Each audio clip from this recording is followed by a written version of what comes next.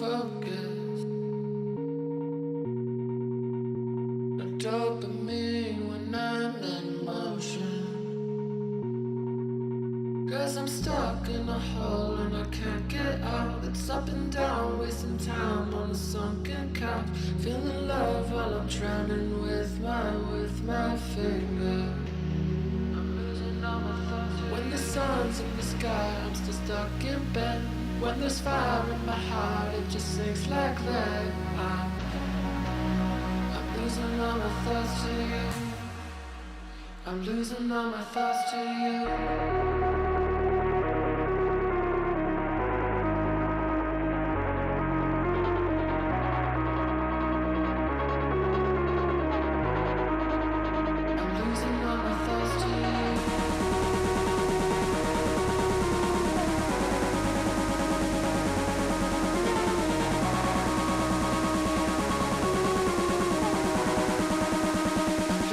My thoughts to you.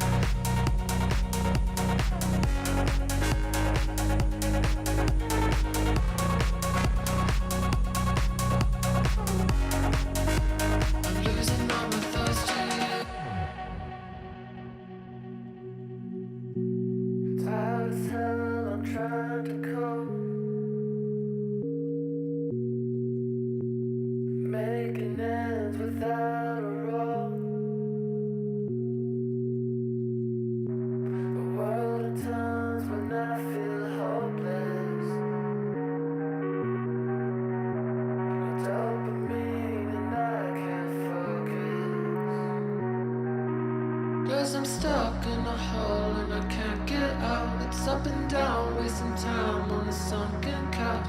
Feeling love while I'm drowning with my finger. When the sun's in the sky, I'm still stuck in bed. When there's fire in my heart, it just sinks like that. I'm losing all my thoughts to you. I'm losing all my thoughts to you.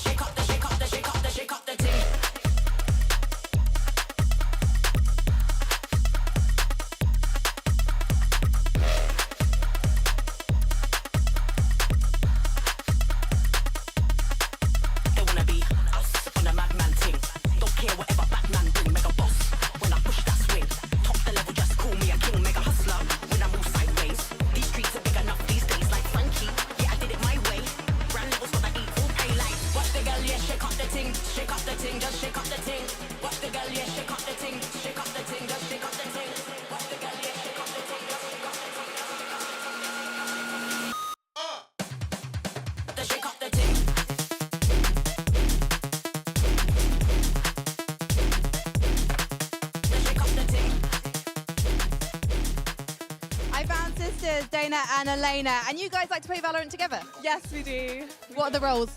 I'm kind of like a Sentinel main. I love Killjoy, but I've been playing a bit of Jet lately. Oh, really? Oh, flexing. Jet main, upcoming Jet main over here. What about you? I'm a bit of a flex, but I'm trying to get into Initiator. I've been liking Sky. Well, with the new patch coming up. I'm excited. I'm very excited. Buff my Initiators, please. And KJ. Well, Anna Donna's in the crowd, so maybe she's listening. Now, talk to me about these signs. You're PRX fans. Yeah, my goats. And why are they the goats for you guys? I don't know, one of the first teams I watched and just kind of stuck with them. I'm #loyal. Loyal to the end, and who is your favourite player? Ooh, I'd have to Forsaken. Yep. He's going to get it done today. Why, for you, are PRX the team that's going to win against Leviathan today? I mean, I just love their playstyle. I think they're so fun to watch, and I think, yeah, I mean, they just do it.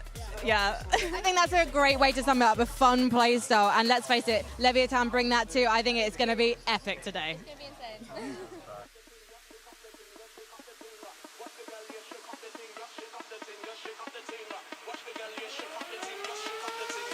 They wanna be on a madman ting. Don't care whatever Batman bring, mega boss. When I push that swing, top the level, just call me a king, mega hustler. When I move sideways, these streets are big enough these days, like Frankie. Yeah, I did it my way. Brand levels got the equal pay, like watch the girl, yeah, shake up the ting, just shake up the ting, just shake up the ting. Watch the girl, yeah, shake up the ting, just shake up the ting, just shake up the ting. Watch the girl, yeah, shake up the ting, just shake up the ting, just shake up the ting. Watch the girl, yeah, shake up the ting, just shake up the ting. Today we've got a very exciting event taking place with an unlikely crossover of F1 and Valorant. We are going to be pitching 4 teams against each other. One person is experienced with F1 and one person is experienced with Valorant. And they're going to compete playing each other's games. I'm an excellent driver. I think we're going to win this. I've never played Valorant, so I need to figure it out. It's going to be very fun. I own a car, but that's it. Yeah, we're gonna win. And are you guys ready to rumble? Good luck. Best of luck, drivers. This is getting a little bit shaky. Drivers are getting used to the track.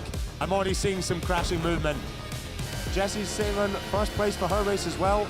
Straight into the wall. What's it like driving the actual simulators? I thought I had to go only like full throttle, but when you turn, you have to be careful with the braking because like I don't want to smash into the fence. 4 seconds left on the clock. Who's going to come out on top and who will make their stand as the best driving duo? The race is officially over. Let's go. Feels great. Next up, Valorant. When you're ready, Sebastian. Early on, we've got 3 points straight away. He's already topped it. We're about to hit double digits. 14. Team Sebastian, you guys have just finished and gained your 14 points. The Zoomers is their team name. Definitely flicking naturally to the heads. I'm seeing some genes of an FPS gamer right here. He's on 12 points, Boney. He's only 2 off the current leaderboard score. He makes it up to 13. Wow. We have Team Tiramisu. It's getting close. 12 points, 13. He's equaled the record. He just needs to get one more. He's made it. Next up, Denmex. He's goated. He's goated, so we got this. This guy has played FPSs before. He's beat his own score. High score of 22. I was very impressed with how you guys got on. There was a lot of strategy and teamwork that went into that. Now, our winners of today's competition is Team Denmex. Congratulations, thank you very much for everyone taking part. If we can get a little round of applause for everybody and say congratulations. Thank you very much. Vamos!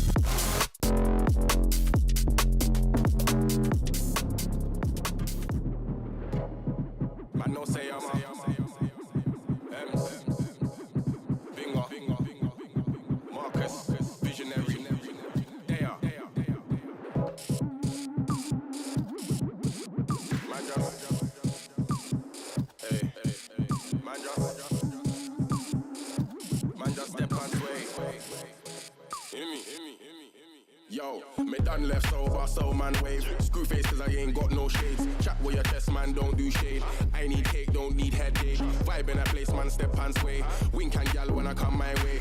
Man do road and man do gal, yo. Bread get break and bed get break. Food up a run, I need a new plate. Gal up a run, I like a new shape. Gally on me, true, say I look sweet. Can't get enough, now she got a toothache. Man one friend, now they see me on stage. Why don't beg, better know your place. Finger on deck with a funky sounds and M's on bars, yeah, man, no say. I'm a skeng on bars, car and with me. It's my style, them man want take. It's not real, them man too fake. Don't call me power like man, don't hate. One stab my back and smiling face. Feel some way, then you're that brave. Get a little change and man try change, but them thing there can't run with me. Live from my step in the entrance. Touch my kin farm, everybody in trance. See a hot gal in the distance. Close that distance, let me get this dance. Live from my step in the entrance. Touch my kin farm, everybody in trance. See a hot gal in the distance. Close that distance, close that distance. Just step and sway. Just step and sway. Can't spend all day tryna get paid, but can't spend if we don't take no breaks. So step and sway. Just step and sway. Spend all day tryna get paid, but can't spend if we don't take no breaks. And I can't stop cause I ain't got no breaks.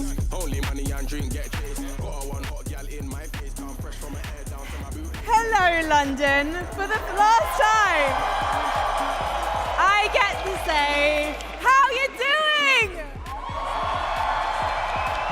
Oh, I always get so emotional on like final days, and I'm seeing so many of you that I've seen before over the last few weeks in this crowd. Thank you so much for joining us. If you've come in the pub, or if it's your first day here, if it's your first day, you picked the right moment to come into the arena here at the Copper Box. It's been such a fantastic home for us. And today, we get to crown a champion. That is where the trophy is going to be. It's coming out, it's glorious. And these two teams, you know how much they give up to have this moment and to fight for that trophy. So we've got to give them our everything too. But before we get to the grand finals, we're going to have a show match. And London, we've got an exclusive, because today we're going to see a brand new map. Who's excited? And they haven't trusted me. I've literally seen nothing of this map. So I'm gonna be just as surprised as you are when it's unveiled. And we've got two fantastic teams who have the privilege and the honor of playing it for the first time at a Valorant LAN. We're gonna have Team Calm, led by Olympia, yes. And we're gonna have Team Chaos, led by Meg. I knew you guys would love a bit of chaos, and make sure you give those teams a lot of love when they come out. It's actually going to be in less than 10 minutes time. And then we're going to have our grand final. Of course, the desk is going to set it up for you guys. And then I have to do this bit that I get a bit nervous about. I'm not going to lie, I'm going to be honest with you. I'm going to come up here, I'm going to stand by the trophy, and I have to have my back to you to talk to the camera. What would be super cool is when they play the hype film, before I introduce the teams, if you turn your phone lights on, I can see someone at the end has already done that, and you hold it up. Yes, thank you, you know exactly what I mean. The shot of you guys, you will look, and you already do, look absolutely incredible. Oh my gosh, I can see Meg's support group. The fans at the back, you guys are ready for Team Chaos, I can see it. Oh my God, you guys, you look so beautiful already. So exactly like that. So when these teams come out to face off for the trophy, you get your phones out and they will never forget you. Trust me on that one. All right then, let's do the hype bit, guys. I feel like you're already warmed up. But if you are here for Leviathan, make some noise! And if you're here for PRX, let me hear you. All right. For the last time before we go live, London, make some noise! This stream contains fast-flashing images that may affect viewers who are susceptible to photosensitive epilepsy and other photosensitivities. Viewer discretion is advised.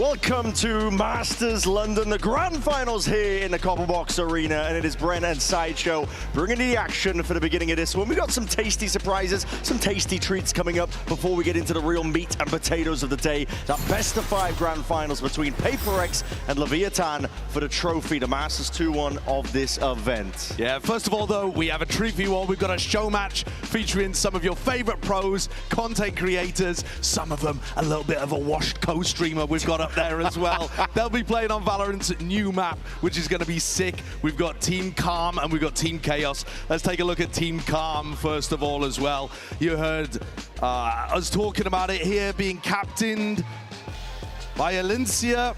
They've got Grim. I mean, it is the Sage map, That's the hint, the theory behind it. Idea. There's a lot of Sage lore going about, some teasers. Everything's being teased. You gotta bring Grim. This may have been the first Valorant that hasn't been leaked, and out of all we've actually done a show match. So I don't know if people actually do know about it, but we got to bring Grim. Yeah, exactly, along with Ambers, Mel, Andrew Wu as well. This is Team Calm, Team Stable. Yep. And then on the other side, maybe I would be Team Calm and you would be Team Chaos. Team Chaos, yeah, I think that'll be representative of me. I mean, by the sound of that roar of the crowd, people are really big Sliggy fans. Well, I don't know. I think the Meg fan base is out there, The Meg actually. fan base. Captained by Meg. Boaster. Yeah, Boaster. Can't forget Boaster. And then Biju and Temet as well, who I'm sure will be running around on the Neon. But yeah, the washed co-streamer I was mentioning up there, the slug at the top. But I think there's... Just out of pocket immediately. I mean, absolutely. It's going to be sick to see them on the new map. It'll be fantastic. Absolutely, yeah. Well, of course, we got to set the stage for what is coming up ahead and make sure, you know, that you're all going to be prepared, well versed for what we're going to be about to watch as well. So make sure to check this one out.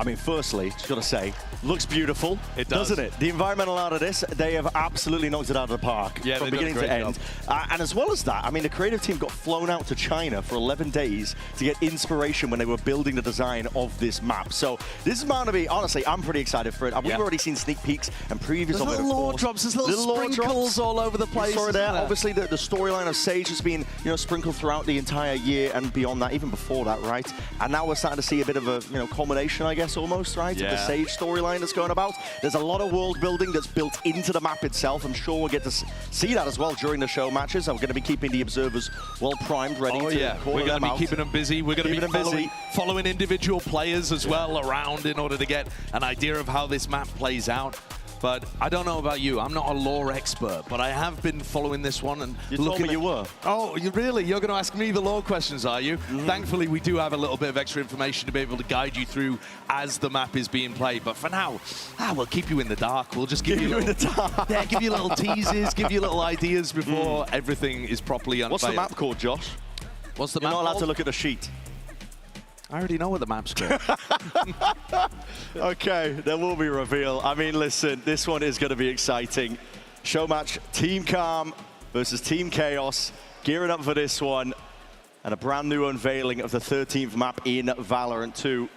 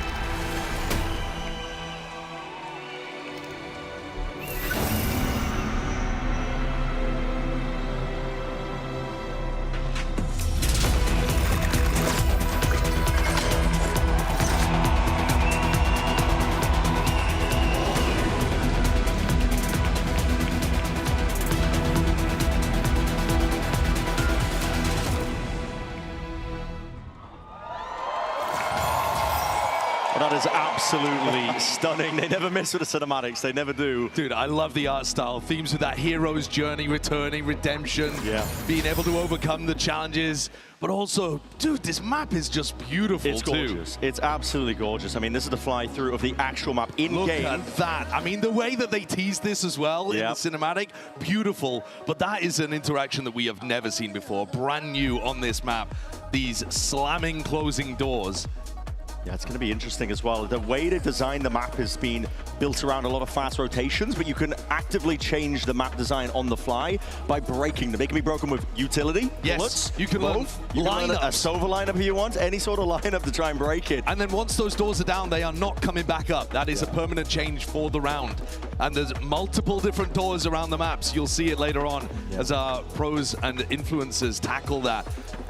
The design of it in general, you'll see when we jump in a little bit, but kind of congested A main and B main, but a mid that gives you way more avenues to be able to go and explore. So very heavy designed around mid control and fighting in those areas. I mean, these are the direct notes from the developers, by the way. Mid is a bloodbath.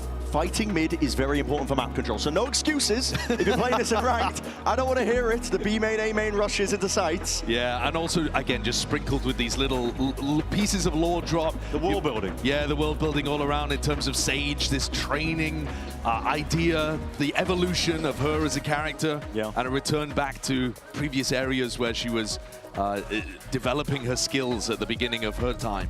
And I think in the lore, this is now going to be a playground for the Radiants, right? It's a training ground. That's literally what it's evolved into. We saw that in the cinematic too. This is going to be phenomenal. I can't wait to see it in action. And guess what? We're not going to have to wait long at all for this one because our squads are taking this show match far too seriously. Listen, for Prep, they have traveled to some real-life locations that inspired this new map entirely. It's stunning. They put a ton of work into it. I can't wait to check it out. So listen, take it away. Let's see it.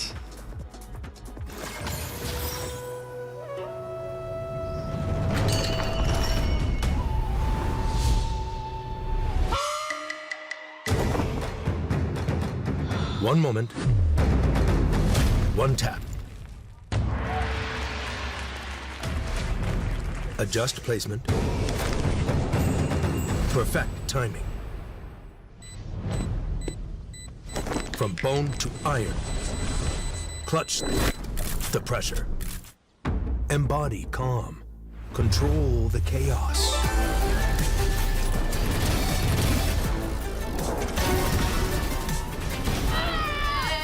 Now you're ready. Show me how to feel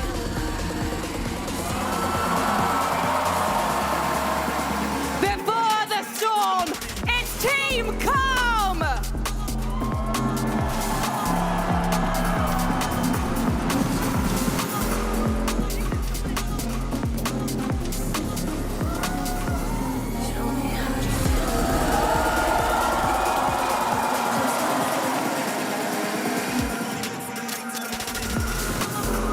When it rains, they thrive. It's Team Chaos.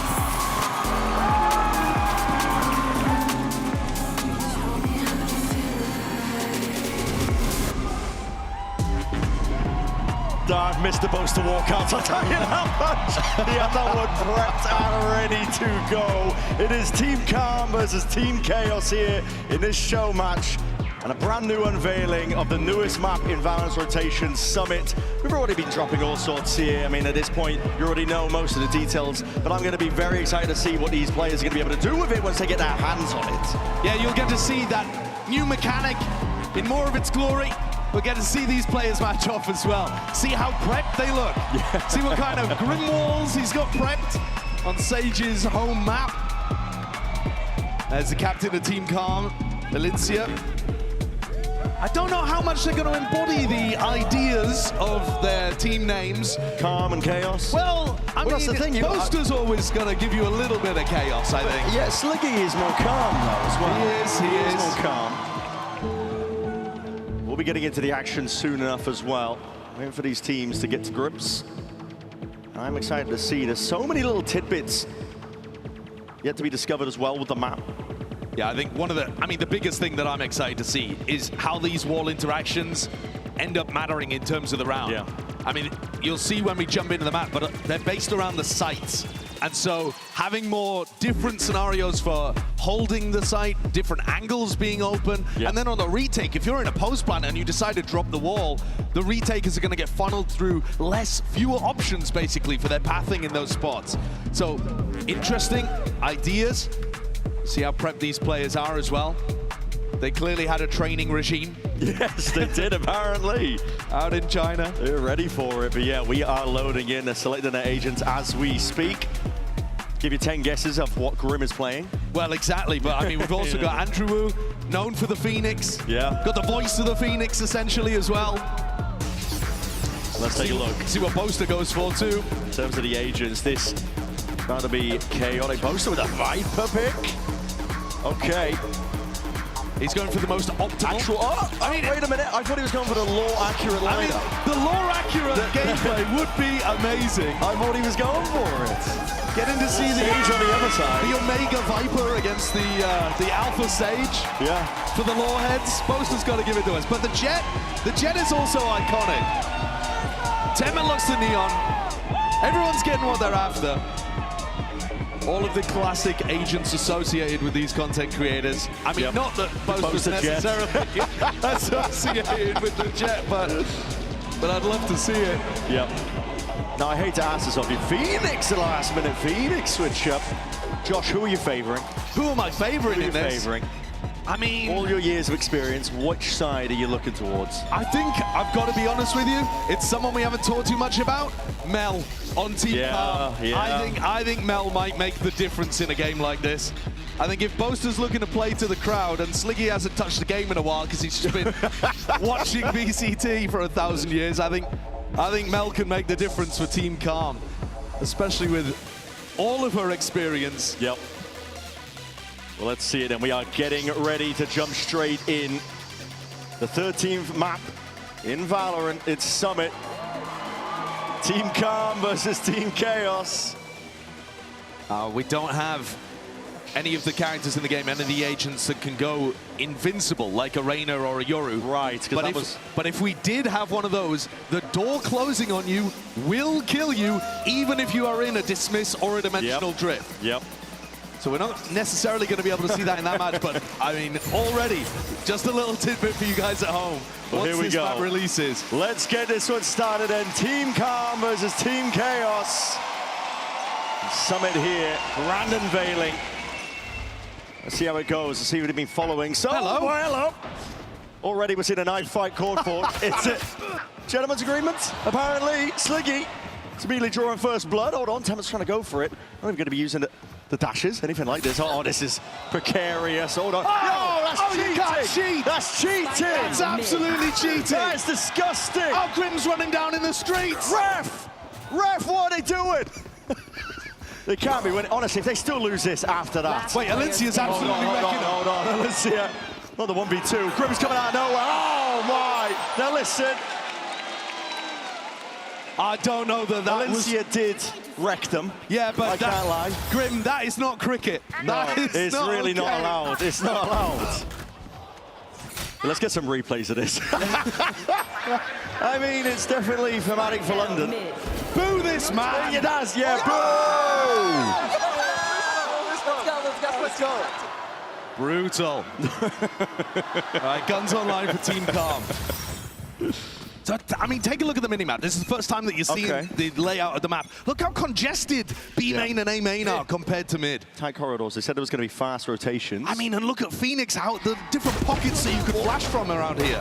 Some sort of trap play being called off here, but we're seeing you two have that into their hands, and they're all cowering into the corners. Hold on. Boaster activating 2 quick ones, looking for a third, but he's flashed up blind. Has anything still that stack of players might have come to fruition, brings it into the 1v2. It's Meg. There's the door. Yeah, broken up. So that's going to be cutting out one of the sight lines with just the ghost in hand. Hold on. Crowd chanting. You know what they want? Double up, no, the double face. Calm, not letting anything slip. And I don't know whether you caught in the midst of that, but the plunging door actually does have a little pocket above it, a little window. So when the door gets dropped, you can still do something like a jet updraft to try to get a knife kill, or maybe even a Sage wall boost to try to peek through that window, throw util through it. Yeah. You're not completely locked out, but you are mostly. Team Calm, they're going for the bonus. We'll see if Andrew optimizes his Phoenix ultimate. Maybe some of our pro teams could be taking the notes. orbs. Where even are the orbs? Great question, actually. Here's one. There's one. Let's see it. Looking for it. Temet. What are you going for here? Sliding forwards into their face with his 2 plays right in front of you! Cuts them all down. Poster dropping down, taking a bunch of damage in the process, but he's still alive and kicking. Calm going to be worse for wear. Calm not fighting over mid in this round. I mean, maybe just wanted to use a slightly weaker weapon. Bijou takes that pick. Team Calm are getting picked to pieces here. Yep. Unraveled in the chaos. Have you ever watched like fungi try to find food in a maze? It's kind of like watching these players explore right now. But there it is. Nice little spray down from Megs. Flawless here for Chaos. Aura farming like Sato. Yep. Learn from the best. Got to play to the crowd. Has to happen. Big spray down. That's all right. That's all right. That's all right.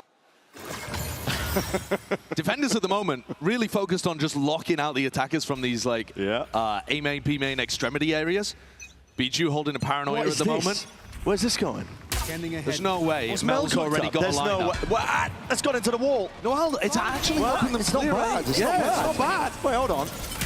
They had scrim time. What's going on? Already, you see posted out. Gearing up, squaring up, looking to see if he can take another challenge, but that's going to be the runner back popped off. Almost a self-flash, moving forward to another repeat. It's all calm, though, in the feed. A-side going to be locked down, one wall use onto the one direction, but hold on. Temet. Almost losing his nerve, but now jump spot. It's good, diligent. Fast lane, cutting up the angles. We're going to see if he can hunt out, root out any of these stragglers, but no. All locked down, now left down to Sliggy. And this is your reputation on the line. One slug. What can he do? 1v3, 1v3. Oh my. Hold on. Got the Prowler out, gets the connection. Haunt available to him. Usel's being thrown out. He looks flustered. He looks a bit scared. Can't quite get it done. Maybe I should stop with a Sliggy slander. Maybe I should.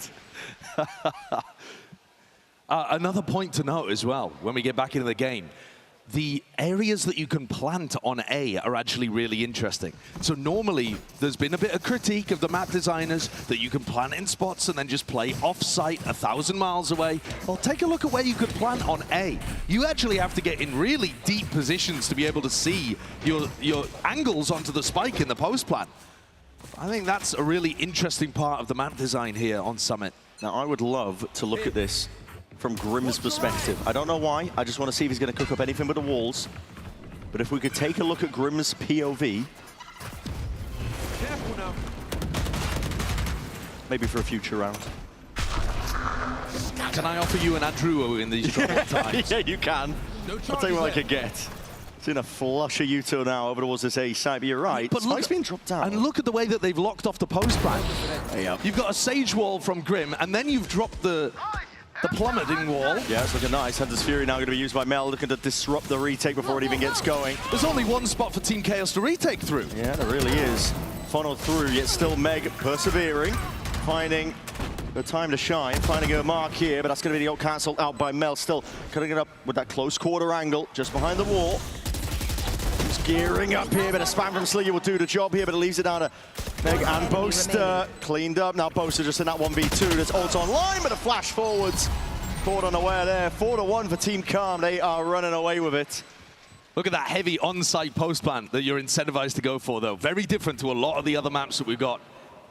You can probably play off-site a little bit more over towards B, but lots of cover here, lots of little angles, lots of ways to be able to isolate fights. No, Ari, that's my captain, fam. Your captain! No, Ari, that's my captain, fam. That's my captain, fam. Elincia absolutely wrecking people at the moment. 6-2, the team captain for Calm. Showstopper in a back pocket. Looking good. Sliggy's here we got go. the judge. Yeah, he does. This is what I called it earlier. Yeah, let's have a look at the Grim round. I've queued it up.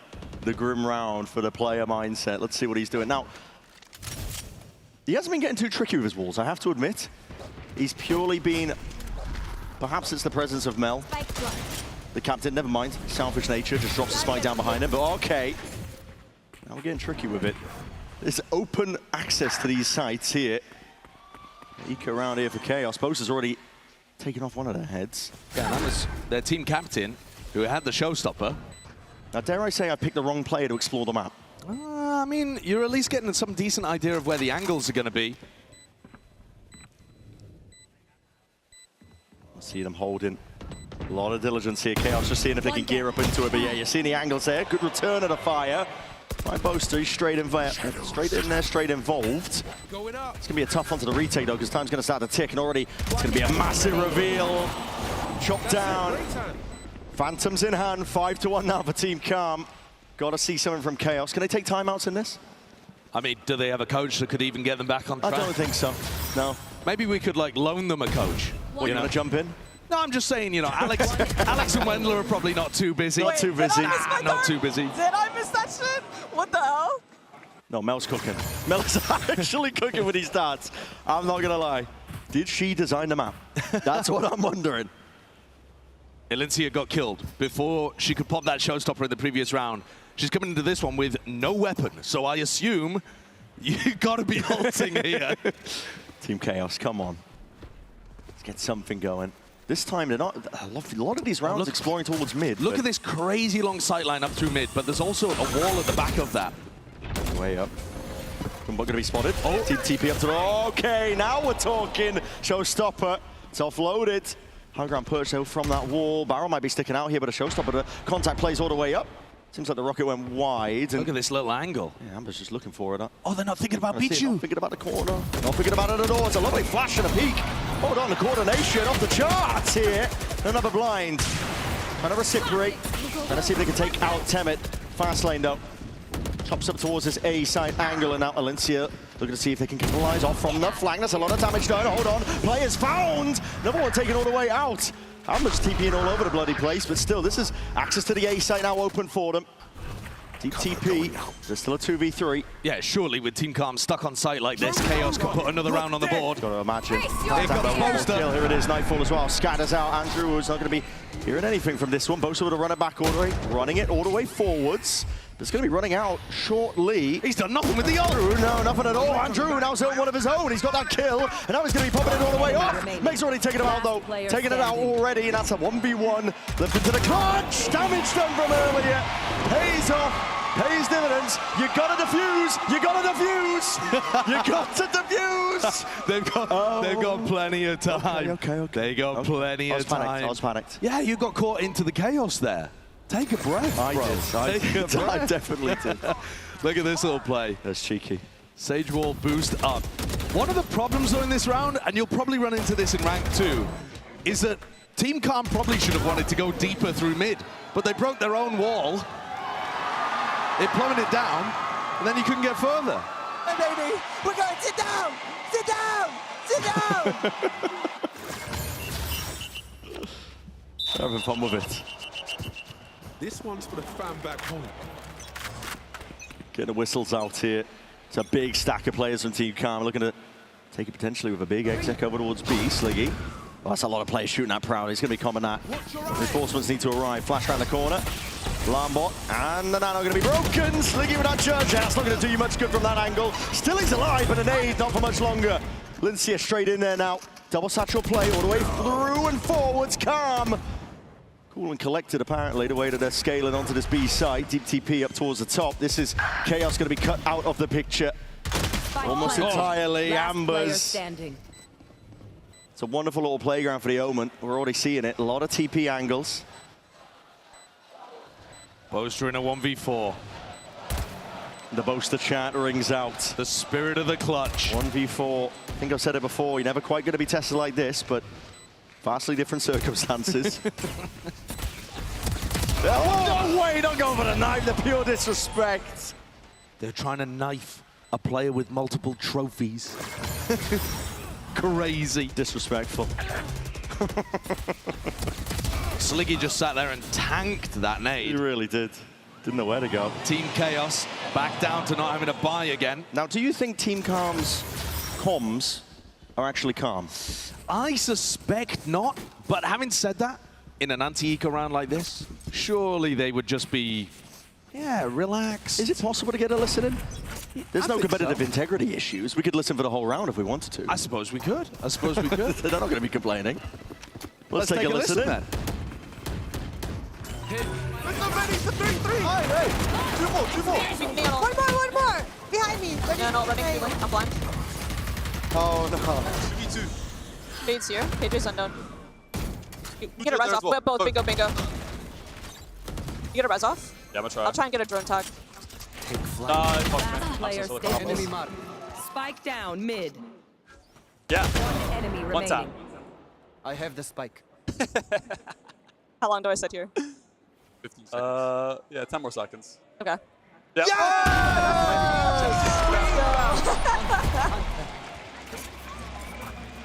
It's the calm and the patience that pays off for Mel. Oh, I love that. We could jump in immediately. Yep. It is chaotic, it is frantic, and yet Mel is still coming. Killjoy unknown. Soon as she spots them, bingo, we've seen them all. Actually bringing the pro-level calm. Oh, captain, my captain. Yeah. I would trust Mel with my life. Yeah. No, she is steering the ship. And she's absolutely cooked that slug. I mean, Red Bull clutch. Team Calm comes through. They didn't even need that one. They're already 7-2 up. Yeah, they're dominating here. Aggro play over towards main. That is a massive moment of start. 10 minutes! Oh! That's what you want to see. Util combo, that paranoia was beautiful. And then the flash afterwards from Poster too. Clean pieces of Util. Throwing it together. Seeing how deadly the close corridors can get over towards main. They're looking more coordinated than some of our Swiss stage teams. They truly are. We're seeing the Hunter's Fury offload. That's Mel looking to see if they can force the fight, force the issue. Players being pushed out into the open. Potential for the boasters ready. For the peak on top of the wall. Mel's trying to... Go on, you can make it. Pause pre-flop. Almost. There it is, cleaned up by Chaos. Maybe chance of them bringing it to a much more favorable... If Boaster's been working with the coaches to create more set plays like that and put Temet in a position to win. You're talking about the dances, right? Look at this. It's gorgeous. It is beautiful. Look at the flash afterwards, It's beautiful. We didn't need a replay of that. Chaos with a chance to recover. Why is man dancing? Just what he does. All right, big ults online. Doors immediately being broken off the rip here. Yeah, that was one over towards A. Sending it with the nades. Thrown to take points. See if we can clear out many of these players. Ilamo, though, is going to be catching. Potential setup there, big reveal, but Spray not going Sliggy's way. Now the Swarms are causing issues. All right, are we going for a lockdown retake from Meg? Okay, called for. That is a good one. That's a good one. It's beautiful, but with the attackers breaking the door, how do you get onto that? They can. They're just stuck, funneled into the side. They're all going to be detained. And Drew was trying to fight all the way forwards. Tooth and nail. Eventually taken out by Temet. Brought him down. Player's going to be detained in the process here, but he needs to be defended. Sliggy. Alencia needs the ult himself. And his players are just being corralled, pushed and penned into a corner. Ambers landing down 2, but that's a defuse online. Big round.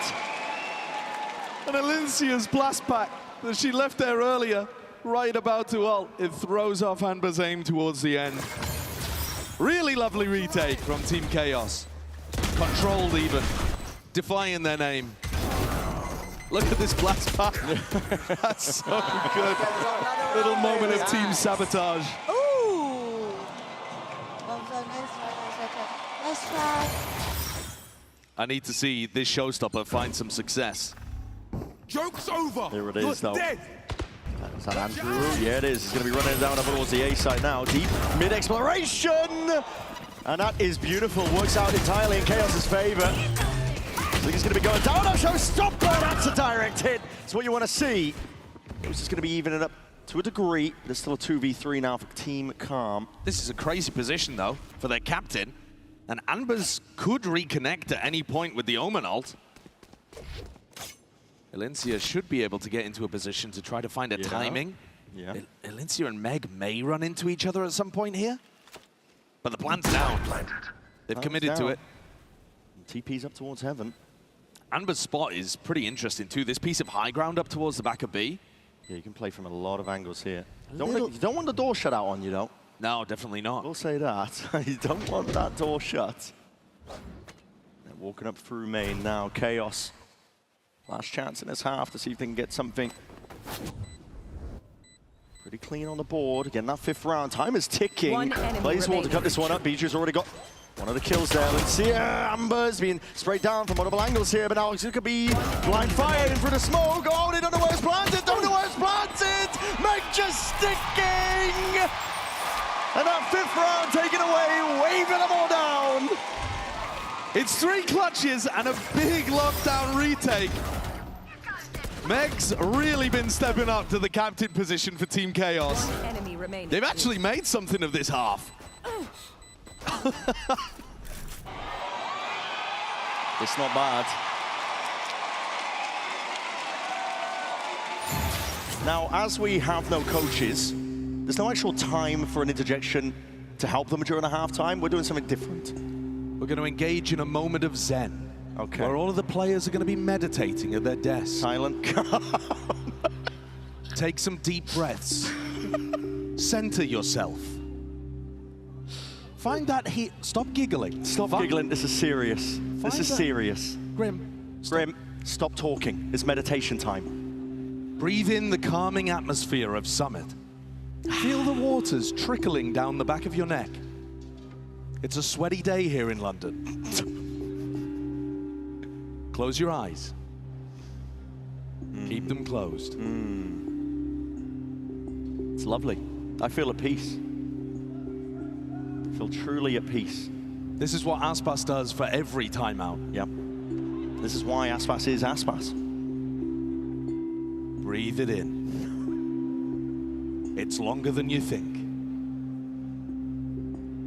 Sliggy can't resist talking tactics in the middle of a zen moment. And that's the issue. That's the issue, isn't it? Brains addled by social media. Can't just stay quiet for 15 seconds. Sliggy's the worst for it. 44 seconds left of this. This is just, yep. Imagine how your attack side executes are going to go. Visualize yourself succeeding. Get into the Mind Palace.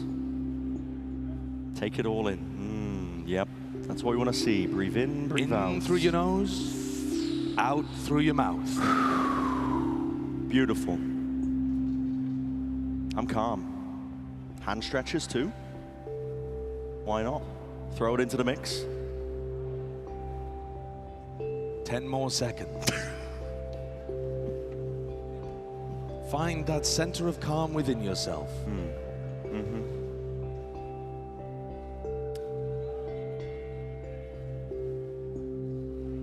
Hello. And let's get back into the action, shall Let's we? get to it then! Second half of the show match. That was your moment of zen. I hope you enjoyed it.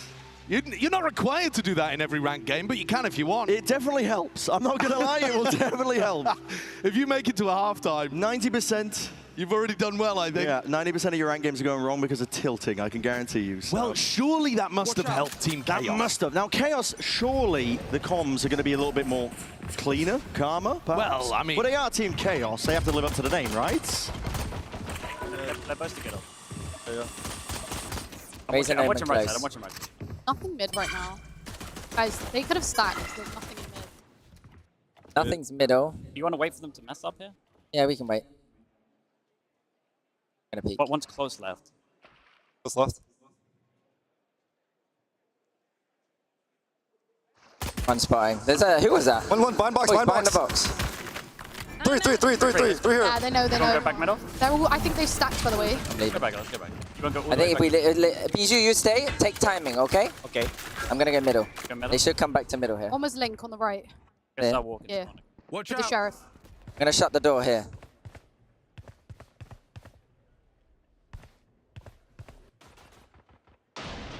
I'll see it. Okay, no timing, let's go. Okay. I'm just running, bro. Flash! Yeah, they walked. What's all gone wrong for Team Chaos? Sliggy's met the wall on the other side and Oh, realized no. the stack's happening. Grim's in the corner. No, He doesn't no, he doesn't have a clue. Grim had walled himself into a little pocket in the corner and just waited for Sliggy to come towards him like a snack. Cheeky as anything. Cheeky as anything. That was very calm. I mean, Boaster was bringing the Fnatic style It was calling. the EMEA calling. Yeah, I mean, Yeah. he's come out of the Zen timeout and he's thinking, let's put him to sleep.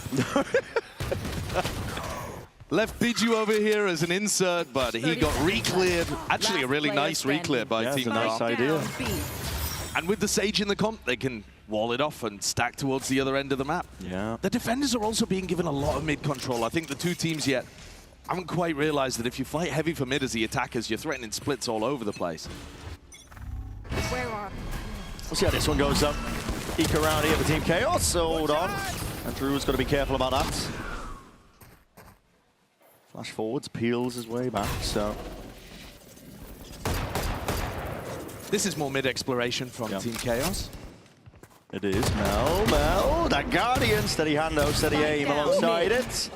And all the shots landing, aren't they? Yeah, Grim cooked Boaster there. Team Calm. A great time with this one here. It's going to be up to 9 rounds for them. It's going to be a potent bonus round they're going to be cooking up too. Yeah, I'm sure they've got a set strat for it. I'm sure. I'm sure. Honestly though, from what we've seen, wouldn't surprise me. Well, we saw a nice play with Mel's the had darts. Paranoia on defense. Yeah, Mel's had some nice lineups as well. I mean, if you're going to set some kind of aggressive play up, though, I think it would be with the Neon comp. I don't know, are they going to dive Valencia really deep? There's a couple of things happening over towards the A side of the map. Fight! Chaos trying to play a very slow, methodical game. Oh, Boaster's setting them up to go a little faster through B. What is this wall? Well, it's devious. It's nice. It's real nice. How much time have they had on this map? 3 years by the look of it. This is unbelievable. Oh, that's crazy. And they're just not going to suspect it. Oh, what a bonus They're round not idea. going to suspect it at all. Grim high ground. Finally watched out for. Drops off, peels all the way back here, but the kills need to start flooding in regardless. Chaos gearing up here to try and take this one all the way. Damn it! They nerfed that agent, by the way. Cleaved them all down. It's just pure filth. Already digging a little bit deeper, straight into the spawn. No respite, nowhere to hide at all. Chaos, they needed it around like that. It was a nice idea with the Grim Wall as well. Yep. Temid does a great job. See the power of the Neon Wall? Stops Grim from being able to feel super safe up here. Lovely idea, though. I love the way that the wall, the plunging wall on the map, breaks the Sage wall and makes it feel like you're not up there. Yep. Boaster is one away from a Phoenix ultimate.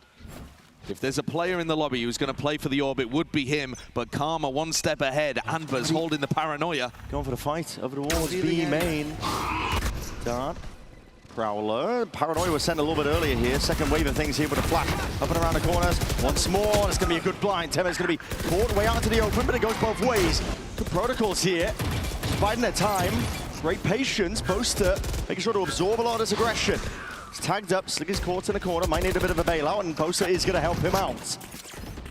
In the meantime, Biju's actually opened up A for them. It's only Grim here. Here's another little Sage Wall boost. It's another one. It's so nasty. Devious. It's ratty utilizing the behavior. window through the plummeting wall. You can tell it's a Sage's map. Yeah.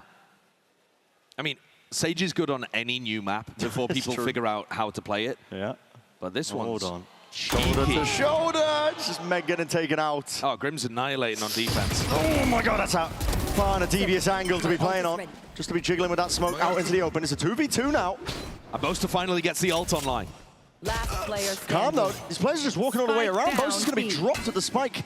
Down into the open. It's lifted up to Sliggy. 1v2 now. 30 seconds left. Team Calm not taking any chances. I have the spike. And now Sliggy's revealed his position. Deep Haunt into the back side as well. Clears that one out, but Team Calm are going to be approaching slowly, steadily at Spike that. planted. On his location, Sliggy.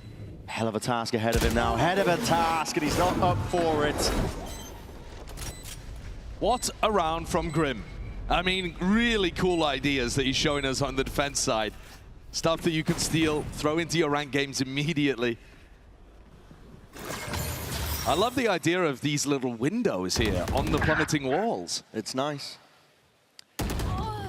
We're not seeing teams use them for util just yet, but I'm sure people will.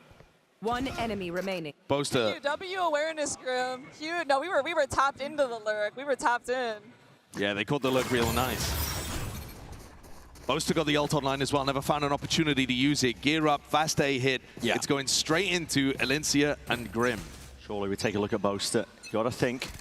Fast play cooked up, could be exactly what they need. He's got that ult in his back pockets. Temet taking the first point, but there's that running back now. On top of the Nightfall. It's gonna be a lot of util being utilized here. Bit of a team line in the process, but a slow one on top of the wall. It's Ambers. Playing on top now, going to be cutting things up with a TP, dodging, juking, a lot of util going their way, but Boaster's going to be setting it flying forward to the wall regardless. Hunter's Fury now, cutting it up from Mel. Hunting for the targets, bit of damage done, potential to claim a kill, but not quite anything else. Denies the plant, but a moment, still this retake. It's tough. Karma finding it difficult to get all the way in, but look at this lurk, look at this lurk, look at this dog, the patience for Andrew. And he's got the ult online now, running them down. It's a three-piece, make it 4. Ace on the cards. Sliggy unaccounted for, spraying. A lot of players going down. Hold on. 3 bullets remaining. Oh! Could have been an outrageous clutch. But instead it's the ace from Andrew. That was nasty. What a look. Great patience. The ult popped off as well. There are so many of these little pockets around the map. One enemy remaining. And he just sweeps them aside. That's fantastic. If he hadn't gone for the crouch at the end there, I don't think he would have pulled it off. Yeah. I see Temet online if we want to get a player mindset. Let's take a look at the Neon player. Overdrive. See if they got something fast cooked up here for Chaos to get back into things. They are down a steady amount of rounds now. Oh, Paranoia, that's immediately going to be diffusing all of this one. They're running them all the way down. Andrew, not taking no prisoners, but again, the good protocols in mind. Chaos just waited out, absorbing most of that aggression going their way. Now with that overdrive, they are running a mockery over towards the A side. Hold on, out towards mid. I mean, Boaster's about to run into another Grim Wall again. Temet, Meg, last 2 players alive for Chaos. They need this round. Plant will be going down. And Temet's got himself into a really deep spot over towards spawn. Devious position. Mel's going to be clearing it. She's diligent. Yeah, already with a drone. Make sure that this area is watched for. Want to get out. Squares up to take the fight, but it's Temet winning it out. Now into the 2v2. Slow orbs all the way forwards. Calling for the speed up now onto the side, but the Nanoswarm's going to be stalling this one. Another one as well for the Troubles. They're going to have to break this one in the process. They want any chance. And oh, that's a clean angle. Temet gliding, just buying time. Knows exactly the win bonds to play for. Doubling up, backing away.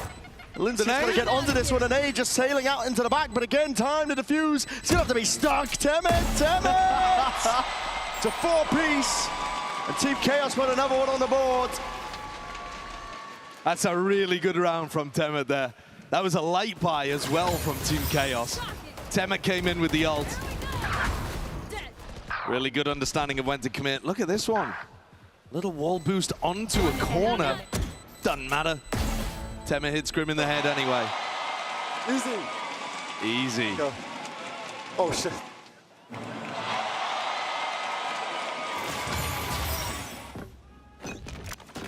It's a light buy round from Team Calm. Grim goes for the same setup again with the Marshall. Nice smoke, actually. Little one-way. Yeah, great idea. The corner. Actually, I mean, that one-way seems like it'd be a good idea anyway for taking mid-control. Nice idea from Chaos. And out now with a fast lane all the way up through into the B sites. Careful now. Ollie's out now from Boaster, looking to clear the way just in case anybody is being a problem. Hidden behind the boxes here, but going to see ults utilized. Calm. They're on the weaker buy, but there's still danger here, especially with Valencia's ult. Temet holding this position, reminiscent of the drop at Lotus. Yeah, just holding, making sure that nobody can take them by surprise here. Util flowing now. Forwards as the retake is trying to come online, but Sliggy's watching for it. That's a flank accounted for. All the way to the side now. The rifle should be enough to get a job done here. Ult's thrown into the mix towards the end, just to make sure they can guarantee it. Grim in that 1v3. He's hearing all sorts of signs of lying. Oh! is pure brutality. Chaos are coming back in. As 3 rounds separate these two teams now. And I feel like Grim's expended the bank of ultimates, sorry, not ultimates, walls that he's cooked up. Can't have too many more, can he? Surely at this point. Surely Chaos has seen them all at this point. I just want...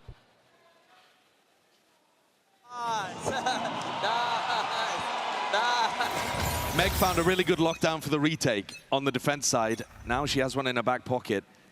She was winning her team incredibly important rounds earlier. That's a fake being called here by Team Chaos. Lockdown, drop down. It's going to be clearing most of the A side out, but that is not the goal of Chaos. It's all coming into Alincia. Yep, it is. And Alincia has that all in the back pocket. She might be able to do something magical with it, but his kills flooding in. It makes it feel so damn real. Alincia already rotating off the B side. And Poster, potential Mastercard being called. That's slow. Where's that one going? So as confused as us. That's a plant down with no real resistance. They've realized the error of their ways now. Bijou is all the way forwards. Really deep push. Very deep now. It could be catching many players unaware. Wakama just trying to gear up because, yeah, why would they be that deep? Still Alicia there. Alive now. Both are taken out. It's a showstopper going to be utilized. All the way forwards. Kills. Potentially flooding and trading out on either way. This is Carnage and Chaos. The Rocket Sluggies turn into mincemeat. Slug paste on the back walls. We're seeing a retake move forward once more.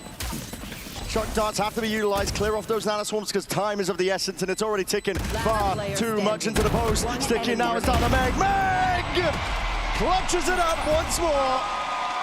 She is a clutch machine.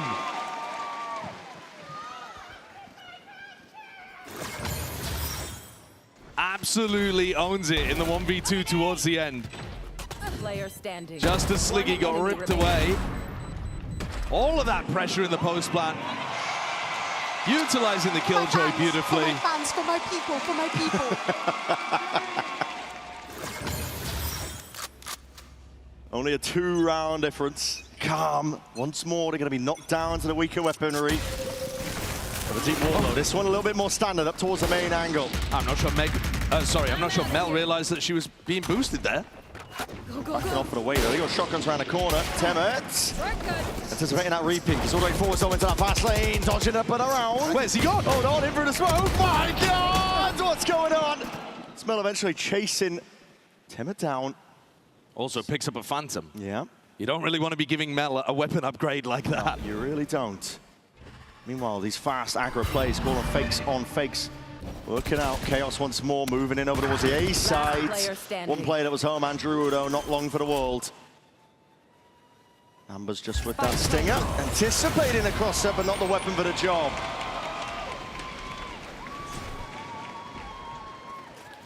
One round separates these teams now. Team Calm can't find a great way of shutting down the Neon. Temet's in, running rings around them. Yeah. And just creating, I feel like mostly they're using him as a distraction, as opposed to just slowly take space somewhere else. Yep. Meg sounds like egg. You can read. I mean, it's the 2 letters at the end, though, that might be the most important. She's winning all the clutches. It is GG anytime she's in a clutch. The Chaos. They are clawing her back just down one round now. Couldn't be toyed with, baited with. Hunter's Fury offload. That's a big tag and a big dart at that. Bijou having to sidestep most of this one, the ire of the ultimate. Open sightlines now as the smoke dissipates. Brawl and a clash out towards that mid-angle. It's clean with the aim. Beautiful stuff, resetting in time, but a shot in the dark there. Alicia's already found it. Bijou's head clean off. Running around onto the side. It's a spike drop down. Sliggy taken out. Oh, the flank is so quick. Mel's just retaken this space in mid. Wrap it all the way around now. Run it back forwards. Temet looking to put the punish down, and that's why you don't want to alter that spot. Spike down A. Flank though could be everything, and there it is. Team Calm. They wrap it all up here, bringing themselves up to match point. Really good fight over towards mid. Even though they lost players, they got all of that space and positioning for the retake. Alincia manages to catch the spike in mid as well and just makes that retake even nicer. And when his back is against the wall, the Boaster Operator comes out to play. It's a classic. We've seen it before. It's a classic. Whenever his team are clutching at straws, he's going to pull out the big guns. I need to see the Boaster POV. Got to see what he does with the big boom stick. He's on the right line. Players are waiting nearby. Drone forward. Wow! Pure reactions. Lines it up. Gives him the perfect timing. No into it. Pokes out. Oh, he did that! Through the wall. He's got it. Damage done. The team can clean it all the way up. Down mid. Team Chaos being led to success. Elincia's got the flank going again. In fact, so is Ambers. Yeah, both of them kind of activate at the right timing. So this one, the door's going to be dropped down to deny a couple of opportunities. To be honest, that's not bad, though, for this flank. No, not at all. Judo is very aware. One eye onto it, anticipating a second player. Great read. Very great read indeed. Ambers now going to have to step up to all of this, and it's beautiful movement. Great aim, and the damage done from early, he knows the classic was all it takes. Chaos trailing by 1. OT or bust. Let's get a little overtime. Warm ourselves up. We deserve some OTs later. Oh, we do. We've got a hell of a grand finals coming up after this. I can only hope it'll start with a knife round and end with an OT. One could hope. All right, let's see. Boaster still with that op in hand. Team Karma not necessarily going to want to scrap with it. The money is bad. All over the place here. OT surely the likely scenario. Good flash though. It's going to be peeling back Temet. Wanted to play off his own stun that went ricocheting out. Judge though. Going for the reload, just committing onto that. It's a nasty shot. Boaster take it out. Team Calm one step closer now to success. One step closer to closing out the map. You can't force things through B here. There's a Judge close on the angle. There's a Showstopper behind. B is off limits entirely. They're going to have to rotate around into Ambers. Yeah, pulled back now into a different direction. B, they realize, completely locked down. A site. Steady moves here. They don't want to make too much noise. They want to give the game away. Ambers. It's on their shoulder. See what they can do. Slightest of off angles to play around here. The horns have to be broken. Can be sidestep. Fastlane now it's going to be cutting that one over the paranoia. Utah the hands. Timber with a punish. Grim into with a trade, yet still Team Chaos not done yet. All the way forwards there. Biju was a deep TP into the back and it was unanticipated. You do kind of have to guard these bodies though, because Grim can go for a 30 res. seconds left. At any moment. Nana Swarms. Slapdash going to be placed down here. Meg trying to ISO the angles, not open herself up too much now with a knife 4. Hold on, Showstopper! It's gone wide, got too far! The decay damage! Oh! It's Team Chaos thriving within it!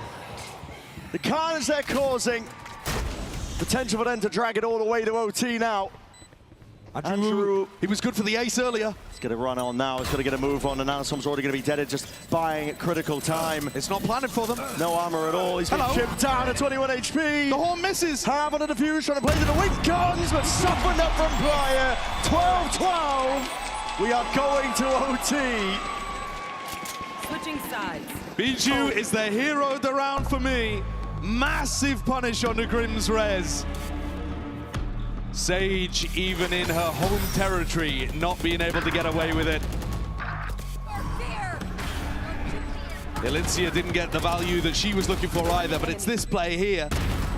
Swung the tide of the fight.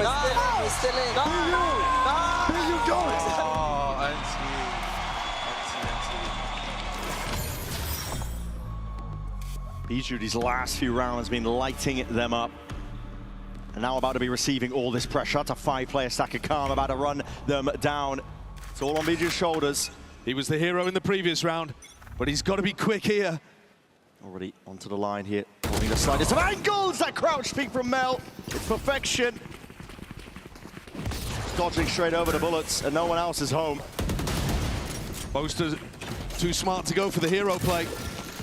Oh, the wall up. Wall up. Oh, that's devious. Another angle that's not going to be anticipated, but here in the reloads. Push the punish for it. It is risky business. Grim reciprocates though. He's able to take out Boaster. Still player down situation here for Team Chaos into the retake. Tricky business. Temet only with the operator too. White face and a wider fight. Hunter's Fury earns up, and now that is going to be it surely. Curtains forward in this round. Sidestepping with the Grim trying to play on the back of it, and it's nice, clean with the movement and the aim. Temet, at least picking up the rifle, but all watched for. Primed on the angle as Ambers. Really well put together round. Mel with the crouch peek to open. They shut the door. They close off those retake avenues. Grim even has this angle up here as well, if anyone tried to go towards the slide. And they knew exactly where Chaos was coming from. Oh my god, if I die to another wall. He's on me. Grim is a terror out here. He's feasting. We'll see if Team Chaos, though, can put a stop to it. This time, Chaos have actually found a completely open B site. I don't know what this defensive setup is from They just Calm. left it completely open, but they're pushing out of A main. Calm's going for another deep wall into it, but saving it for a rainy day over towards that. A lot of B util. Throwing out to see if they can take this site once more, Team Chaos. Going for it, a drop down of Mel. It's unanticipated, unexpected even. He's been watched for here. But he's out to the open. He was stuck. Yeah, Mel is stuck. Hard committed into the corner. Temet quick to clean it all up. Lambok, yeah, it's going to be utilizing, seeing this kicking off. Mel trying to, again, cut closer to the corner, but that's a great flash. Sliggy, instantly there to answer it, but they're trying to hold this one all the way back. Alicia, he's getting it all involved now, getting it all done. Boaster. Biden this time, waits it all out into that 2v2. Chaos need this, they need this now. Same pair of hands, it's Boaster in a 1v1, him versus Grim. Slow off, it's good for it. Sound cues potentially made, he's fired off the shot, but Grim, he doesn't know, but he's still sticking. Half on the defuse, half. Gets off now, Boaster, beautifully played.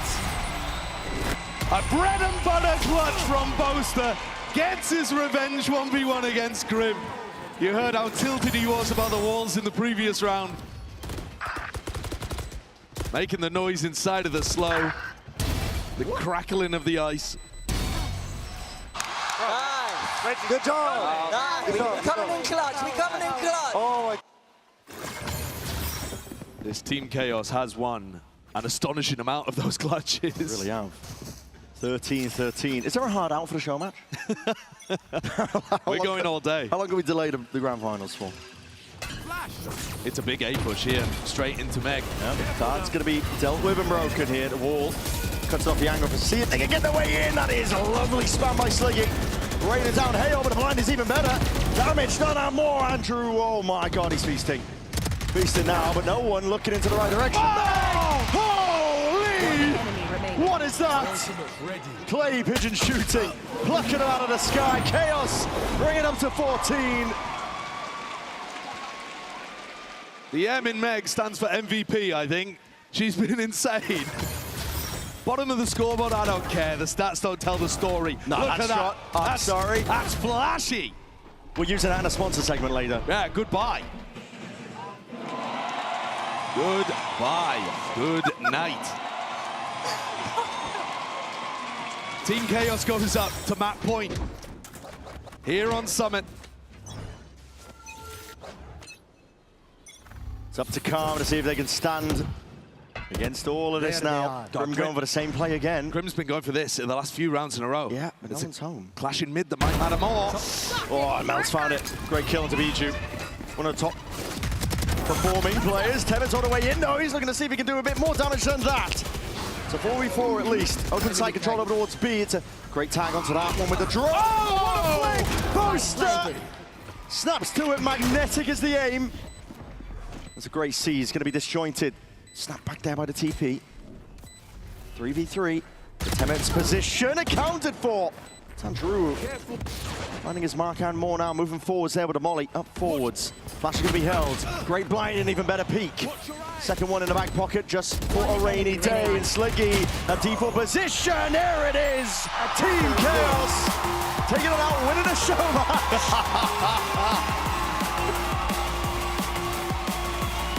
And it's good to see him on the stage. He's absolutely styling on him. Great clutches towards the end. And a great showcase of the newest map in Valorant.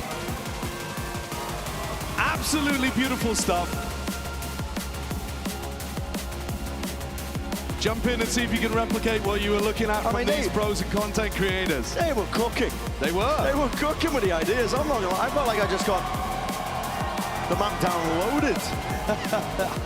stuff that they were trying. Respect being shown between our competitors. That was a lovely little taste test, I think, before the real meal of the day. That grand finals awaiting HyperX versus Leviathan. But for now, a wonderful celebration of that map. Summit. It's a good one. They cooked with it. And give it up for both of our teams here, Team Calm and Team Chaos. Take a bow. You deserve it.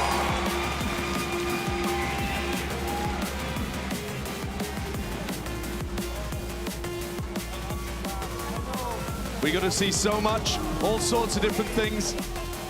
The Sage play, Boaster getting tilted, the clutches. The Boaster operator. Yeah, the Boaster up. Clutches anything. And the two team captains there. Hugging it out.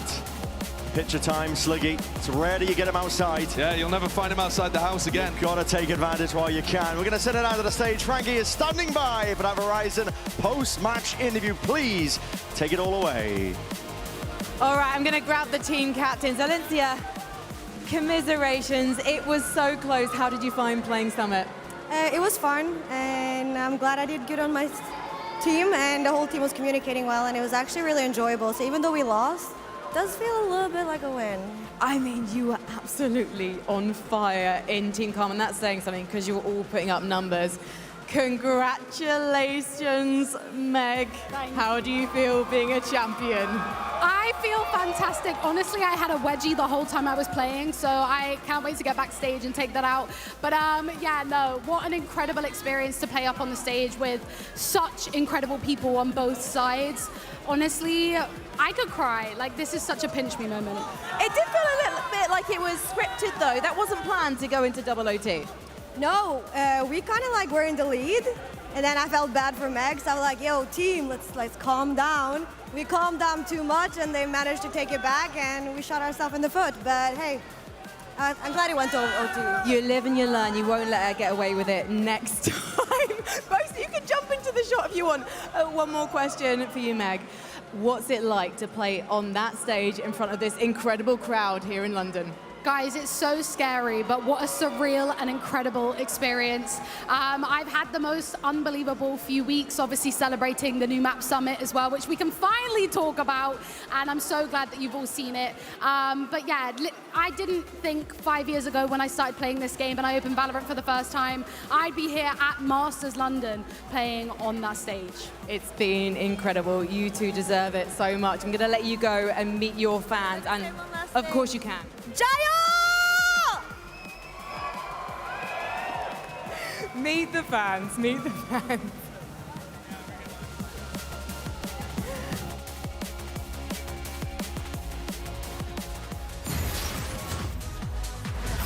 Yo, Boaster, you want a cup of tea? Oh, yeah, thank you. Oh. Very dry biscuit. Very dry. Pinky, yeah.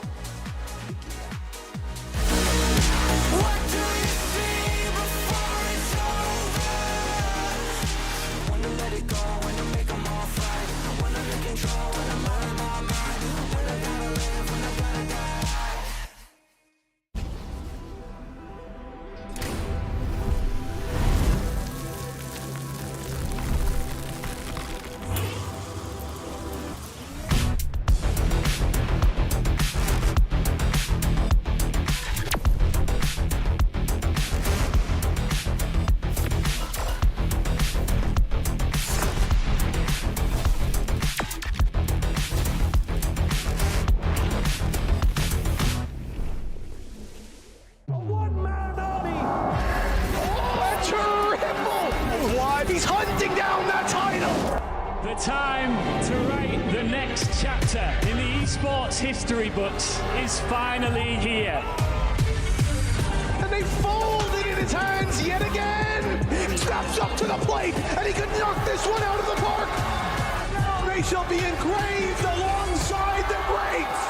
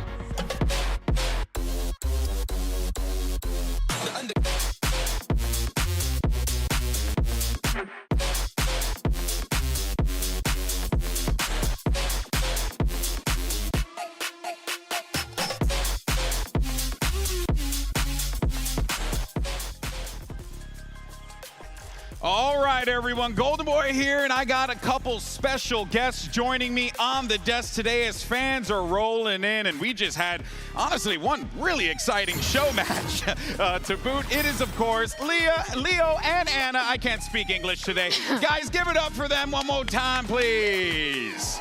We're going to be yapping about all the latest. But first, Leo, London has been an incredible experience so far. What's it been like for you? He has. Man, look, one of the things that make this game so beautiful in this community is the fact that it is very popular all around the world, right? And when we get to come to a city for the first time, it always feels like we're showing love back to a community who has shown so much love to Valorant. And, you know, it's our first time in London, first time in the UK. It feels special. Fans have shown up, right? The house has been full throughout the event. Fans has also showed up online.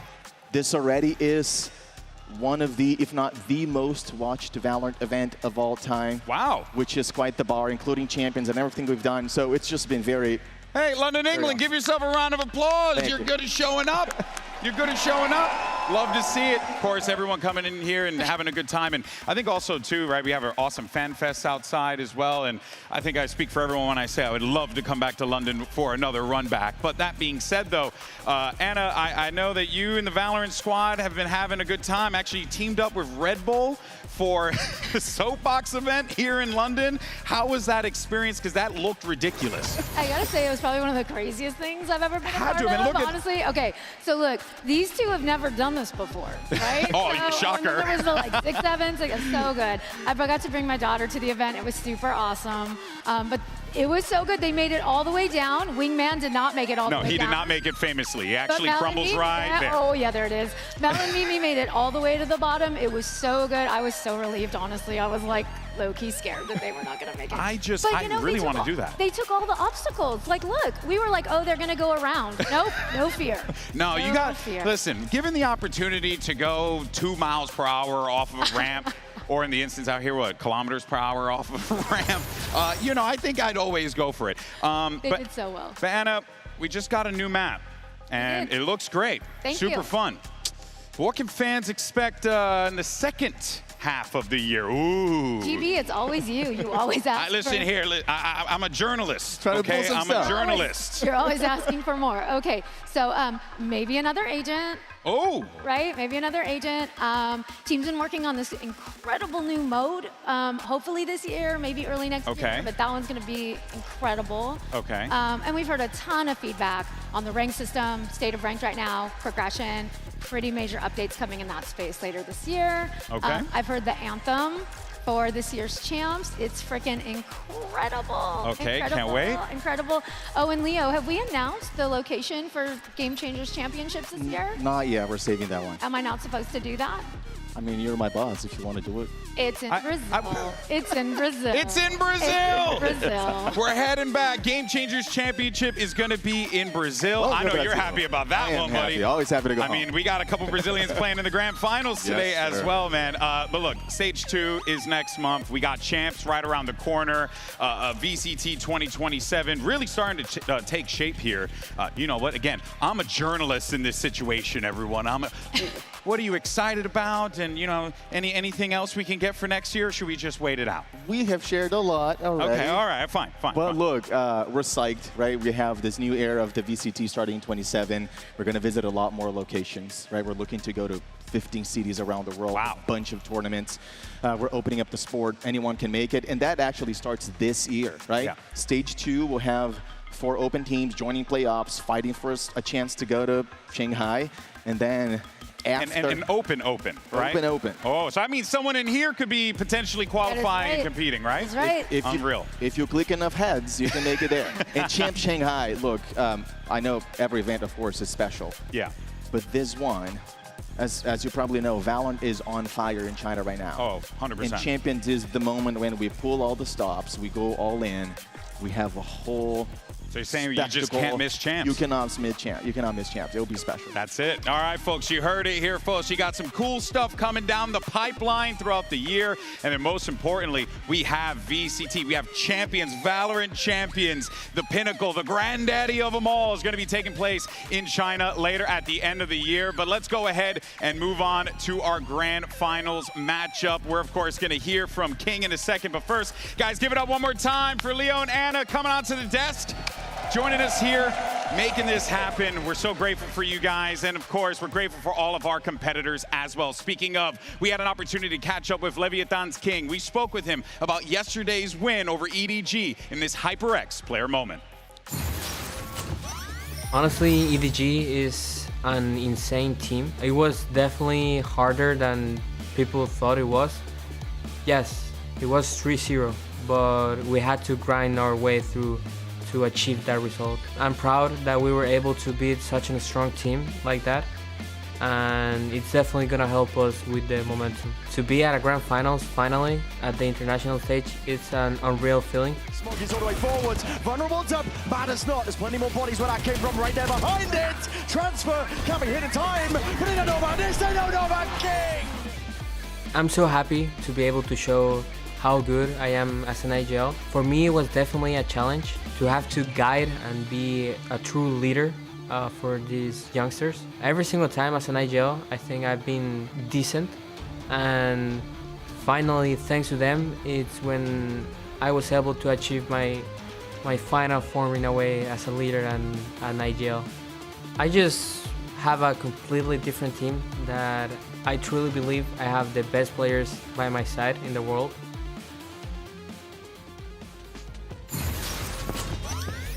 All right, everyone. Thank you once again to Leo and Anna for joining me. But now I'm joined by my homies. I got Mimi, I got Billy, and we're going to talk about some video games here today and set up this grand finals matchup between Pacific's PRX and the young squad from the Americas, Leviathan. But real quick before we begin, London, England, how you feeling today?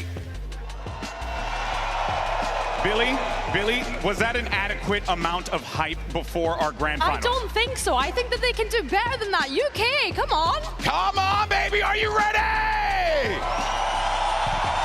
Bring that energy all throughout the day because it's gonna be a hype one. And let's go into our Mastercard fan poll. Get those phones out right now so you can scan the QR code. Let us know which team you think is gonna lift the trophy here in London, England. Cast your vote right now, and all throughout the show, make sure you use those hashtags, Valorant Masters as well as VCT. Show your support, and because it's Grand Finals Day, you already know, baby, we're gonna show only the best stuff online. So you better only give us the best, otherwise I send it back. Now, let's go ahead and dive right into our maps, picks, and bans and find out where we're going in this best of 5. Alright, hello and welcome guys. Let's do the grand finals map veto for PRX versus Leviathan. PRX is the higher seed, yet they're gonna ban 2 maps. It is the rules for the grand finals, so let's start with that. And before that actually, please give me your side. Side? Team A? Yeah. Team A. Team A picks the first map, right? Team A picks first, yeah. Team A. And Leviathan is Team B. Now please give me your bans. PRX. We ban Pearl and Haven. Alright, Pearl and Haven are banned. Now PRX is picking their first map. Fracture. Fracture is picked. And the site for Fracture, please, Leviathan.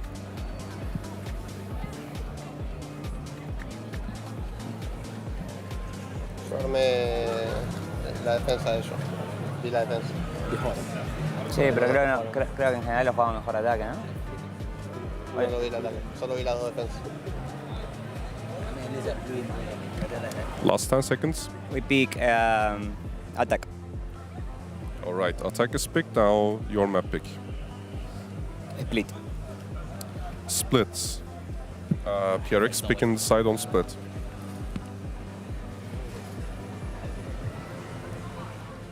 We pick defense. Defense is picked. Now PRX picking their map again. We go Breeze. Breeze is picked, and the site for Breeze, please, Leviathan. Attack. Attack. We have Ascent and Lotus left. Leviathan picking first. Ascent. Alright, Ascent is the 4th map. PRX is picking the side on Ascent. Defense. All right, defense is picked on Ascent, and Leviathan picking the 5th map side, which is Lotus. Attack. All right, attack is picked. Let me give you a quick recap, guys. We start with Fracture, Leviathan attacks. Then we have Split, PRX defense. Then we go to Breeze, Leviathan attacks again. Then if we go to 4th map, which is Ascent, PRX defense. Then if we go to last map, which is Lotus, Leviathan attacks. Everything correct? Yep. Good luck, guys.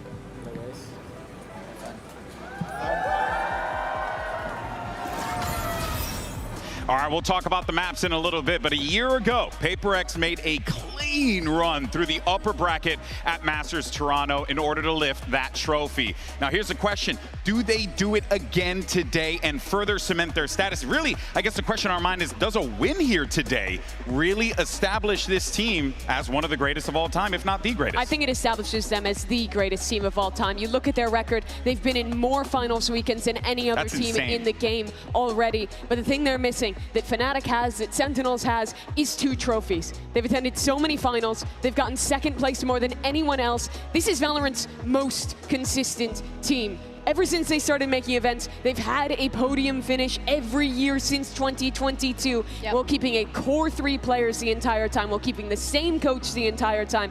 No one is more consistent than this team, and if they win today, I think they prove that they're the greatest team. Yeah, I think that they've definitely been the most consistent team. I'd love to see them do well at Champs, but I agree with you, Mimi. I definitely think that they'd be putting themselves in the best spot here.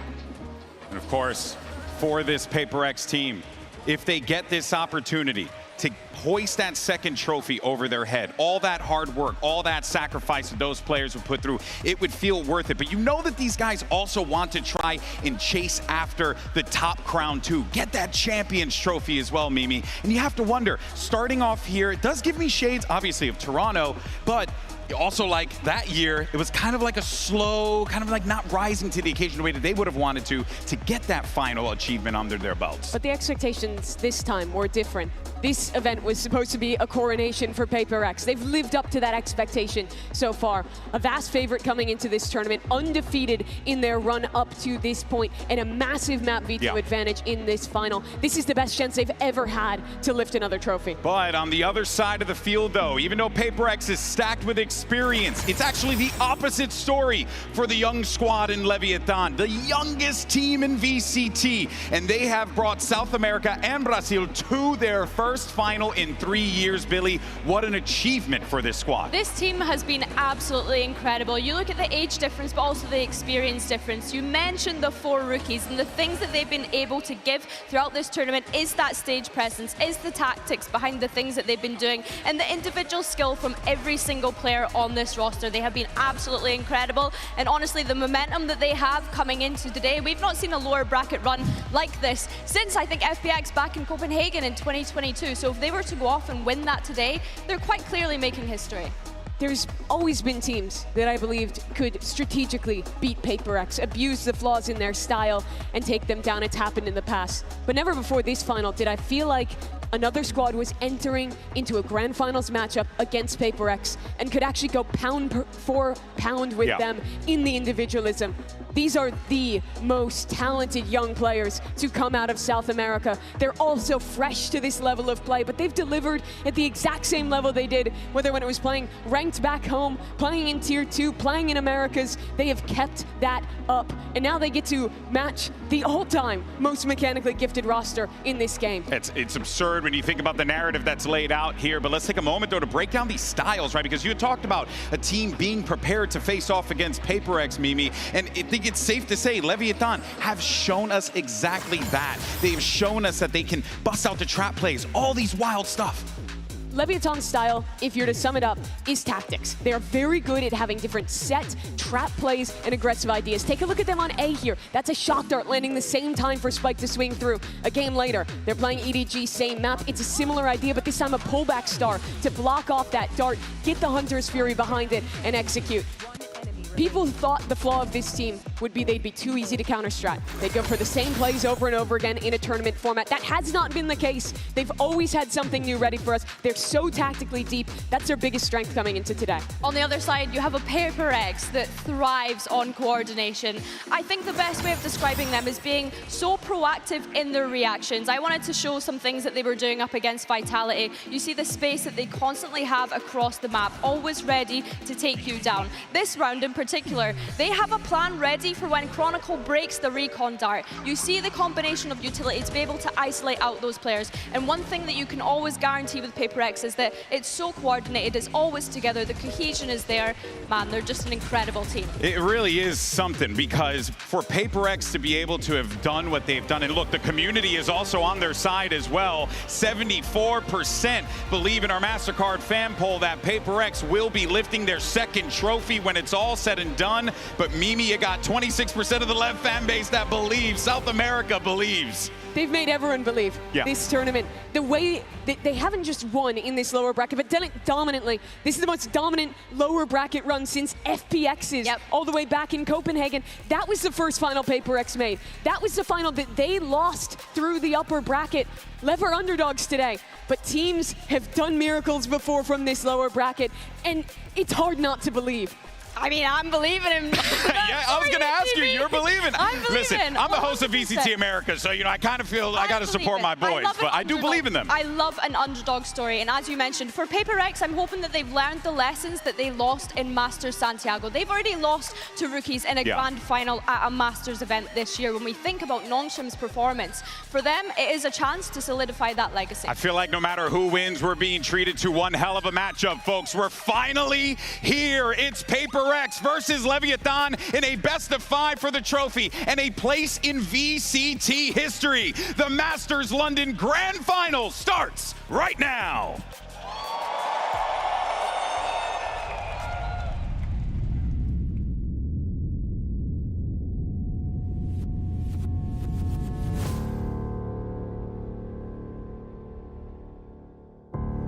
I remember dreaming of being on the big stage.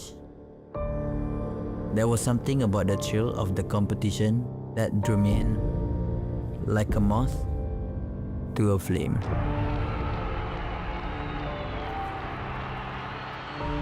Every single day, I never stopped working. My family has always supported me. All I ever wanted was to make them proud. I remember when I first told people I wanted to be a pro gamer. They laughed. You'll never get anywhere. If there's a curse, it can be broken.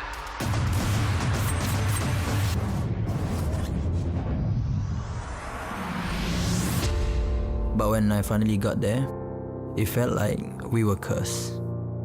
I was cursed. PRX, they've done well, but that's going to be elimination for them. Copenhagen, Tokyo, Los Angeles, Madrid, and Santiago. PRX have gone extinct! Fossilized oil! It felt like nothing had changed. I've been trying for such a long time. So many rosters, so many changes. Each time left empty-handed. Champs 24 we came so close, but in the end, it was the same story. It's about time we saw a different ending. It's an uncrowned king that is coming for a throne. PRX are favorites for a reason, and they head into that grand finals looking to take the crown. So much effort. We have a chance to rewrite history. A chance to redeem ourselves. So much heartbreak. To those of you who doubted me, enjoy the show. Leviathan, we've been here many times. And the difference between us, experience. The best moment. King, it's time for your crown. I'll give it to you.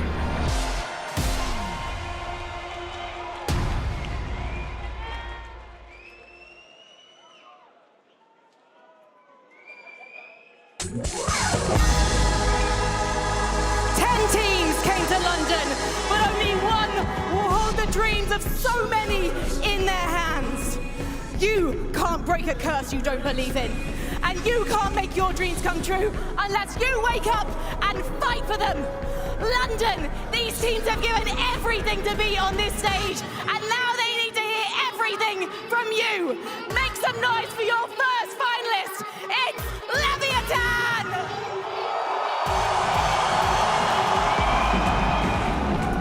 Neon!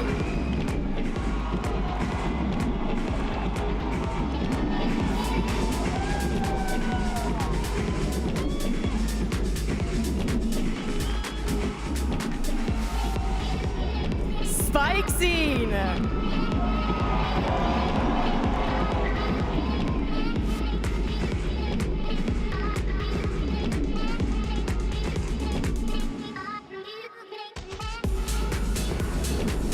King!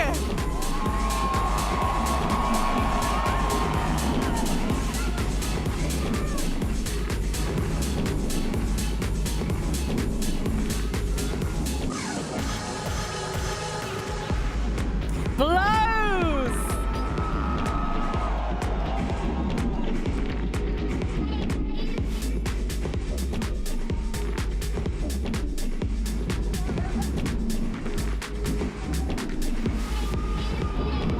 Sato!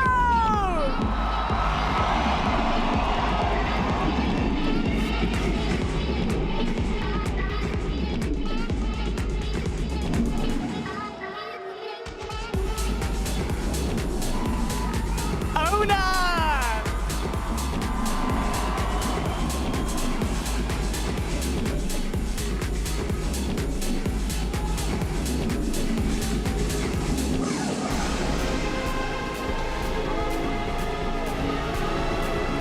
Leviathan have defied expectations to make it to this stage.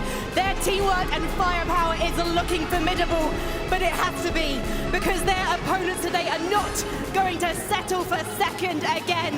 They are lethal, they are brutal, they are precise, they are PRX!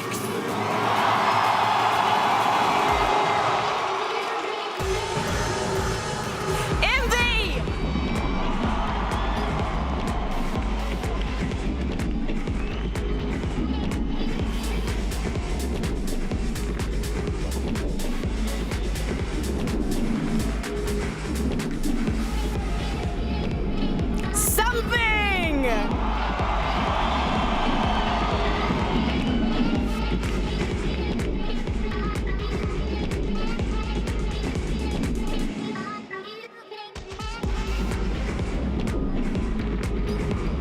Divine!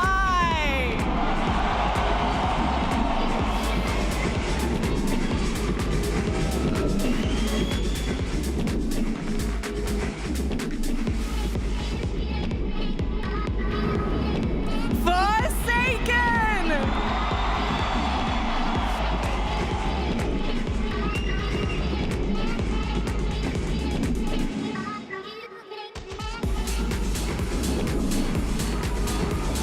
Jing!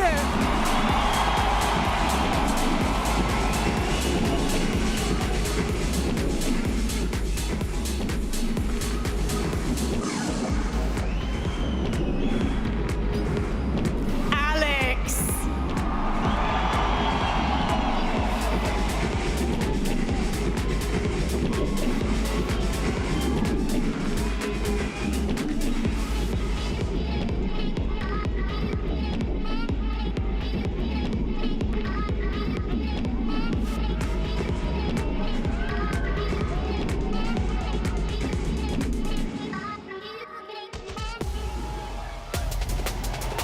Leviathan has defied the odds. In these playoffs, his hybrid LATAM Brazil squad has toppled the likes of Heretics, XLG, Vitality, and EDG. But only one team stood in their way, and it's not just any team. This is PRX's 5th Grand Finals appearance, and this battle-hardened team is chasing that rare second trophy in our sport. But the question is, Mimi, who is ready to meet the moment?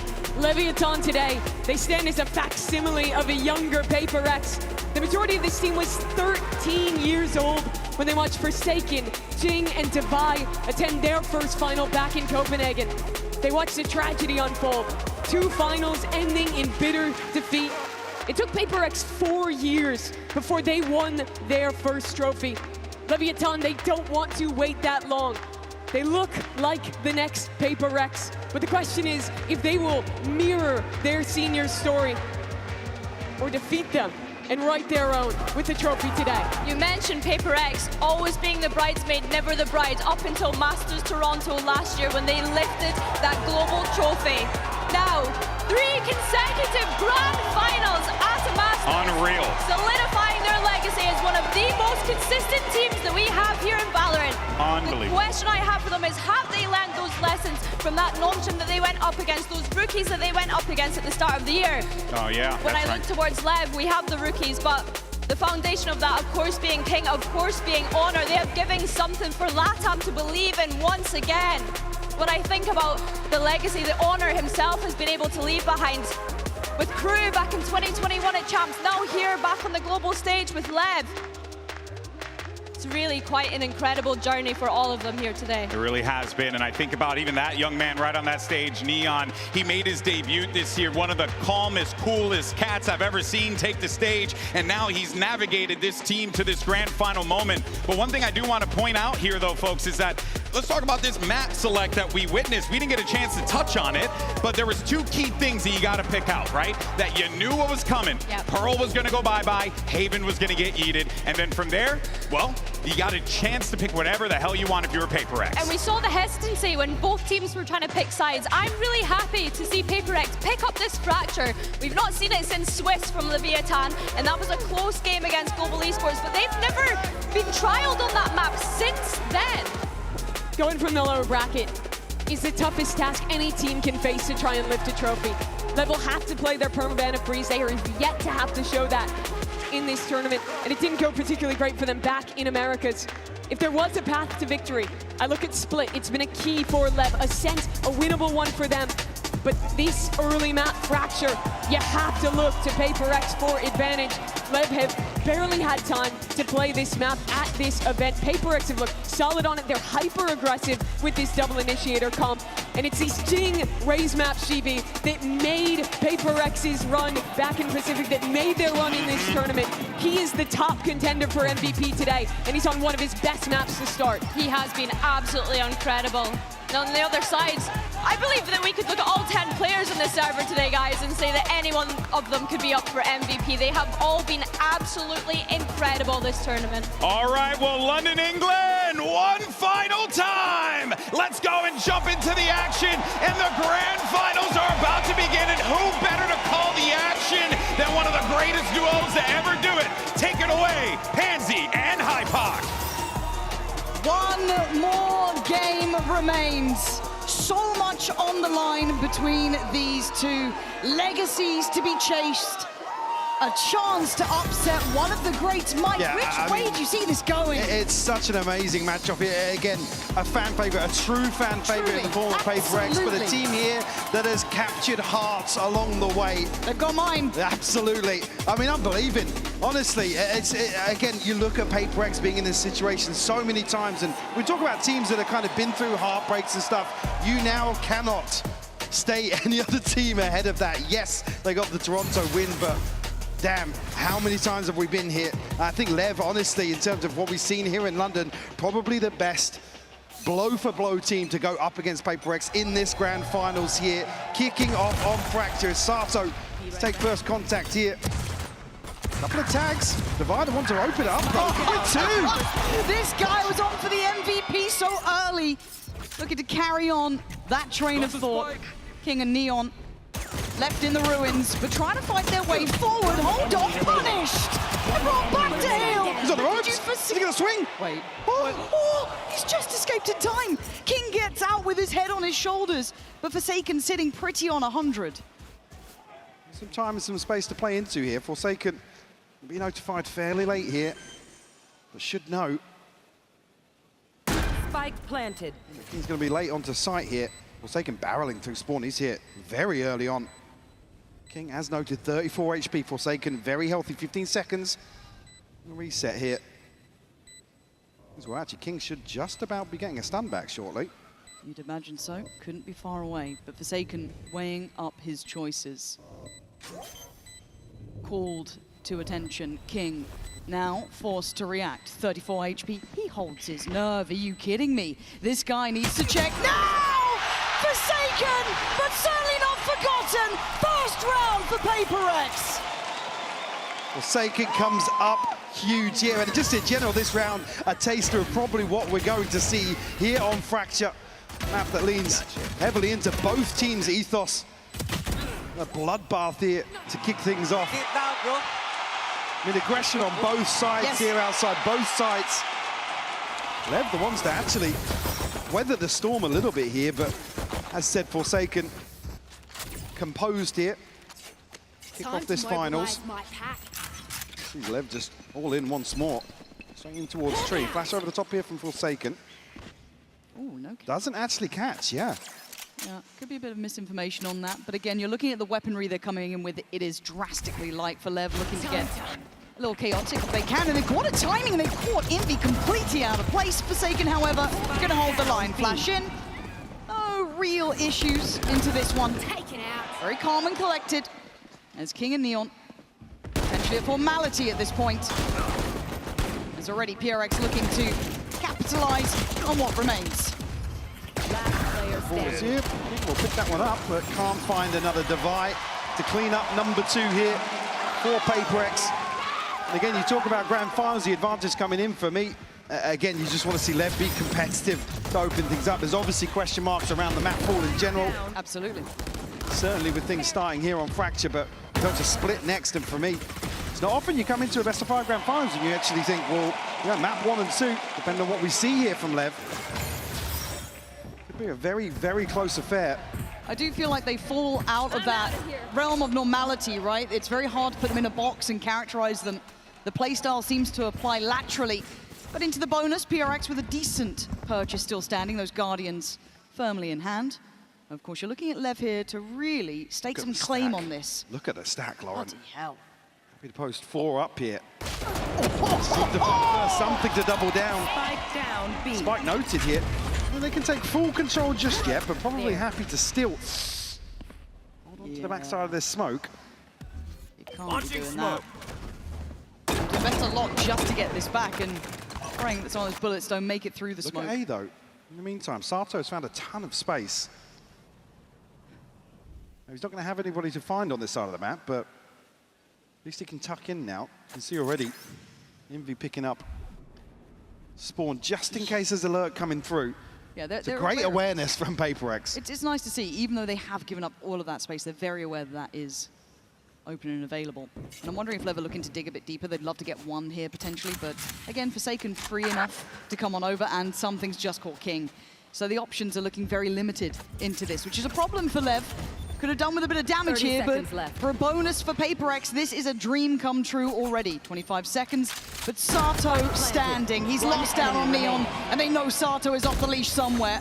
Noted early, he's fighting forward. Can't get it done, PRX. Lethal in the third. 5 alive, Mike, it's gorgeous. Flawless bonus conversion here. PRX pulling no punches. The bold stack here, and it's the spike found so early. It buys so much time, really slows LEV down. They have to work so hard. Even get close to equalizing here. Great early progress across the board as well. I mean, Forsaken's going to have the Seekers already. King on the other side does have on Thunder here, and Neon not too far away. Going to see an investment back in here from LEV. Expect a turn of pace elsewhere here. Haven't won out. At least initially here towards B early on.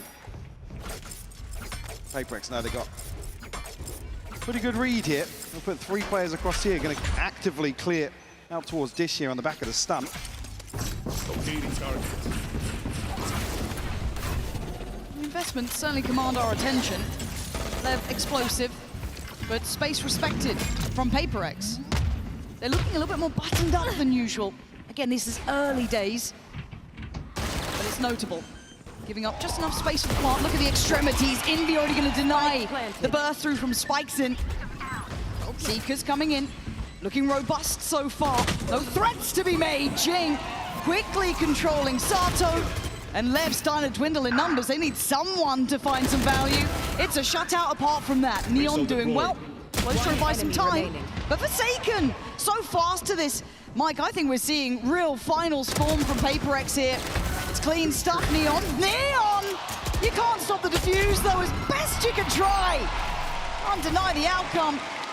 But let's already kind of talk about what we're seeing from PRX. Yeah. This feels like they've had a big stern talking to button up in finals. I mean, it's just an early attempt to extinguish any sort of approach from LEV.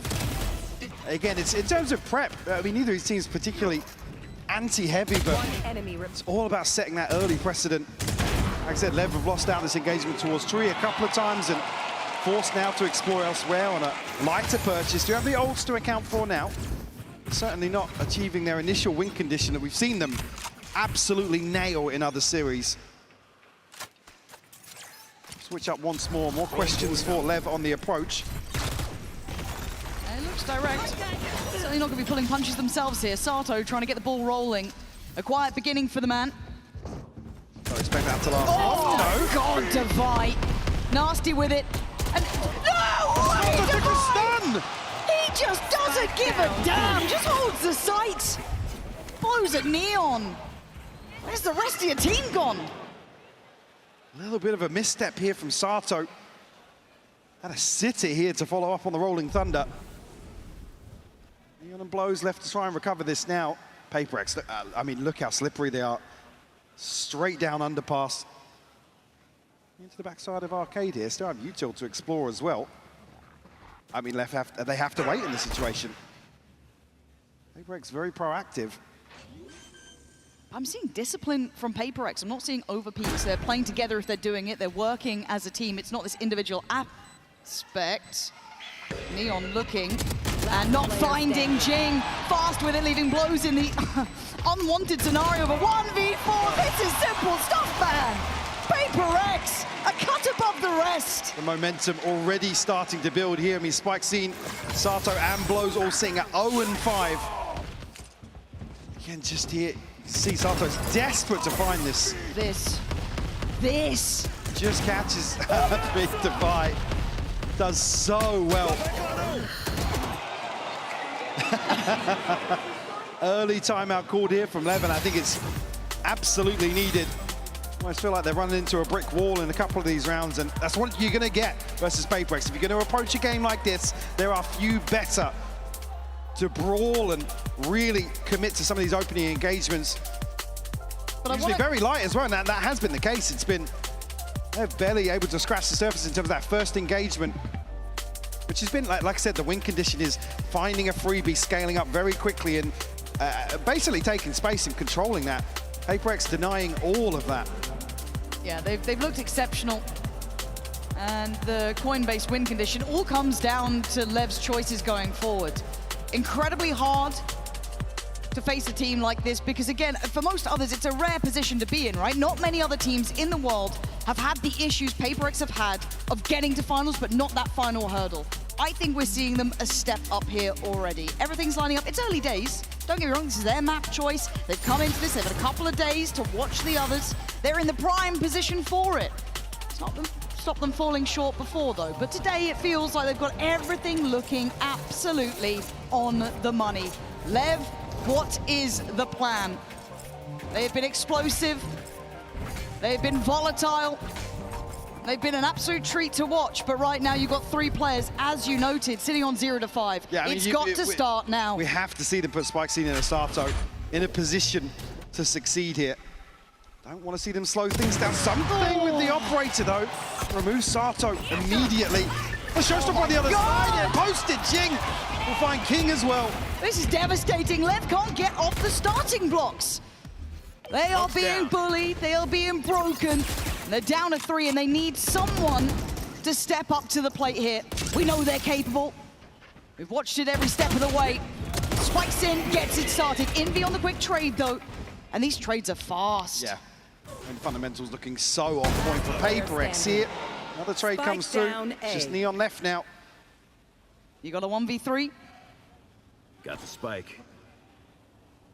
Got the timing. I mean, given the spike as well, Devi already making progress elsewhere. I mean, PRX almost going to want to give this one up to Devi.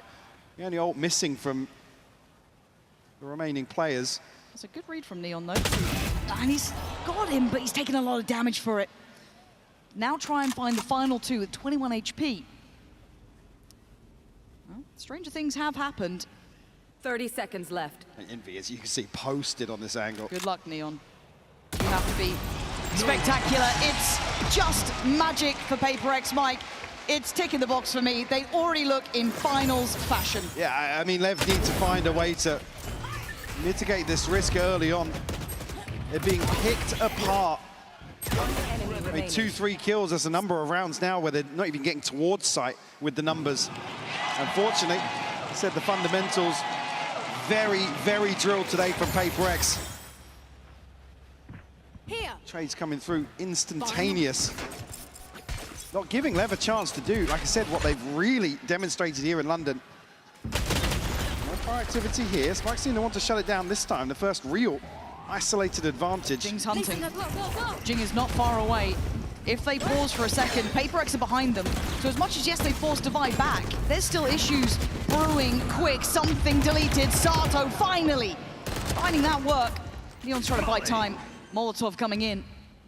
On's there as well. First real opportunity for LEV. Chance to convert as well. Ults to invest should they need it. Clean. Find another one here. No, he shut down. Spike seemed to find it. Takes a lot to get it done, but you take that. Envy and Jing quite split apart here. And just play to hold here. I mean, they're going to know what they're walking into in terms of this retake. Here will find Jing. Bulldog does land for him. I think Envy now just going to settle for a couple of exits if he can find them. Very Beautiful. nice. Exactly what you want to see from LEV. Not shying away. They find this opener. Barrel onto sight. Able to convert. This is the thing though, how often you'll be able to create this sort of situation. PRX have already shown real versatility in terms of the setup here. Have ults to play with. Forsaken missing one from the second Seekers already. Got Envy, Devi, and something. The key thing as well, LEV actually maintains some of the ultimates they've had. Yeah, it's all 5 here. Gonna fall back here. It's creative. I'll give him that. And Sato, having to get out of there pretty quick, feeling like something's afoot. Obviously happy with the retake approach towards B. Should it come through, but LEV come through swinging here. Kingsfam 3! That man is hunting a crown today, but he burns alive for it. Something in Envy still a nuisance, still a threat, and they bought time. Pause for thought. Spike needs to be recovered. But speaking of Spike, Spike scene has taken a lot of room. If he notes a step or anything here towards spawn, be key information because the Spike's actually heading back towards Tree Lauren. PRX is second guessing themselves though. Just giving up that sight line now. I mean, they are completely in the dark. Just trying to hedge their bets. Guess in the right place. But they commit together at least. But a disadvantage can be really tough to try and bring back to this site once that plant goes in. But LEV taking their time here. You kind of have to. Forced to respect PRX so far. So LEV going to get time on their side. In a 3v2 for themselves, you have Neon's ult as well. I mean, some key tools. Yeah, look at the util here though, between Envy and something. They've got plenty of tools to at least apply a bit of pressure here in this retake. Something. Danger Man gonna force Blows out. Oh, it's stunning from Blows though. Just on something now. LEV starting to remember who they are. Second round now. In their name, King with a bailout, and the boys getting across the line. And a really good indicator they're playing to the tempo of these rounds, the pressure, not necessarily getting to them here in terms of the decision making. I mean, King with a huge 3K all the way into A-Hall. Sets this one up. Spike scene capitalizes on that pressure on the other side of the map. HyperX, a big gamble in terms of the stack. Like I said, they must have felt very confident in terms of the approach back onto B. Right there. Two Guardians out here, Levi and Forsaken. Something's going in. That's a lot of players, though, something. That's too many players. Try to be audacious in approach, but Lev's simplistic, and it seems to stick. They've got sight, not quite there with the spike yet, but it's on the way, and Sato digging deeper. Trying to get them some safety, but Forsaken stands in tower. There's a problem here now. The Seekers go in, the flash goes out. Dog to follow, they're going to get the information. They try and then flood through towards the site. Forsaken still standing, still holding. Immovable in the tower. Catches blows as well. That's 3 for the man. B. 2v2 out of nothing, 3 bullets, 2 targets. Surely not. This would be madness. Tried to stay calm, but Jing's still alive. Full utility belt. 1v2, finds a 1v1, brings it down. No plant to be had yet either. Oh my God! Magic for Jing! The Red Bull clutch! Removing the wings from Lev's recovery.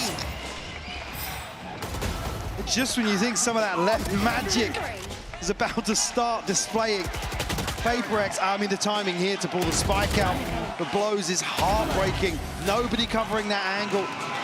They're so conscious of that fast flood to come through. Haven't got control towards tower. HyperX, given one of those rounds, they'll get every so often. Coming out of this here, it's HyperX to call this timeout. Certainly still looking comfortable. Looking pretty calm in the coach booth as well. Good indicator. It certainly 10 is. rounds into a map. Yeah, we'll check it in 10 more and see how it's going. I mean, there's very little to be upset about here. No, They're obviously executing a game plan that they've decided on ahead of time. Working really well for them. Like I said, it's suffocating for LEV at the start of these rounds. And unfortunately, stars aligning for HyperX. They've been majority of the time, right place, right time. And I have to say, in just this pause, Forsaken is having marvelous impact. Oh, yeah. That previous round alone was made possible by his presence up towards tower, keeping so much security on the side, buying time for Jing to come back around. Fantastic to see. You always have to remind yourself how special it is. These guys seem to pull it off every 2-3 rounds, but it is marvelous. But it's 7-2. A dominant start for HyperX, but LEV showing they're still close enough to this. As well, Sato and Spikes is certainly building up to that form we've seen so far. Launching missile. And no secrets about this from LEV. You have Sato on the other side here to potentially take an engagement. I mean, Envy's ready with a flash here. Device straight onto that angle.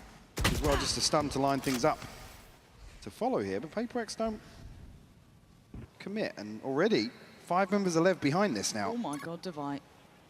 Why am I scared for them, though? It's still Divide. This guy's been simply magical. Does go down in a 1-for-1 trade. Great work from Spikeson to dig him out of that. Don't let it spiral too far. Look at the flank, though. Look at this rotation. HyperX looking to smother it again, but Sato stands his ground. Jing getting involved. Jing, what are Slip you the smoke. up to here? Can he find anyone, though? His position could be paramount. Is perfect on the first, can't find the follow-up. Sato keeping this one in hand, but Forsaken now shows flash to be considered, but doesn't go for it. Being tested and toyed with, blows commanding their attention. A lot to clear here. Blows forced out, but still standing, eats the flash, throw swing. Something! Oh, are you doing this? No way! They're just taking turns! Devastating LEV! But a moment ago, we're talking about a HyperX round to come through. Something to swing a 1v3 in this situation. When they're locked out, Lauren, they are locked out of this site. Look at these shots from Something. Sensational.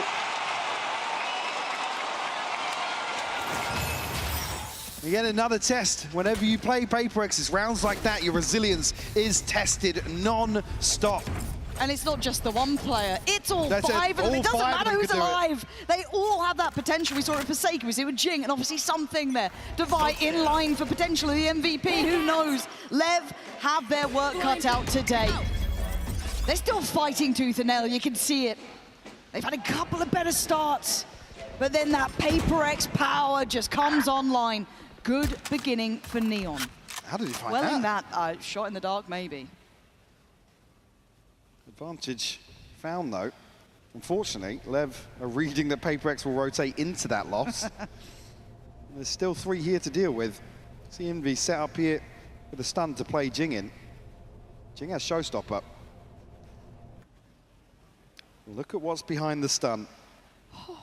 Feels like a trap. Well, good luck, LEV. Do you make it out alive? It could be it! It's on! 3 for Jing! They can't stop getting multi-kills! LEV show just a touch, and they are decimated in a heartbeat. This is back-to-back brilliance for PRX. What are you meant to do? They stick to their guns here and rewarded massively. 30 seconds left. Neon now a 1v4 scope to play with, but I mean, they want to hunt him down, want to close this account. Number 4 found. What a round here for PRX. Once more. Finger on the pulse. They read LEV perfectly here. Like I said, any team you'd expect to rotate behind that loss on the other side, and Jing. I mean, they gotta laugh it off. You have to. Let's go! Round 12, Neon blows ults to invest here. I mean, Sato spikes not too far away, but what we've seen so far, doubtful. See them here in the final. Again, Forsaken, yeah. Good flash, good rotation. Feels like they got X-ray on. They have the same information we do, but Spike's team goes hunting. There's a whole team there. You don't want to push that far. Something just absolutely beheading King. It is all too easy. PRX looking like they were built for these finals. They were made for these moments.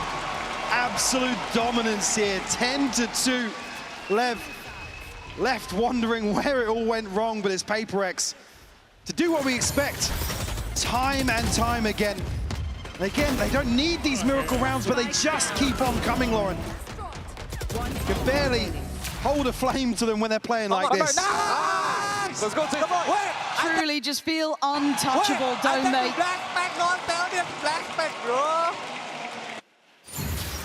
Comfort in some of the highest caliber games. Just magic in these moments, but Frankie is hanging out at the co-streamer booth with Tubbo. Tubbo, I hear you're a PRX super fan. I mean, you've got the jersey to prove it. Absolutely, man. Peep the badge right now. PRX, they're gonna go all the way. And you've been streaming with CPK and Andrew Wu as well in this sofa, in this booth area. Who's been screaming the loudest? Oh my God, absolutely Callum CPK. No doubt about it. So what is it that you love about this team? Dude, I just love, like, I watched them play in Champs Seoul, and like, dude, it's about time they got a win, man. I'm like so confident they win today. I've been saying it since Friday. If they somehow lose, I will shave my entire head. There is no way PRX lose this. On behalf of your mother, please do not shave your head. Tubbo, they're playing fantastically so far on Fracture, almost a bit of a punish pink for LEV. But do you think they can do this in a 3-0? Not 3-0, but I think 3-1. I think that's so doable. Okay, which map are they gonna have problems with? Split, the next one? Yesterday when we watched LEV on Split, that was crazy. King was crazy. That was scary to watch for me. But isn't it strange, because Alex, he looked very calm during the timeout. We're not used to this from him. I mean, they're doing so well. Why stress? Well, I mean, Alex is a perfectionist, isn't he? And they'd lost 2 whole rounds at that point. Yeah, well, I mean, you saw him call the timeout, though, as well, though. So, like, it was looking at, like, little mistakes, I imagine. Nothing crazy. Nothing crazy, but I think it's going to be crazy on Tubbo's stream, so I'll let you get back into it as we get back into the game. Well, it has been dominant, 10-2. PRX firmly in control here. Mike, they look like they have a target in mind, and they are stopping for nothing and no one. And again, the veto, a real statement here. Like I said, it's to open a best-of-5 series, and LEV's resilience to immediately be put to the test. Again, some would argue, you know, it's easier when a map goes like this, when you're not expecting to have a good result, and rip the Band-Aid off, go to where you maybe feel a little more comfortable, but you've given PRX confidence. Yeah, exactly. And I say you've given them, they took it. They have been hitting 3Ks, 4Ks, and we've seen just absolute wild scenes already here. And at 10-2, Lev, how much can you do? Can you fight for your space on this map? We know it's a marathon and not a sprint. It's a best of 5. And look, let's be honest, the deck is a little stacked. PRX have wanted this for a while. They've been trying to break that curse, and they've been given the keys to the kingdom, right? This is their biggest opportunity yet. Look at the fake. Just the smokes go up, a boombot goes in, and everyone bites. No, they're going to be fairly light in the approach here. Blows a chance to... Can you believe it? That is so sneaky from something. A flying classic. Are you serious right now? Shades of Dust 2 in those moments, but you got my attention. PRX, keep doing it. Put on a show. One enemy Line them up. King, the last one standing, goes down swinging, but the man goes down. It's 11-2.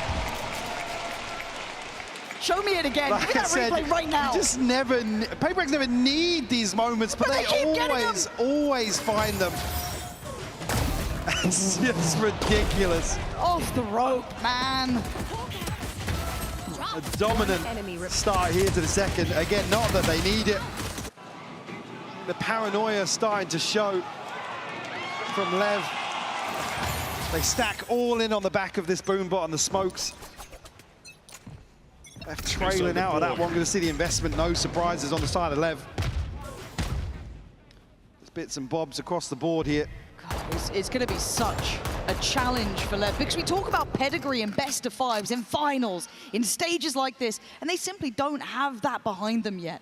Now, obviously, PRX have had their issues historically, the perennial bridesmaids, but man, this is a fast way to learn. Particularly here, you need to lean on the experience of a player like, coach like OMEN to really bring these guys back in line, keep them at least feeling positive after an opener like this. Retrieve the orb.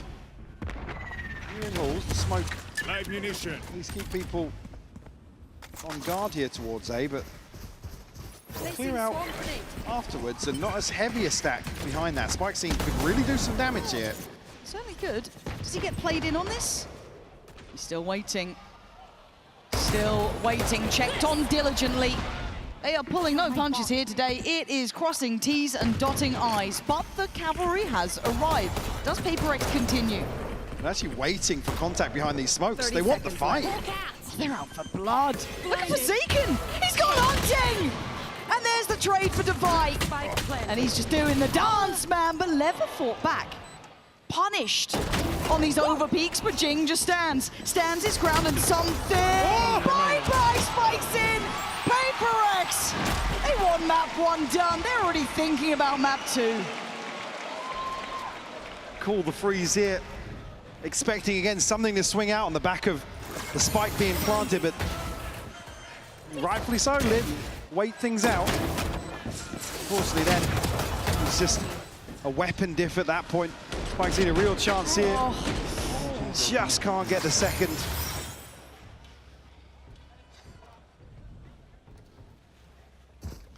$12 already found. And will invest what they can back in to follow here, LEV. But it's not much. Already rifles scattered across the side of PRX. Looking to get a little proactive outside arcade, but wrong place, unfortunately. Leon here to hold down the fort, and he's found. We'll open things up here for... Again, we'll slip into smoke. King will find that. We'll punish the aggression. There's a 4v4 now. King looking to extend play. Plants in, though. PRX still hold him out of space. Jing concerns me. Great timing on the Molotov as well. Going to keep the avenues of the retake very marginal for LEV. Again, look at this utility cycle. Very hard to get back in, and something already removes, blows King, forced to fight, goes for the trade, but is now down to the 3v2. Make it a one-man battle. He's fallen. It's simplistic stuff for PRX in map 1. 13-2. The bar is set high. Is it a statement made here by PRX? LEV, we left a little reeling after that, but don't go anywhere. We'll be right back with Split after this break.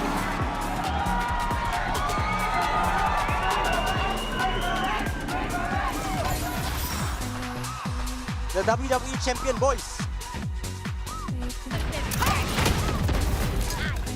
Ooh, happy. Let's go!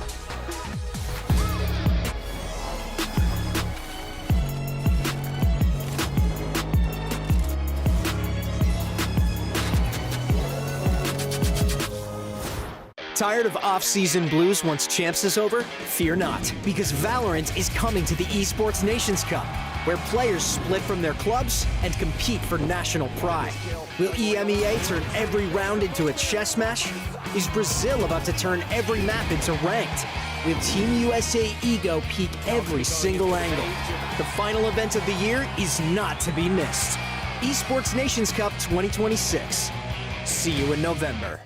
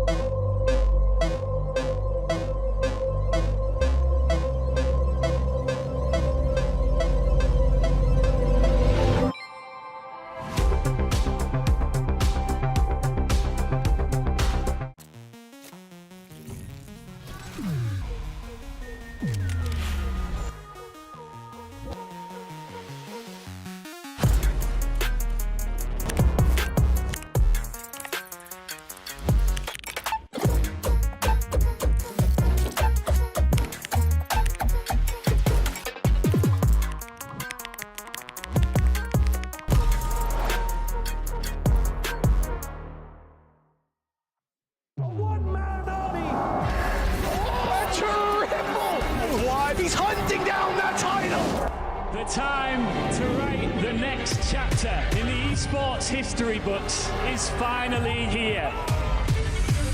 And they folded in his hands yet again! Steps up to the plate, and he could knock this one out of the park! Now they shall be engraved alongside the greats!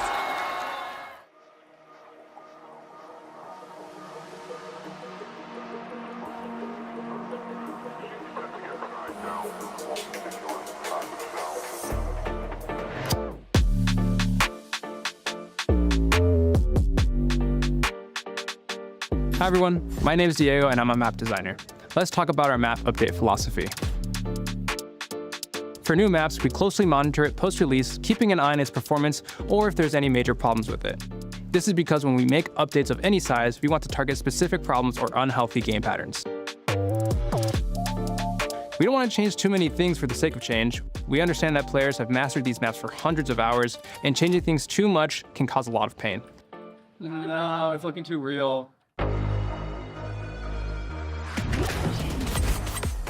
For example, we made changes to Pearl in patch 11.08 because we were tackling a singular problem and wanted to fix it in ways that minimize the learning curve for players.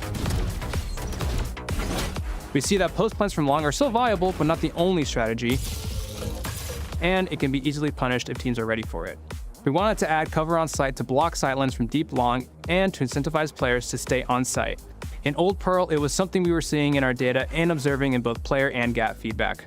I was personally noticing it and experiencing it in almost all of my games in Ascendant. It's feeling a lot better after the changes, and we're seeing players play more on site rather than falling back.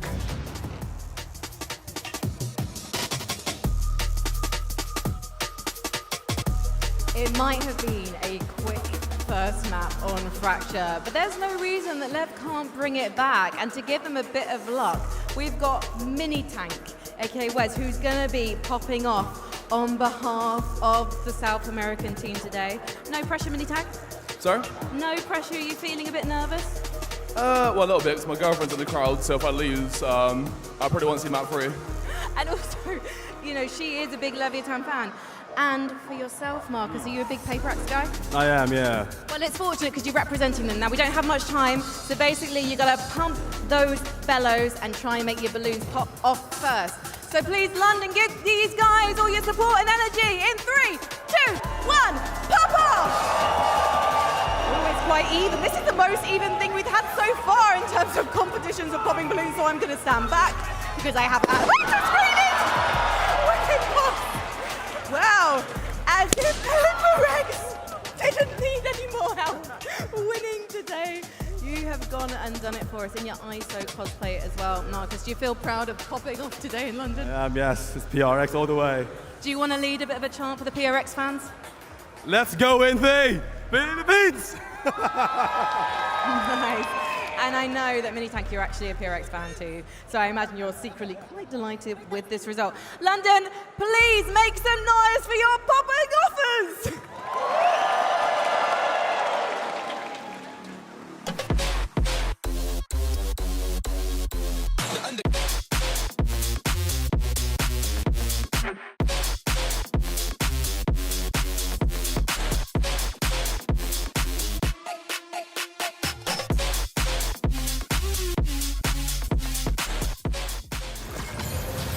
Coach Alex of HyperX here. Alex, I know you want to keep the team composed till the very end. What needs to stay the same and what needs a bit of extra attention?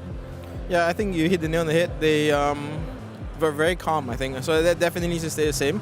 And that's one attention. I think we tried to deviate from the plan a little bit. That's why I had to pause and tell them, like, hey guys, like we have a game plan, like follow it. So they did well after that. Okay. Well, you won that round, so that's a good sign. Thank you, Alex, and best of luck.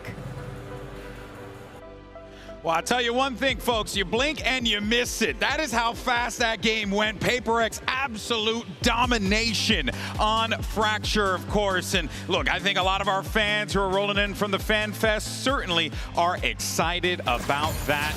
But let's go ahead and take a look at your HyperX Reflex moment of the match, Billy, because this one's from PaperX, one of many highlight moments, if you will. Yeah, I think Devi being able to get these couple of kills here was absolutely ridiculous. Full stunned, even breach stunned. Yeah, it was kind of crazy, but I guess that just kind of goes to show the aura that these players on PaperX have. I mean, Leviathan, they just looked so scared in moments like this to the point where they were throwing this much utility at them to be able to isolate just one player. And this was happening on multiple occasions. It wasn't just with Devi. Yeah, I think you saw a PaperX who immediately stepped into this finals and looked the absolute highest level of comfortable, the absolute most that they could be confident in as well in the way that they were playing with these rounds that we're watching on screen. Versus a Leviathan who I think you saw them stumble early on.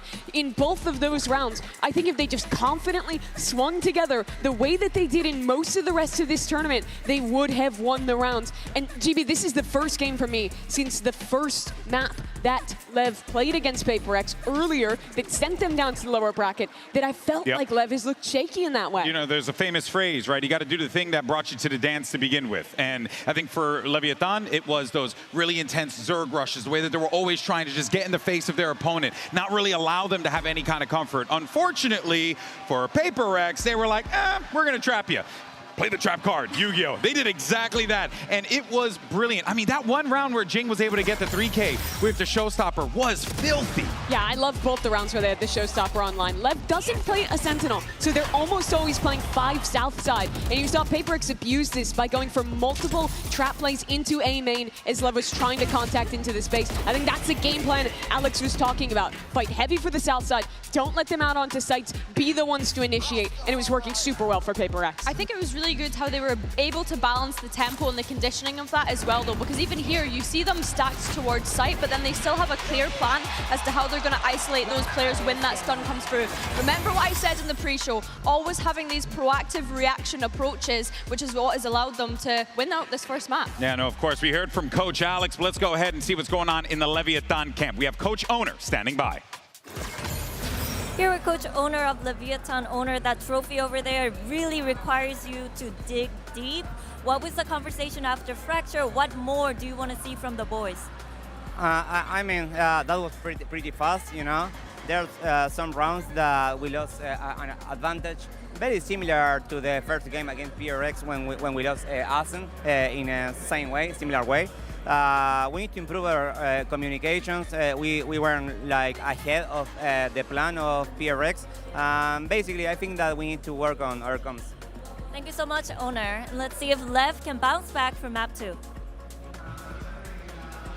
Well, LEV are going to be working on their comms, but they're going to be doing it on their map pick of Split here. And Billy, this is going to be an interesting situation here for Leviathan, because this, I mean, after you get just absolutely dumpstered on in map 1 like that, it's really tough to dig yourself up out of that hole to begin with. They're going to have to do it 4 times. It feels like LEV finally got tested on Fracture, and I don't know if they were expecting that to be the first map coming into this BO5 today.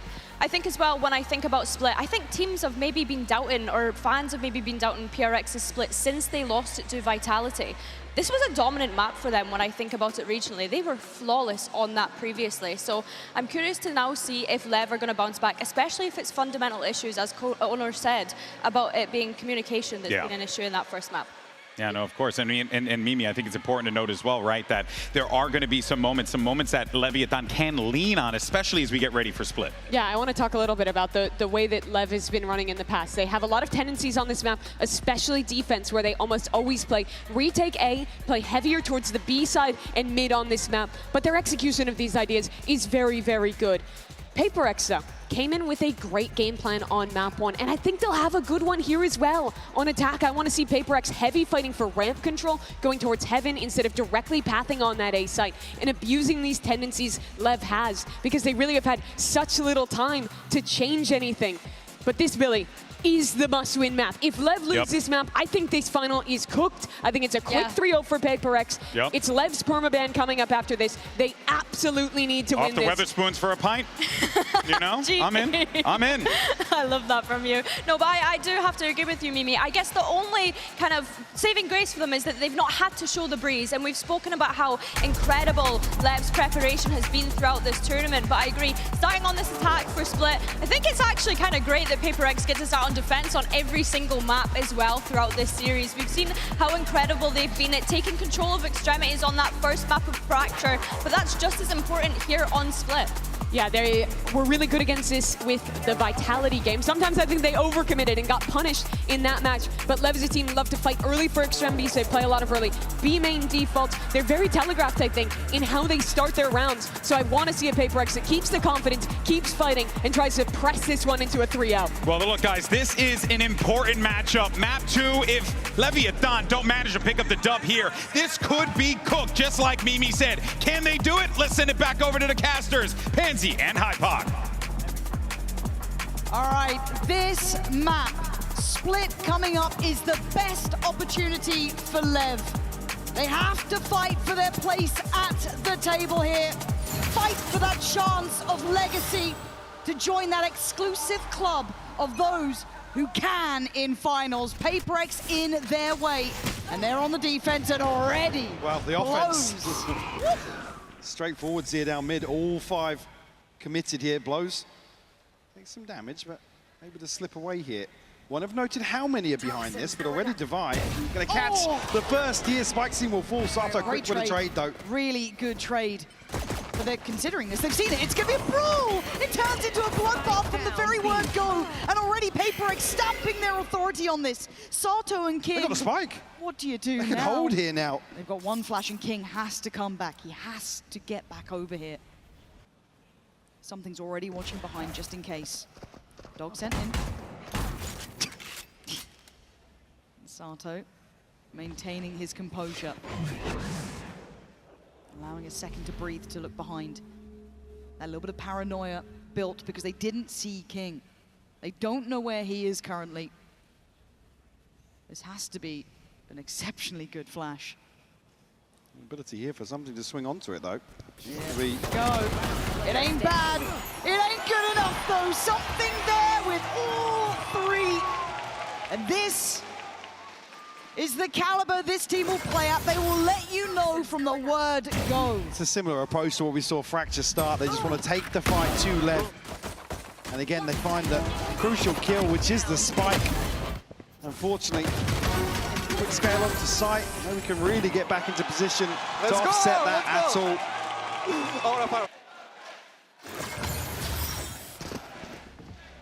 Actually, Something going to have a rifle in hand over towards Ramp. Big investment. Not much on the other side, though. You just don't want to let Jing farm. He's going to get the old wall back. Didn't pop. The flash didn't get outside the smoke there. Toxin screen down. Ever so slightly off. King now. Last man standing. Only a classic and noted here by Envy. Who will clean things up. A flawless round 2 here from PRX. Really off to a flying start. Pick it up right where they left off from map 1.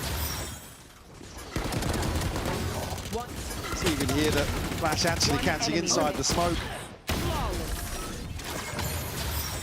Great progress for Jing early on, ult-wise as well. Already sitting halfway there. And one thing I've certainly got my eye on is, I mean, Envy just gets away with Murder being the solo anchor towards A so many times for PRX. I mean, even in the previous composition when he was on the fade, even then, you know, with a Yoru TP as well to offset that, but you really want to see King activate in those lurks. Look at what it allows PRX to do. Look at the minimap here. They're postured up, ready to fight. They are not respecting you at all. They want this trophy, they want the title, and they want them dead. Spikesin does really well to at least deny Divide. This is a bonus. This is still uphill. Something with that rifle in hand. Bulldog for Forsaken. And B main all theirs. Good spot here from Something. Dash away, so Lev will pick up the pace towards mid now. King finally rejoining the ranks as well. Again, look at them, they're still just ready to brawl the weaker side of this. If Neon tries to make progress, actually they're coming back this way. Something, he's here, spots it. Jing's still got Yuto. Jing's gonna play off of the contact that Something's had. Something wants to keep a little bit of attention on him if he can. There it is, that's what he's trying to do. Focus on me, all eyes on me. But Sato and Spikesin unravel that B main aggression. They've given themselves a fighting chance, but Forsaken standing in their way. Couldn't get it done, and Lev now have access to the site. It's taken a great deal, and this is a bonus round, bear in mind. The plant in here, and Envy actually only has Spike planted. Sheriff in hand. Chance to do some damage here. Certainly want to remove some of these rifles if possible. It'd be lovely if you can. Make it costly. Even in the loss, not gonna happen. Lev navigating some treacherous waters here. Sato's up. They've got to start feeling themselves on this stage. Got to see them really get some confidence builders early on here and split. Absolutely. Think about them having a much slower start than we've seen previously here in London. Something already though, operator in hand, not going to have a shield behind that, but certainly looking to punch up here early on. They're going to switch things up and will actually test Envy early. It's a good indicator for me. And to at least show some presence towards A. Oh, well. You caught the observers out, it was that quick. Like I said, he's just so good in this position. Catch one here, slow things down. Something will find King as well. Oh man, this is looking a little shambolic. Down to 3. The cost of trying to take a site at this point. Sato staying postured, but good damage. But Sato's got 3 players coming in towards him. Make it 4 at this point. Standing tall though, Sato sends him back to spawn. Flies in though, the rocket will get it done. Neon and Blozo left with a potentially manageable situation. I said maybe. As a 1v3 now required, and it's going to need mistakes. That's potentially the first. But Divide with a safe pair of hands. Going to get him across the line and carve in that 3rd. Something, a crucial timing to find that kill. He said it's the moment where Envy's able to find one, and that's not necessarily the round done for Lev. Still able to at least pressure towards site. That's just a spam onto the angle.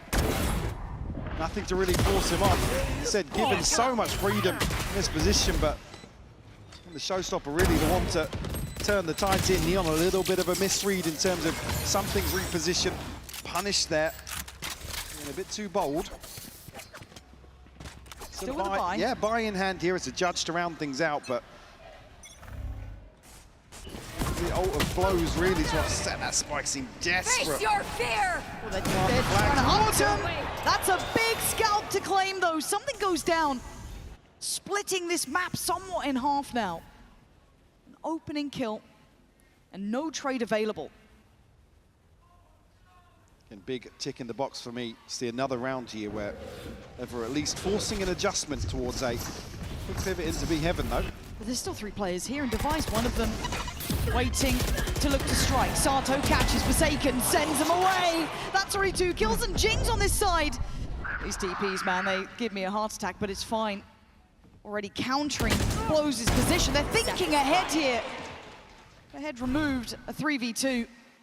Where do you go now? Pick your poison. Things gonna tuck in. Lev waiting for somebody to re-clear this space, but it won't come through. You can see them actually toying with the idea of slipping into spawn, but they will drop. Reveal will have to be dealt with. Very nice. Very nicely done. 30 seconds left. Good heads-up work from them, keeping composure in these incredibly tense situations. Envy with full belt of utility. Having to go 1v3 here. This is a lifeline for Lev. You want all 3 standing. Does Envy give them that? Waiting for the counter. Chip good flash, couldn't get the gun out in time. It's good for Lev. This is a necessary round. Hopefully a course correction here early on for Lev. Keep this one competitive. Like I said, showing enough presence here, in my eyes.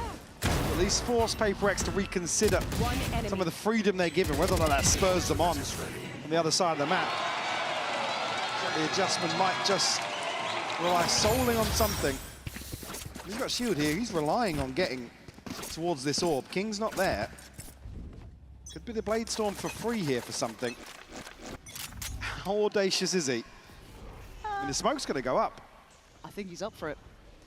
Just gonna go for this, I imagine. The best opportunity yet. I'm out of here. Spikes it. Nice catch on Jing there. Again, keep in mind the purchase. For PRX, they'd like to do a bit of damage, be a threat, be a nuisance. Obviously, for Lev, it's an equalizer. Dangerous though, as there. Brilliantly done. Lev keeping good control of this, not really shying away from it either. I doubt the knives. Spike planted. But I'd like to see them. Could you imagine? But again, I think we have to highlight how this veto goes, right? Fracture was always going to be very favorable towards PRX, and they proved it in the scoreline. 13-2 split has to be the answer back for Lev, or we go into the complete unknown. This is key, though. He said already, showing signs of resilience here, shaking off a 13-2 loss, looking composed. You see if PRX not given the opportunity early to send a statement. I mean, we'll call a timeout here. An early timeout in my mind as well, but I guess if you look at when this swing of rounds is hit, you want to get a grip on it and also potentially dull that momentum. Yeah, bigger picture for me is now how they address A. I mean, Lev haven't really been spamming A hits, but now with ultimates coming online for them, certainly the upper hand in that regard. Something, we'll have an operator back here in round 7. Does have the base storm, as we noted, wasn't invested. Coinbase win condition for me coming out for PRX. This is going to be around some aggression. Again, King is sort of teetering around outside A. See how happy PRX are after brawl for B main behind that one-way. Do we see PRX pay a little respect towards Lev? That's literally what I'm about to look at coming into this round is, have they done enough to quell that over-aggression almost? Have they brought them back into a normal game? Because it was even a step beyond PRX, right? You know, we saw how far they were willing to fight for it. Have they quelled some of that audacity by this point? It's 3-3, it's still a tied game. This is what it took to get even at this point. So with those ults in mind, with everything said and done, let's see what PRX get up to. Yeah, eyes trained towards mid. It's like Lev might play in as 3, whether or not they're here to just greet the aggression or try and take control early on. Ooh, that's committed, that's very committed. They're going, oh, that's a mistake, but that's a great follow-up. Sato fortunate to get that on Jing and doubling down on A. First time we've seen King that active towards ramp. He's still here though. Devi close by. Spike hasn't committed anywhere just yet, and King actually able to peel away. He's done well there. He's going to buy a lot of time because he's going to take Envy and Devi. And he could have slipped. You don't quite know. There's Yeah, a lot exactly. of question marks around that here. Neon been held behind the smoke for the time being. Key thing being though, Sato does have ultimate, so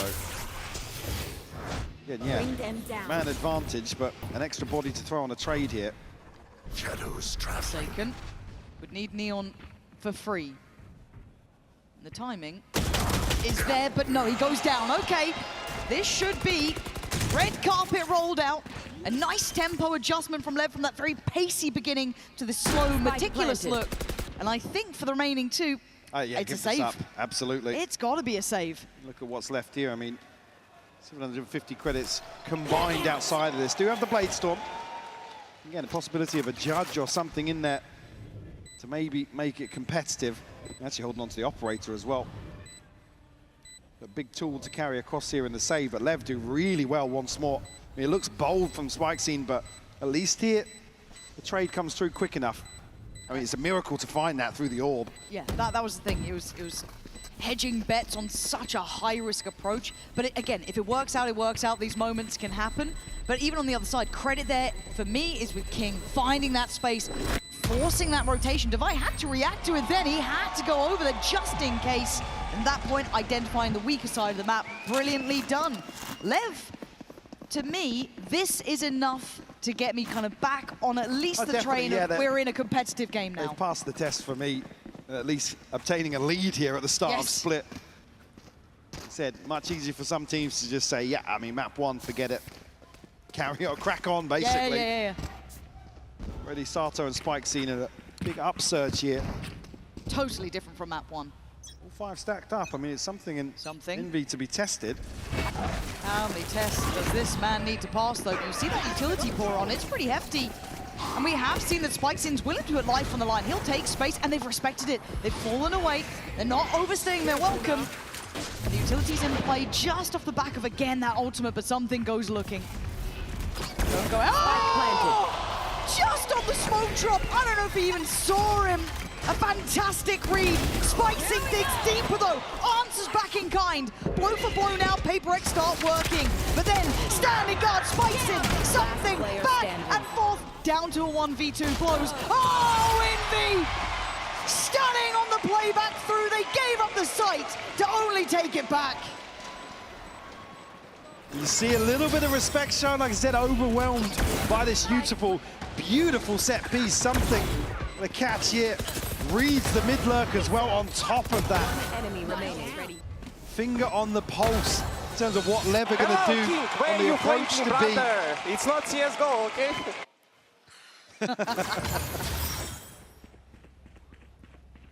Almost quelled a little bit here, LEV, when they're just on the verge of converting. Again, it's a lesser purchase for PRX. To come out here, it's Envy to shine with a Guardian. They're back to it. This feels like a repeat. We've seen this before. I wonder if the outcome's any different now. Here we go. Same characters. All the same places. Spike's in. Different though. TP up to heaven. Something dead and buried. Envy pop flash. You're going in alone. You absolute madman! It pays off for one, but only one. At the cost of the site and the plant going down too. Comfortable here. It's on the way in. Jing with good util. Sato. Isolate one potentially, but Sato finds it. Devi quick to the trade. Gonna bring the ult in. It doesn't really add fear though for PRX, does it? Forsaken's still gonna go forward. One enemy remaining. And yeah, it's all down to Devi now. There it is. Course correction immediately. LEV are keeping up. They are in the game. They got away with it in the previous year, but LEV happy to go right back into this setup outside B main. Again, the TP, the cherry on top here to draw the eyes of both Envy and Something. Just like that, able to springboard off of that lesser purchase, not necessarily a thrifty, still an operator in there, but Seeker's available, Pit available for PRX, but the buy is not there. Jing about the best you can bank on with a Bulldog. King just so deep on these lines, but something's hunting him. Oh, what a shot! Yeah, hunting him. Looking so simple for the man. I don't know how he makes it look like that. And an early advantage, so much information. Key work coming out here. But again, lighter weaponry across the board. Unable to recover that rifle. But still, LEV look to take the site. Wait, they're flooding. Mike, they're just flying through on Heaven as well. They have to fight TT. This is now going to get messy. They're behind you! PRX so fast. They're already flanking the push on CT. Blows and Neon baffled by what's going on. To recover now would be a miracle. They've done enough to make me believe in something here. Blows needs Jinx help, was though. an issue. Seekers going to go down. Oh my God, Jinx turned. They know he's isolated now. Yeah, 4 bullets. It's not enough. Neon left in the 1v2. It's all gone wrong here. To try and find this now feels impossible. PRX from start to end, always a threat. Well, there's the Thrifty to follow up. Another round at a disadvantage. PRX are just so quick to the mark. Man advantage and just take control of this round. 30 seconds left. Don't leave any time for LEV to recover. Seeker's investment. Immediately spring onto that. Well, right to the other side now. All 5 stacked up. Something tested here with an operator. If it was anyone else, you'd think it would be easy work, but Spike's in fully unawares. They have no idea this man's waiting. Calm and patient. We've got to listen into the left side. Vai tá ali, Sato, como mangue. Liga Open, vou abrir CT, tá ligado, Open? Vou abrir CT. Também bang HE, também bang HE. Tem rampa com você, Sato. Vai comer rampa. Para. Ultou? Mais um saiu aí, CT. Eu dou ele, King. Pode me comer da esquerda? Não, só mirei. Vai poder morrer de lado agora. Eu vou correr pro South. Lante aberto. Jogar. Passou. Valeu. Tchau, né? Not sure about the timing here. I think he's probably got this one, Lauren. It's going to be very close, It is going to be close. I don't think he's got Eyes it. on the time. Oh my God! Look at the clock. Look at the clock on that. Unbelievably close. Down to the finest mark. I mean, something's here. Onto ramp so quickly. Jing with some ridiculous airtime on the showstopper. He was in the stratosphere, Yeah, man. I mean, that is insanity. Please. Oh. Please. We were right there with you. I think the whole crowd was as well. 5-6. These are the margins in grand finals you work with, but he's right back to it. I think the knives are out, ladies and gents. Eyes on this man. A threat through and through. And Forsaken getting involved. Everyone's here now. Spike's in, trying to slow him down. Buy some time. Get some security for this plant, but look how threatening PRX are. Being though, it's taking a ton of time, and Devi going to be pressing. He's on. King Jing's going forward. Has found it. Gets it right out of the air this time. But a 4v3. Numbers sitting with PRX here. Put to bed. Spike's in's gone. Something starting this one off as Neon left to stand alone. PRX tying this one all up even. What a thriller for a first half here on Split. LEV demonstrating that resilience and that aggression we've come to love here in London. The PRX making it an absolute spectacle to watch. Oh, you love to see it. We have a game on our hands, 6 apiece. We'll be back after this.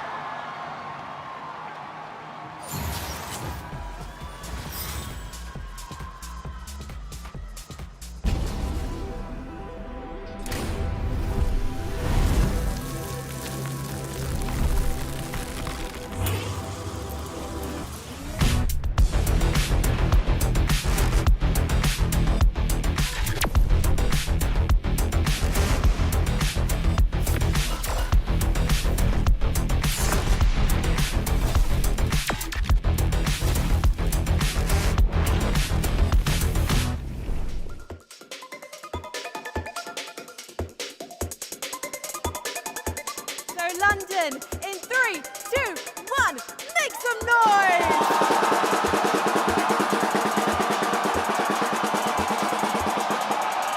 Okay then, let's test your loyalty, London. If you're saying vamos for Leviathan, make some noise!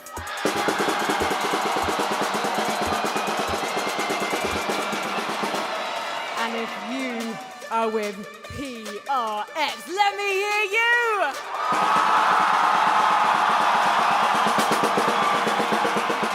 It is electrifying here at the Copperbox Arena. So you know what? One more time, London, all together. Let these teams hear you!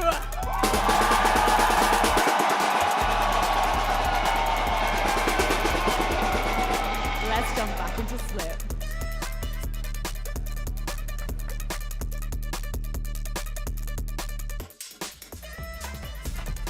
Six to 6. Starting to heat up here, but it's still so close. I mean, you barely split them apart. No, I mean, it comes right down to the wire here. They're at least able to stabilize in the middle of that first half, which is a testament after Fracture. I don't think PRX will hold back at all on this attacking half. No. It's and all you know, now. they love to play these early rounds and just test out, basically throw everybody in just to get a feel for how LEV are going to approach things.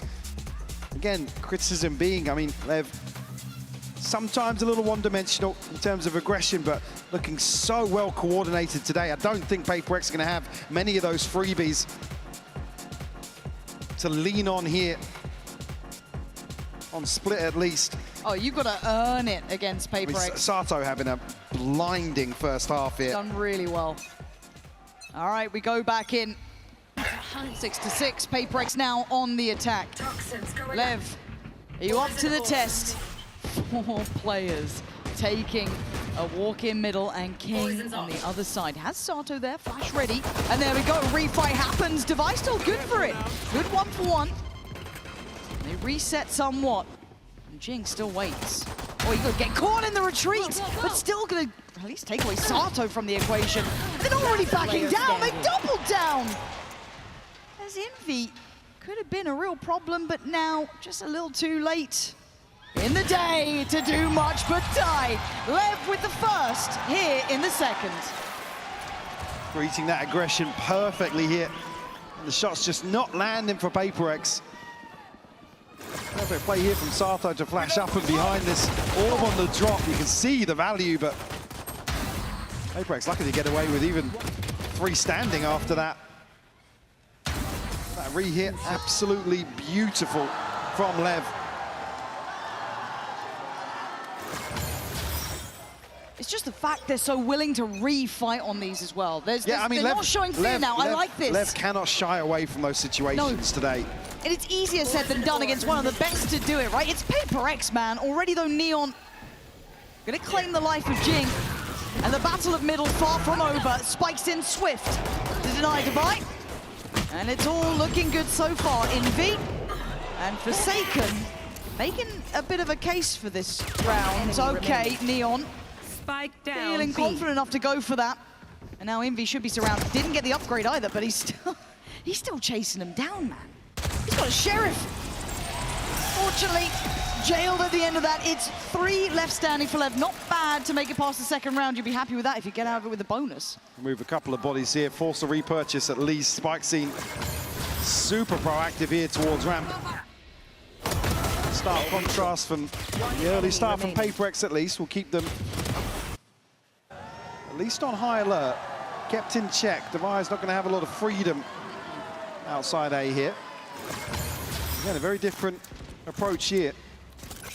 Well, it might just be rinse and repeat for them. It looks somewhat like it. PRX gonna go for that B side of the map, 4-1 split. Direct, something. Looking easy. Wasn't a million miles off. No, it wasn't. And so again, Sato is gonna have to be eyes peeled towards that B main start, but PRX not necessarily committing behind it, kind of testing the waters elsewhere, taking the grand tour of Split. Very quickly. We're going to have 3 At least 2 towards heaven and 1 towards vents here. I'm looking at when that judge really gets played in, if it does. So it's something kind of dedicated to post it in towards middle, commanding the attention while the split now happens. In towards the site, Forsaken starts things off well. Spikes in, clears mid, and King with a double! You've got no right to do that against Dubai! But now Dubai and Envy. Got a third! What on earth is that, King?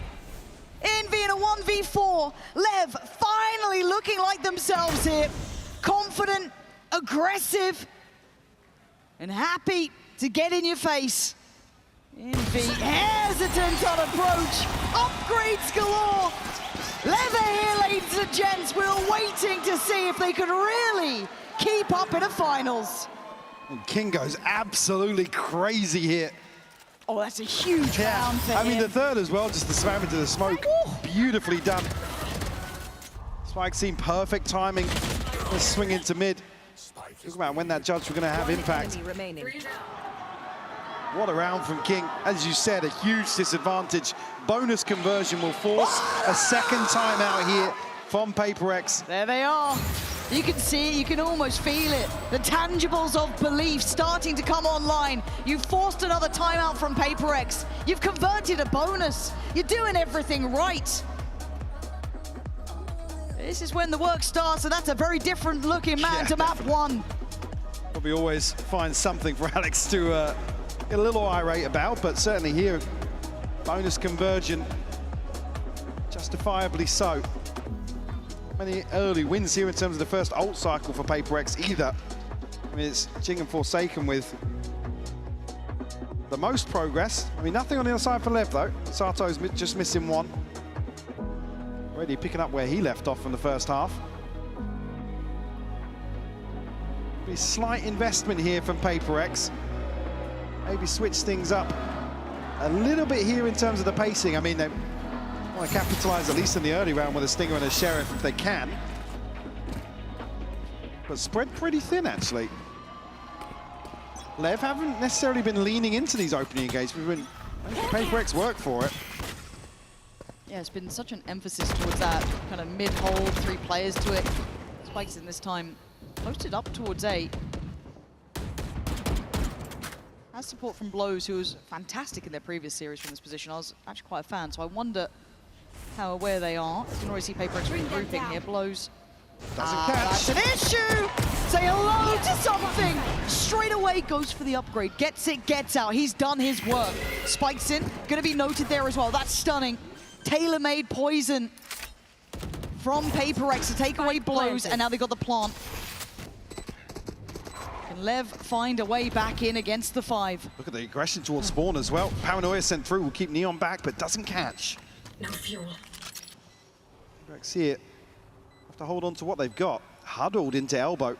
Something to want to play a little disconnected with that rifle. He's the one.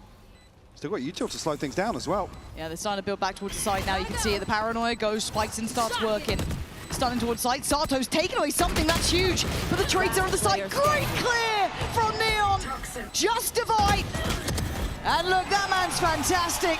It ain't going to be enough. Wait, this is... Got this one. Especially after the last, look. Yeah, that's plenty of time now. Lev showing real patience here. And something just caught on a chance peek out towards Spawn. I mean, he's got no reason to in that situation. Is it maybe just second guessing the timing ever so slightly? Here we go. Only other criticisms being around their ability to really slow down that progress through Spawn. Like I said, I mean, it's something you want to see him play towards ramp. The plant's not for heaven, sure, but again, just a slight over peak there. I mean, what, it's half a second either way. That's 3 players, though. Feeling something's off. Devi gonna work closer, but gonna be caught. Yeah, this is dangerous. This is really, really dangerous. Devi dead! Spiking on the follow-up! It's perfect! PRX left cut off at the knees now. Forsaken's TP, though, right behind this. Nobody to cancel. Will apply a lot of pressure towards the back lines here. They have to clear it. Yeah, they're looking for him now.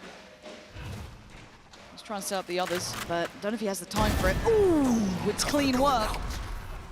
holding so much space. Forsaken is being the thorn in the side. But he's been, I think, considered here, floated to an extent. Flash, great. Beautiful. Oh, blows. You can see them just disconnected in towards CT, so didn't get affected by the flash. A great idea. Couldn't quite stick the landing. But Envy and Jing called upon now in a 2v4. And they're pulling no punches. Yeah, absolutely. An extra body in the mix. Chance to play in here off this flash. We'll get it, Envy. Oh, still alive and kicking. Okay. I thought if Envy could have maybe found a little bit more, but it's all on Jing. But iconic on this side of the map. But not today. LEV look locked in. They are making me a bit of a believer now. 11 rounds. PRX held on 6. So close now. Absolutely crushing them outside A main. Something's just desperate to get away. A miss on the first of the shorty, unfortunately, can't bail him out of that situation. We'll still see a buy of sorts here. Maybe some gaps for PRX. We have the Seekers, got a showstopper as well for Jing. Can they hold LEV at 11? It's been all LEV in this second half. They put the pressure right back on PRX. TP forward here, punished off rip here, Forsaken. A little audacious. PRX just looking outclassed here at their own game almost. So willing to be aggressive, LEV up in the ante every single time. Low standing, stunning. Very, very controlled. Down low, but still alive. He'll soak that. Into a 4v3 though. Just enough space for the plant. They need something special from one of the PRX boys if they want an opportunity. Unorthodox here in terms of the positioning. They really want to fight back into heaven, but there's 3 players from LEV going towards screens. Something. The corner. 1. No second to follow. Great trade for Sato. Envy and Jing now next up in line. Catches his own flash! Oh, it is falling to pieces for PRX. Capitulating in real time unless Jing can turn the narrative around. Sato already on the case. Leviathan eyeing up 12. They are 1 round away now from evening this series up. If there was any question about a rookie team or a young team like this showing resilience, I think here is your answer in the second half of Split. PRX just, I mean, in certain situations, looking a little sloppy. Last player. Little off balance. They're taking the fight to them. Again, displaying real confidence here. A string of 6 rounds unanswered here on Split. Roll it back. And watch it again. You're not going to get it that time. Blows quick on his feet. Tested time and time again here. Over towards the rafters. Well, but judge here. He's kept this secure. He's kept it safe. And Blows even the catch Divine on the scale up. Probably blind in that. And oh, it's just all working out so perfectly. Again, going to have to play in towards spawn here. Don't have control of ramp. They don't have anybody disconnected here. Is he even going to find a chance? Mike, I don't think they've got a hope in hell. Sato on a heater. There's something left in a 1v4 to extend play here. It's not doing well, though. He's done okay towards Blows, but look at the damage it took to get there. And you got to say it, the shades of Santiago return. PRX losing out in map 2. LEV finally looking alive here on Split. Sato's up, the boys are feeling it. And we might just have a series on our hands.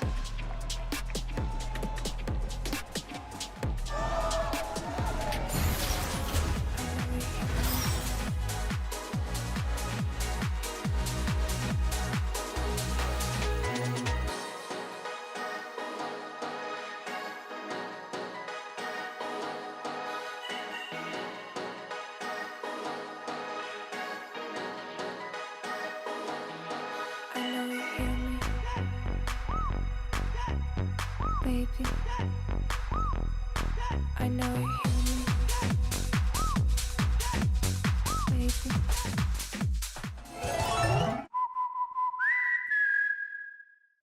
Yep, That's me. You're probably wondering how I ended up here. It all started when I got to the FIFA World Cup, and wow, thousands of Verizon customers. Oh, you got the free Verizon tickets too? No, I'm... With amazing seats. I'm sorry. Okay. And even pitch-side access. Are you? David Beckham. A Verizon customer. This used to be for players. Now it's for Verizon customers. No one gets you closer. Only on Verizon.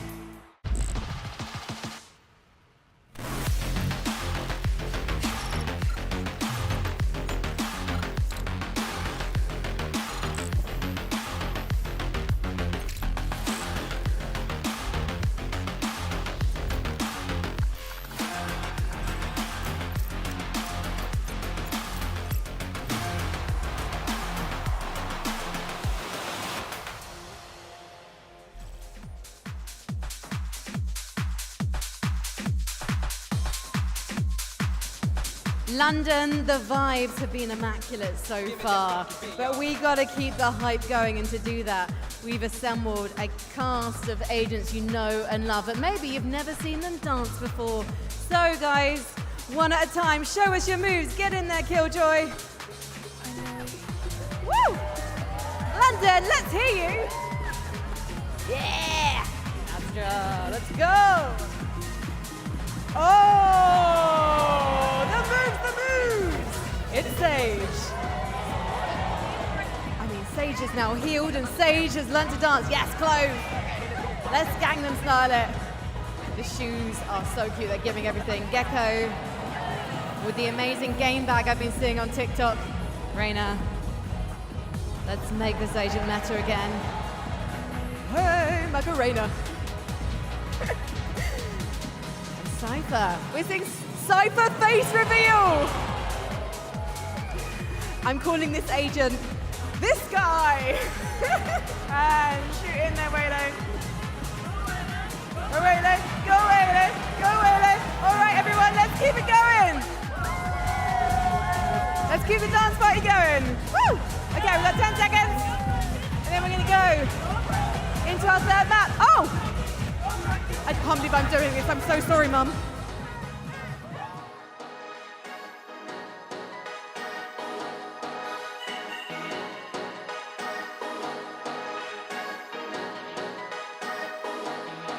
I know you hear me, baby. I know you hear me, baby. I know you hear me, baby. I know you hear me. Today we've got a very exciting event taking place with an unlikely crossover of F1 and Valorant. We are going to be pitching 4 teams against each other. One person is experienced with F1 and one person is experienced with Valorant. And they're going to compete playing each other's games. I'm an excellent driver. I think we're going to win this. I've never played Valorant, so I need to figure it out. It's going to be very fun. I own a car, but that's it. Yeah, we're going to win. And are you guys ready to rumble? Good luck. Best of luck, drivers. This is getting a little bit shaky. Drivers are getting used to the track. I'm already seeing some crashing movement. Jessie's saving first place for her race as well. Straight into the wall.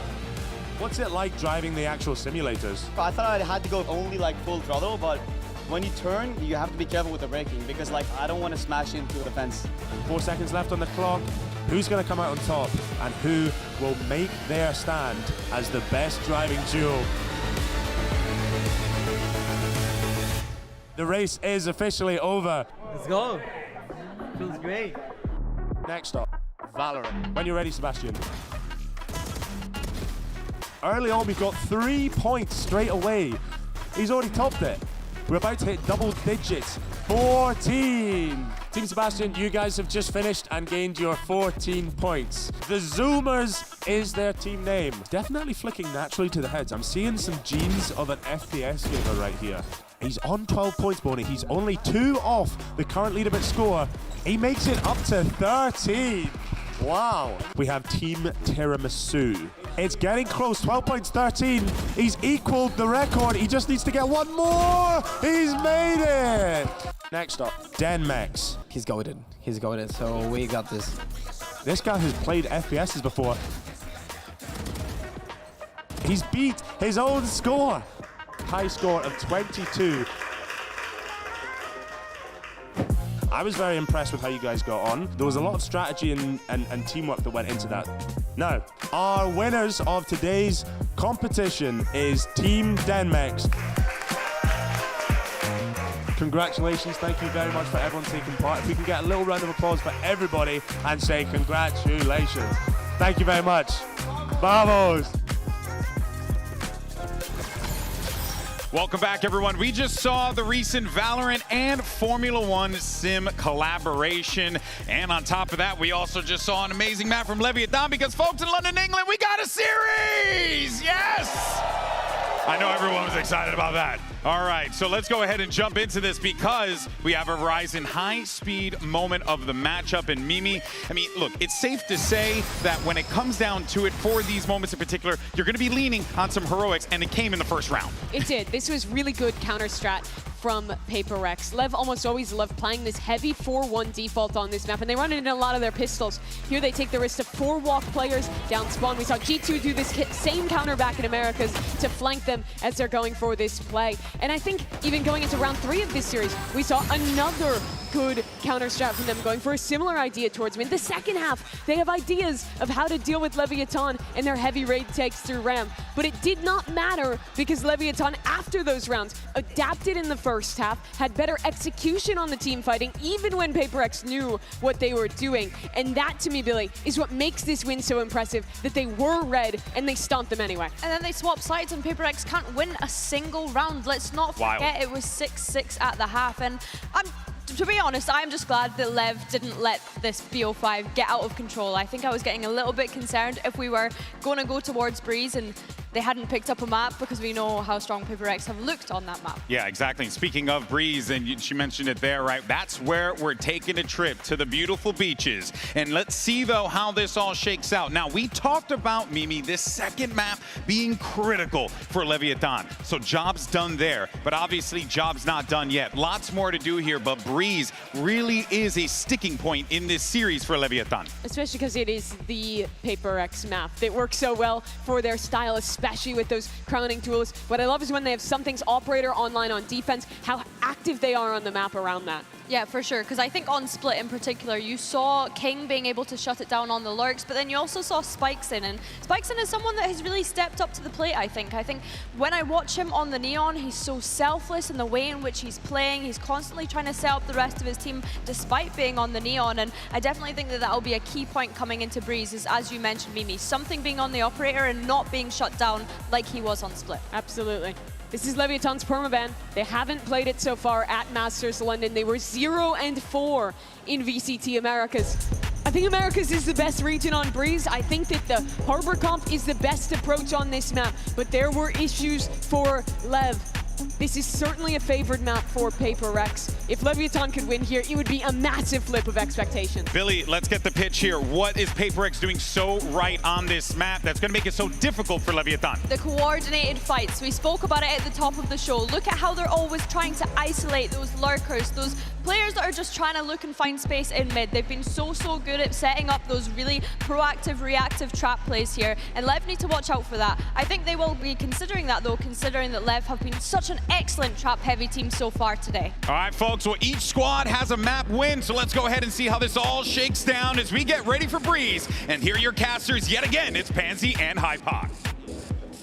Okay, tell me a way that I see LEV winning this, because I don't know how they get past this map. It's so unknown to my eye. We know that PRX are a known quantity, and they're solid here, Mike. Yeah, I think as well, you talk about this map in general, it's their ethos will work, right? Yes, it's yeah, just absolutely. how well-rehearsed PRX are.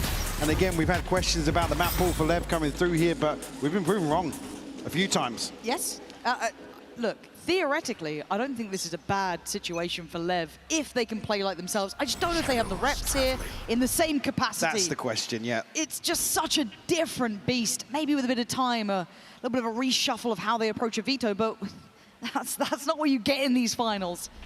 You've got to walk back into this, take what you can, make it count in the moments, hence why Split was so important. They had to win that one. Yeah. The desk hammered that point home correctly. So, over here, a full freeze to start with. Very, very passive hold here from PRX. Towards maybe a top mid. As he can confirm behind this initial smoke here. We'll see the ping on the mini-map, but nobody moving from B. Similar approach to what we saw on Fracture, just happy to dig their heels in. Go, go, go! All right, PRX, right place, right time. Timing a little off there for a second. It gets Neon in the door, and now it's a double. But already you can see the setup in motion. Forsaken, fantastic. Something on the follow-up. They were prepared for this. And now King and Blows pretty much on the retreat here, hoping for maybe more room that you're going to get. Blows needs to get a wiggle on. He is being hunted down. They are hot on your heels.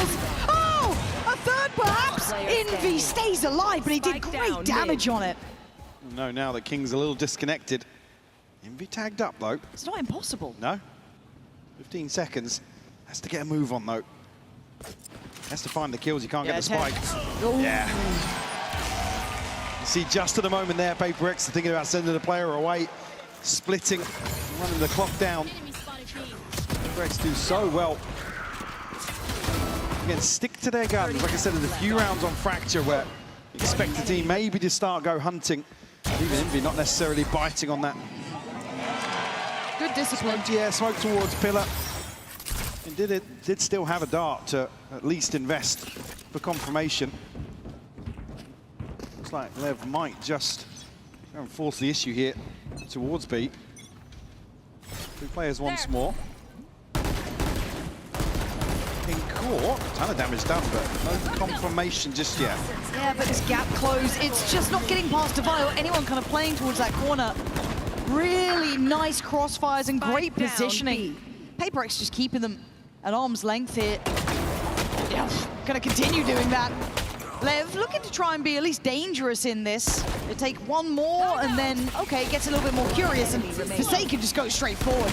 No fear. Ooh, now he should fear it. I wonder if that Bulldog dropped forward. I don't know if it did, but Spike's in. He's got the chance on it. Still healthy. He's looking. But no shield. Yeah. If that Bulldog had dropped maybe there, I'd have been considering it. But hey, a costly round nonetheless. Certainly is. To at least carry across a little bit of inventory, but it's good work from Lev here.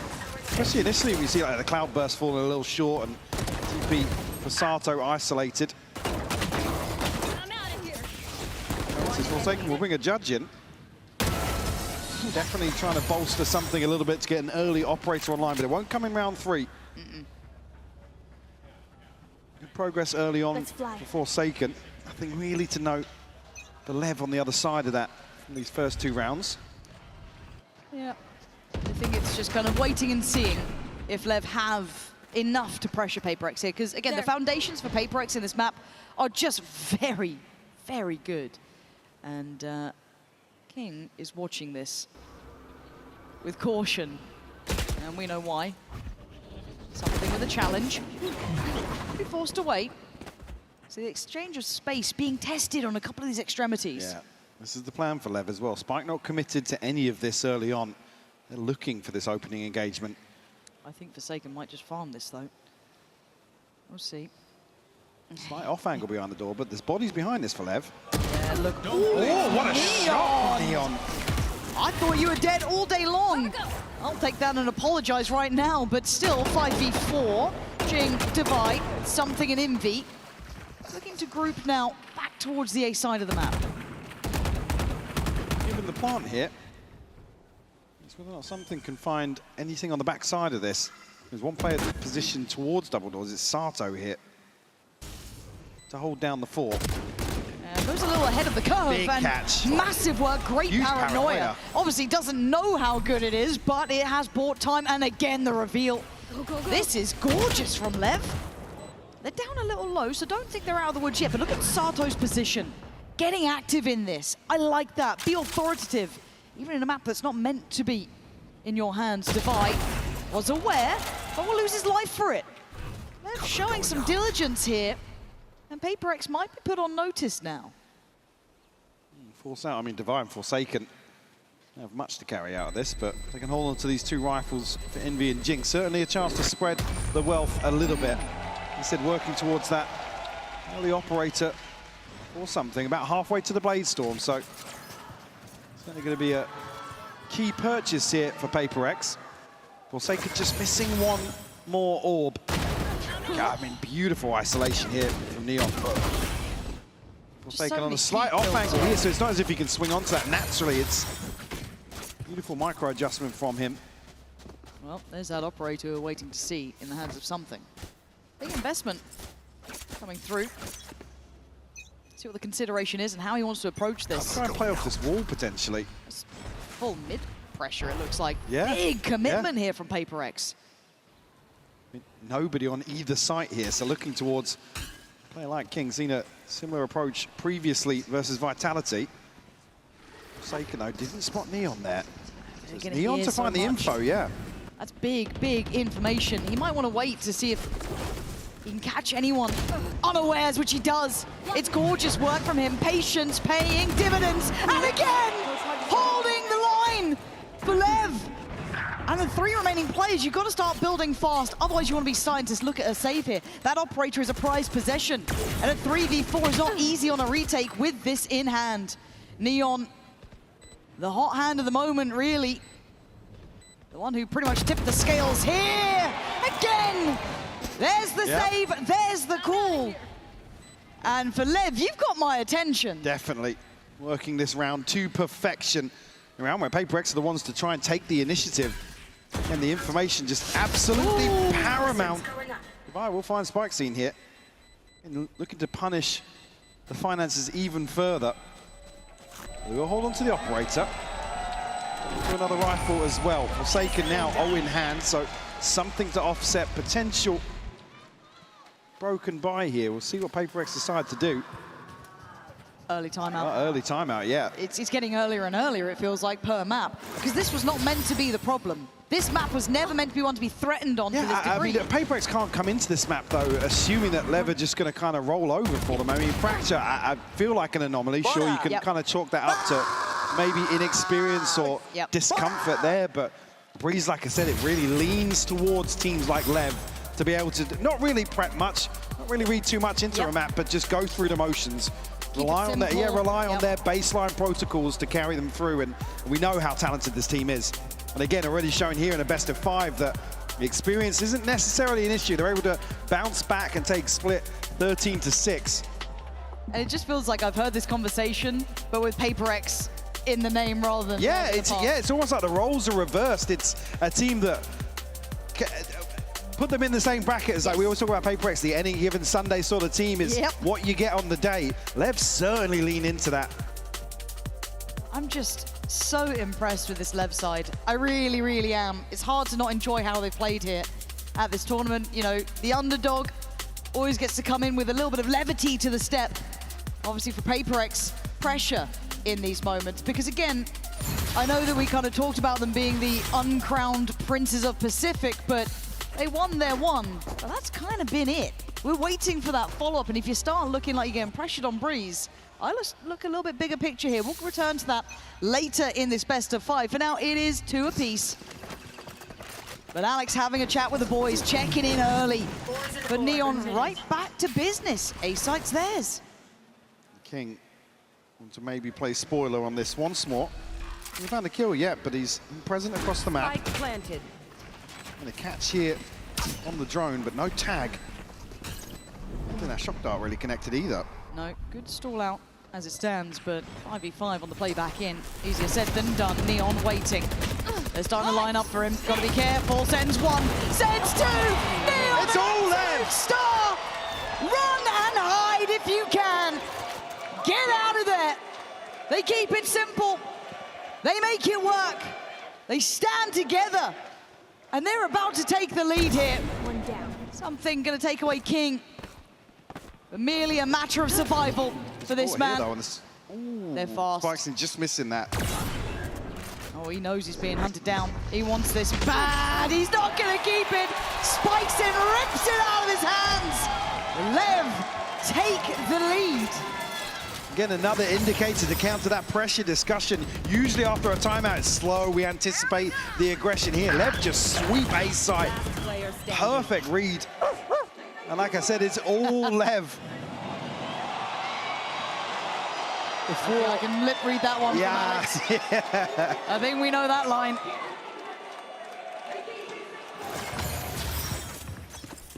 PRX now probably put back in their shell a little bit. The buy is not there. Don't really have the opportunity to play aggressive. Take the fight to LEV here in round 6. Something just needs one for a blade storm. He was great with this Yeah, one fishing for it, but no connection just yet. Again, the simplicity and approach is paramount, but you've got to look at the back lines too. Close could be receiving a whole lot of attention here, and he needs some help. He is alive, but for how long it feels like. Goes down swinging at least. Oh, he's still standing because King's got his back. Man, these guys are starting to heat up now. Indy with a nice shot, but still, you've got to find a whole lot more to get back in this game. Something going hunting. But again, that is a bad sign today. Envy still trying to make a case for this, but 3 kills. The problem is the spike is just ticking and ticking and ticking. You can make it costly, but those silver linings don't feel so bright today at 4-2. LEV starting to stabilize now. Winning key engagements, yes, it's an anti-eco, but it's diligent. Support system, as you noted, in place here at LEV. One of the situations where PRX, historically, they'll overwhelm somebody. They'll get an upgrade, they'll snowball off that. Like I said, something, if he finds a kill here, it's a blade storm to throw in. And quietly, LEV have built themselves up to every single ult being available here in round 7. Oh, a nice adjustment, abusing through middle, maybe expecting the adjustments to be towards main, to that direct approach of the previous rounds, but it's beautiful to witness. Jing trying to dig deeper, but he's being hunted right now. Neon trying to get involved, gonna go for a challenge on something. It is the anime battle that you wanted, and finally he falls, but look at the damage done. A 4v2, sight in hand, and Devi. A rare sentence I'm about to say, but feeling irrelevant to the round. I mean, he's picked up the operator. He's about to head out. He's off. Yeah, give this one up. PRX barely getting a look in some of these rounds. And there's almost a poetry in it, a mirroring of effect. We've seen other teams crumble under... Hang on. I mean, Devi's not going to be able to figure out that everybody's left side. You can just see now. At least blows with a glance back over, because they don't find him in transition towards B. I mean, typically, info from the crowd, but not going to be able to figure this one out for sure. Too puzzled. Everyone checking behind them once in a while. Yes. But, oh. We just saw him. Time to tuck in, Devi. Oh, Spike's in, can't find it though.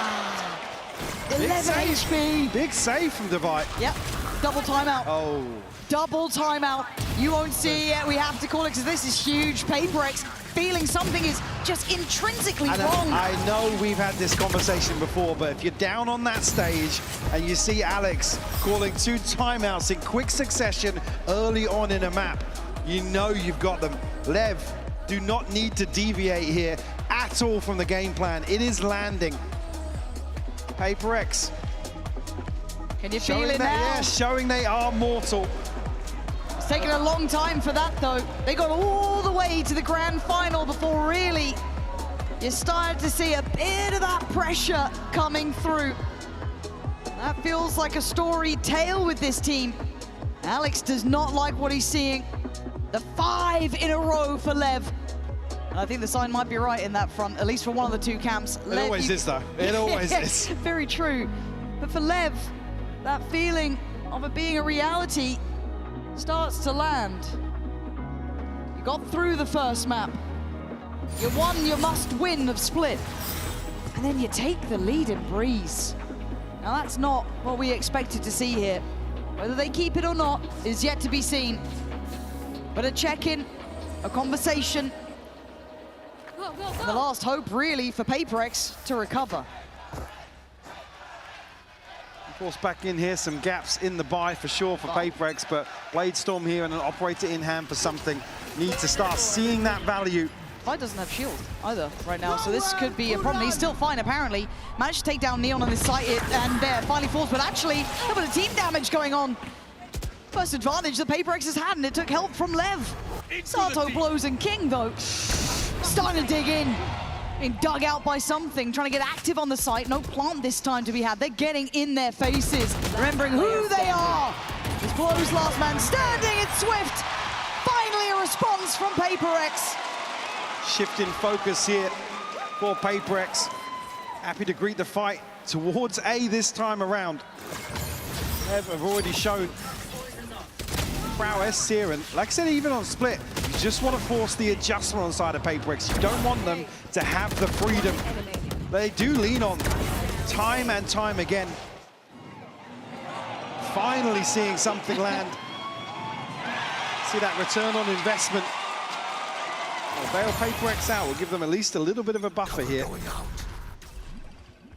Ults extinguished now for LEV. Talk about that full ult cycle landing. It's called the rotation. Envy on the way over towards B. Something could get caught here. Doesn't catch the shot on the way in. I mean, it's near on impossible, but this man seems to make it happen. But Neon this time, an adjustment in his pathing towards the site. I love that. The Spikesin's got the reward on the other side. They're winning out on both fronts here. Something you've got to be up to the challenge now.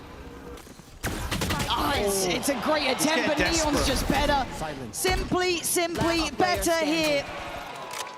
And the adjustment was quick, Mike. It wasn't even that complicated. Oh, he's out around. Credit to what they've done here. It's simple, but brilliant adjustments. And enough to unseat PRX again. This is just reading into the fact PRX are going to pounce on any sort of contact early. Spikesin able to cut off. Key rotation here from Jing, and just at that moment, one enemy. Take control. The A site. LEV firmly in control here. Make no mistake. Frustration starting to build, but PRX here, I mean, free fall in terms of the timeouts. Might have a chance to check back in. Have to figure this one out themselves. King's under pressure. He needs help, but Envy's just taken an absolute beating. Managing to stabilize for just a second. But they look a little bit lost there. A little unsure of where they wanted to commit to, and now they get left. In on middle, something going further. You can already see on the other side, Neon is waiting.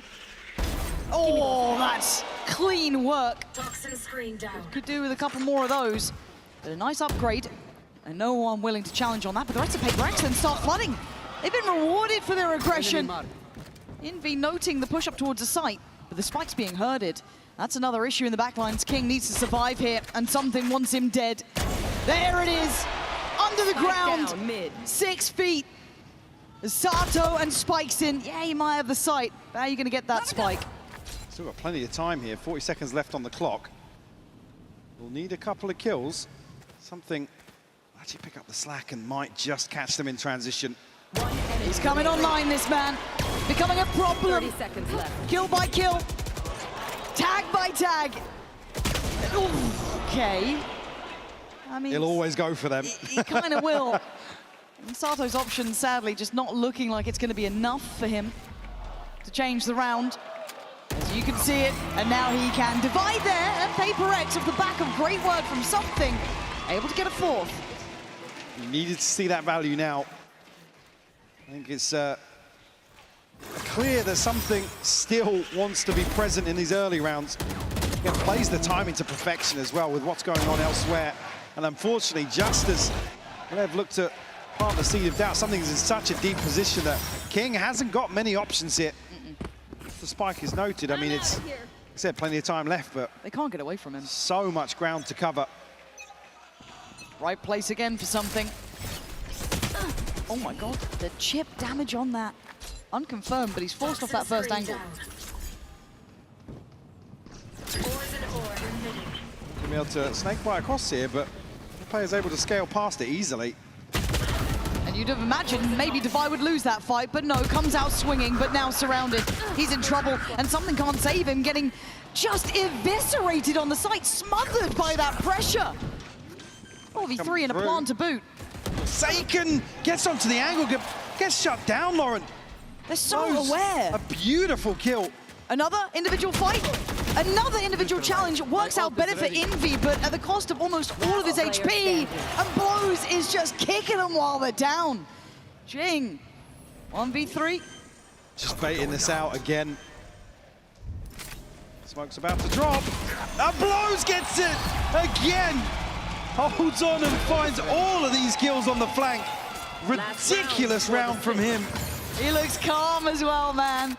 Cool and collected every time they tried to challenge on this. Look at what happened to them. Oh. That is ridiculous. I couldn't take it. Imagine looking across the stage. Alex can't take it.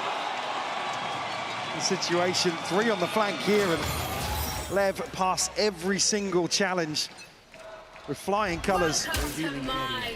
Now on the brink of closing out, a big advantage here. Forsaken on the hunt. Forsaken straight through to Spike Scene. Really good catch from him there. Like a red flag to a ball, but already Neon with an answer. Taking strides and taking space. Blows back to back with King now.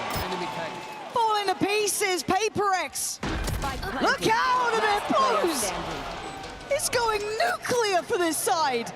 Envy needs a 1v4. And he's got the first. Tagged up dead. Lev look better, Mike. They are looking lethal. Absolutely fantastic performance here from Lev in this first half. 8-4, and PRX just look down and out in situations where they would usually shine. I keep coming back to that, but Lev picking them apart, Lauren.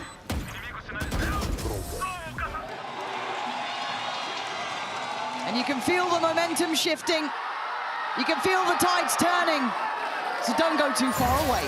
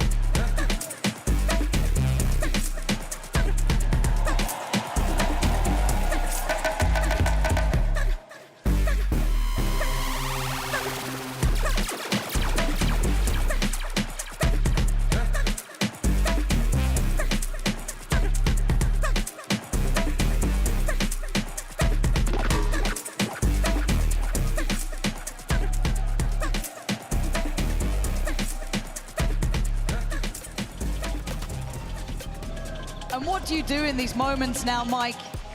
You've come into map 3. It was meant to be a good choice for PRX, a little unknown quantity for Lev. But you stand with 4 rounds to your name.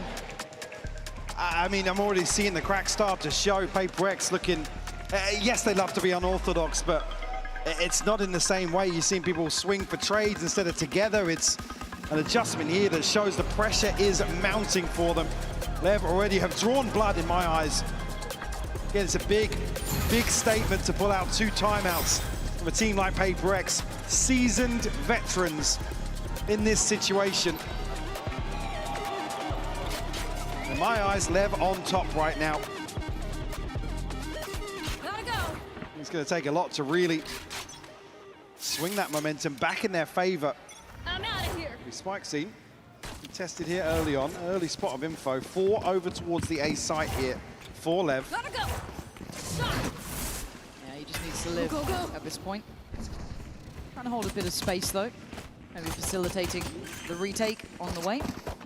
but 5 on the site. Splendid. The approach is here, obviously, some util now to rely on. Again, upgraded pistols across the board here for LEV. Revealing area. Did have a decent amount of utility to work with as well. Dart not going to reveal much in this, but a 1-for-1 trade, and away we go. Off to the races, and a trade comes in for Sato, but it's Defy. It's the boy standing shoulder to shoulder. Neon left in a 1v2. Hold on. Time's ticking though, Mike. This is going to be down to the wire if you want to have a go at this one. 3 bullets, 2 now to play with. One for each potentially, but again, he's got to get a move on and a jump scare on the way back in. First made for PRX, a necessity.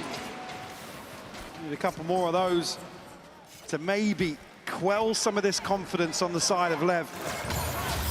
A conversion here from PRX. Certainly on the other side of that, you never see them shy away, never see them slow down. They're going to be so reliant on success here in these opening rounds. Dude, the pistol round that I call everything win, guys. Holy! Well invested here for the second round as well. LEV again lean heavily towards A. That's actually a total mirror in terms of formation. PRX will have a wide open B site. LEV should just about be figuring that out now. Yeah. And obviously there is that whole kind of point about LEV now going to be on the receiving end of a lot of PRX's approaches. It's harder to be as dynamic on that defending side, to take as much, I guess, space and be as invested as they were on the first. So a perfect opportunity for PRX to bring this back to at least touching distance. Something looking to maybe farm up a bit here himself if he can. Oh, he gets curious. Wow, that's quick. They are all down there. He's picked a side. How many does he get? One and done now. Oh, yikes. Okay, surely done now. Surely done now. He's being herded, but they found a corner to play in. Now they check. A little bit of a catch in the end from Defy, but 4 make it out alive. Defy's pissed nobody checked that smoke. Hey guys, someone really should. Find number 6. PRX. Again, very heavy investment there. Something able to at least get a little bit of progress. Again, building towards an early operator. Question that early value, but he did come alive. A couple of those follow-up rounds, but regardless, it was all LEV. The blip along the way for PRX. You actually see the operator here in round 3. Potentially catch LEV off guard. I mean, the expectation's always there versus something. Be almost present in the forefront of your mind. King might get a swift reminder. Oh. Probably shouldn't. I mean, King actually backed away. I'd be surprised if he did see anything on that peak. I don't think he did, but maybe being baited in slightly. I'd be curious I mean, the what ping's there. I Neon's think he did angle is. spot him. Oh, okay. Yeah, Neon is waiting for that catch if someone does go creeping up through doors, so somewhat baited in. I really didn't think King was wide enough on that, but crucial bit of info. There Oh it is. my God. There's the plan well made. It's simple stuff and a tag, just a leg. Spikesing gets to live to fight another day, and now they know that operator is in action. Prepare yourself. Steady the ship. Probably conscious of that same angle, though. Neon hasn't budged. And something's getting closer. Step by step, closing in, takes away King. Blows wants to trade in. Oh! It's so close something! How are you surviving? He finally gets, I guess, denied the kill, but it's Neon on the side. Who's the threat? Who's the problem? It's all on something. How has Neon done so much during this? Something looked away. 13 seconds. Spike not to hand. What are you meant to do here? Something. Paranoia lands. 8 seconds. Count it down. He's gone. LEV have an answer. And the name is Neon. Absolutely massive round from 30 him. seconds left. Large and in charge here. Spike down A. On A's side. Again, even here with the information being relayed, nobody really swinging onto that angle to at least make a clearance. Unfortunately, something. It takes his time, has to in that situation. To at least isolate one. Just Fury not really playing him in that regard from MV. And that was just the third, so HyperX will still have a buyback in here. The change of pace towards A. The operator obviously changing hands, Neon with that, but Divine looking to control the space in middle. We checked on, Spikes in looking to behead him. It's a comfortable find, and now all eyes back towards the site itself. Forsaken slightly disconnected from the pack, so he might try and go for a late flank, but something has to hold the line. Sato on the trade removes him, so now there's issues. Oh my God. They don't know how lucky they are. Jing gets to live. Finally to fall now, 2v2. Forsaken finally shows his hand, that late presence through the double doors, and Sato, this would be a miracle. It's not gonna happen, HyperX getting gritty now. So I was gonna say, he's gonna pick that up for something. Maintain the operator back across here. Force LEV into an awkward position in terms of the buy. I see some investment to come through here, but the reposition here, as you noted, back through double doors. The ace up the sleeve for HyperX. Bring it within 2. Less of an investment than I was expecting. Actually, now just seeing a couple more upgrades come through, but it's not much to bring into round 17. Maxine going forwards with this, though. Won't be noted. Rewarded here. Jing will fall. Again, just off that shot of Neon, you could see the temptation then to work up through elbow, and already Spikes was there. They can relay and kind of bring that weapon back, but something, quick. It's a headshot. I don't know how that's a headshot with something. The overachiever as ever. But a 4v4, and the weaponry is going to be a problem. Again, you noted it, a very light investment coming back through. Try and take space behind this wall now. It blows into a position with that Guardian. Shouldn't be able to do much, right? Unless they really fall for it's just being king here. They are diligent, they are heads up, and they are good in their work here. Putting in a shift to clear those corners. Leaving Neon and Sato somewhat irrelevant to this. Very hard to play back in now, even with that recovered rifle in hand. I mean, nobody from HyperX going forwards here. They're actually resetting, peeling away from the site here, but Neon, fantastic shot onto Forsaken. That is unbelievably quick. But both going to get noted. And there it is, something having enough of them running rampant. And Neon keep them kept interested. They keep them on site. Something trying to allow a pathway out there. I think Divide. Oh, it's getting a bit messy there. It is, okay. Finding the end, 3 stay standing for HyperX. Knocking at the door now of tying this all up. Again, LEV quietly build themselves up to a stacked ult cycle here. King, one missing his. Beautiful shot from something. It's a slight advantage in that regard in terms of their ability to invest here to convert. The other side, Divide missing one for a pit.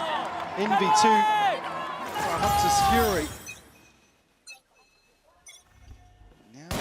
Things looking to, I was going to say stabilize with Neon. What has he been on the last few rounds? He's starting to heat up here. But the A site is the one that's got the vast majority of attention. Divide, though, give away his position on the other side of the map, but HyperX with a high priority towards A. They allowed, at least, to progress onto site. I mean, Spike hasn't filtered across just yet in the hands of Envy. They'll be conscious that Divide showed presence very late. If you can find a kill in transition, it would be huge for HyperX. Yeah, Sato has to be really careful not get caught here. Blow's trying to buy some time, but it's Envy to strike. Takes away Neon, the man of the hour, and Sato. Patience doesn't pay!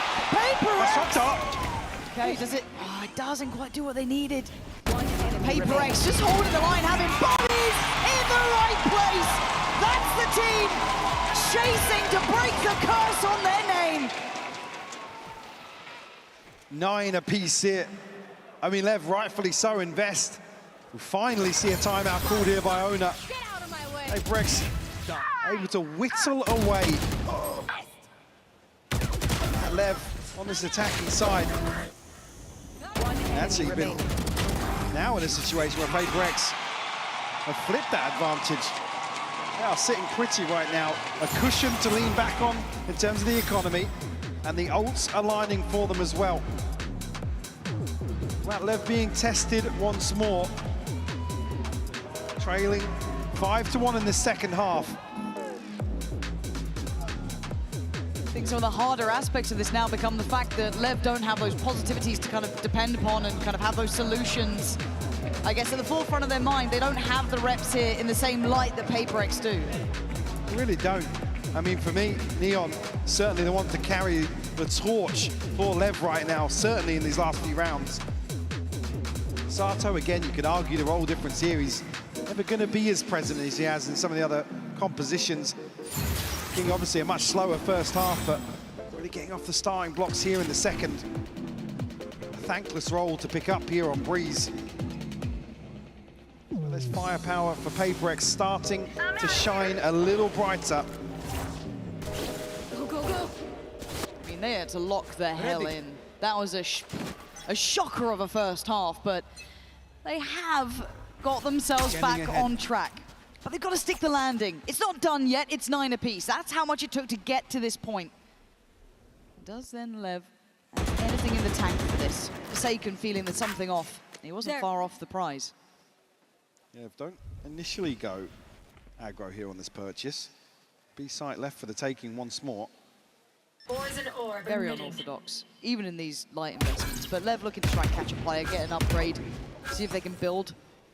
But Divide just such a nuisance playing at this deep position. Kept him in check as well. Nobody's swinging onto that. Now this B site retake will be tested once more. PRX again make the right decision. They take the space towards Archers into spawn. That's 3 now. Good call. Take this. Just be careful not get overwhelmed here. Couple of bits of chip damage going to come through. No matter which way you cut it, you're looking at spikes in to alleviate some of that pressure on the CT side. Not going to beat. Next one up, Sato, individual, handle, dealt with. The machine of PRX starting to really operate at a high level. Blows King and Neon. You're hoping for maybe a little something here, but it ain't gonna come through. Neon playing hide and seek. Okay, gonna get one. That's all you get though. Again, it feels like PRX have had a stern talking to. They're on the same page and they're back in business. Yeah, that was a long time ago though. The second half, True. all them in game. And again, it always does on these opening rounds. Never unfortunately here. Seeing the same sort of approach. You could argue the finance is certainly a consideration there. That heavy stacked old round not landing for them. It's a big blow in terms of momentum in the bigger picture. Some of the expected outcomes. And only really denying the bonus here in the second half. It's been all PRX, but the aggression now coming out for LEV. Yeah, LEV trying to turn up the tempo a little bit here, and we will be listening in with PRX in just a moment's time. Let's tune in now, see how this site hit sounds. Go ahead, boys. I will start. 3, 2, 1. You guys can push yellow. Hey, I know that. 100 guys. They'll go kill them. Mid down. Chill. Wall up, mid plan. I'm gonna plant against you. Yes, you guys, I'm behind. Can I? He's still live. Yes, just wait, boys. I'm playing brick. I don't know. When you say harbor, should we flank or DD, boys? Wait, chill. You can smoke double door, please. Yes. Okay, one way a minute. And take space. No. I smoke DD. Nothing. He can be big though. He can. Oh no. Just run, boys. I got DD. Hey, nice. Yeah. Really well composed here. You can see them systematically working their way through this round. Again, these opening engagements just not landing for LEV. The recovery factor not there. The contingencies not in place to allow this overwhelm. PRX are famed for. Up to 11 now. Touching distance of getting this map under the belt. The one that was meant to be theirs, but had to fight incredibly hard for it. Proving capability round by round. And it's right up middle. Look at double doors. Something looking to be the can opener here. See if he gets something started, but no. Exchange of space on elbow. Jing, red alert. He knows he's being hunted. Great paranoia. Oh, still gets it. Spikes in. Brilliant. But PRX still have what they need. Still have the numbers. Still have a bit of control towards middle. Can something get him one back? He's looking for it. Just off the timing, though. The site take now comes in. Now they're giving up the site. There is a pit available for Divide to lock off back site here. Secure this plant. Something has to go huge in mid. 3 players. That's 1. That's 2. Eyeing up a 3rd. So quick. You could have missed it, but no. It is Sato still breathing. Trying to be aggressive. It's rewarded. But it's still numbers up for PRX, and Envy doubles down. Last man known. And 12 looking so likely for PRX here. Sato takes a lot. 5 HP. Position seen. Oh, the shock dart just about evades it. The second. Every step he takes feels treacherous. We can see him. He's seen the foot though, but a 1v1. There's no way you do this against Divide. Surely not. 12. Certain now. PRX. They have recovered. Back in business. 12 to the name. Lev held at 9. Again, this all rides on something. Buying some time, at least slowing them down, but he finds 2 crucial kills. Like I said, Lev giving up the site here, allowing Divide to pick where to invest the pit. Everything aligning for PRX here. Even with the opener here for Spike Scene. One enemy. Certainly seeing, yeah, I mean, PRX stabilizing here. In terms of their assertiveness in some of these rounds. We'll come back in, the buy won't be 100%. It's only the TP for Sato. On the other side, it's everything but Forsaken's best in the last few. PRX reaping the rewards. There's not much really for Lev to do here. I mean, you can see they're wanting to go aggressive. They're wanting to really take the initiative, but just getting shut down time and time again. I think we've started to see the best of PRX when they're kind of brought back to the same page. That punch, their site takes, you've had Envy, you've had something just doing wonders across the map here. And Lev just unable to get that same synergy we've seen in those previous maps. The reps maybe just lacking here in that comfort, but also a call to action for PRX. They were down in the doldrums after that first half. You saw the double timeout, you saw the stress starting to mount.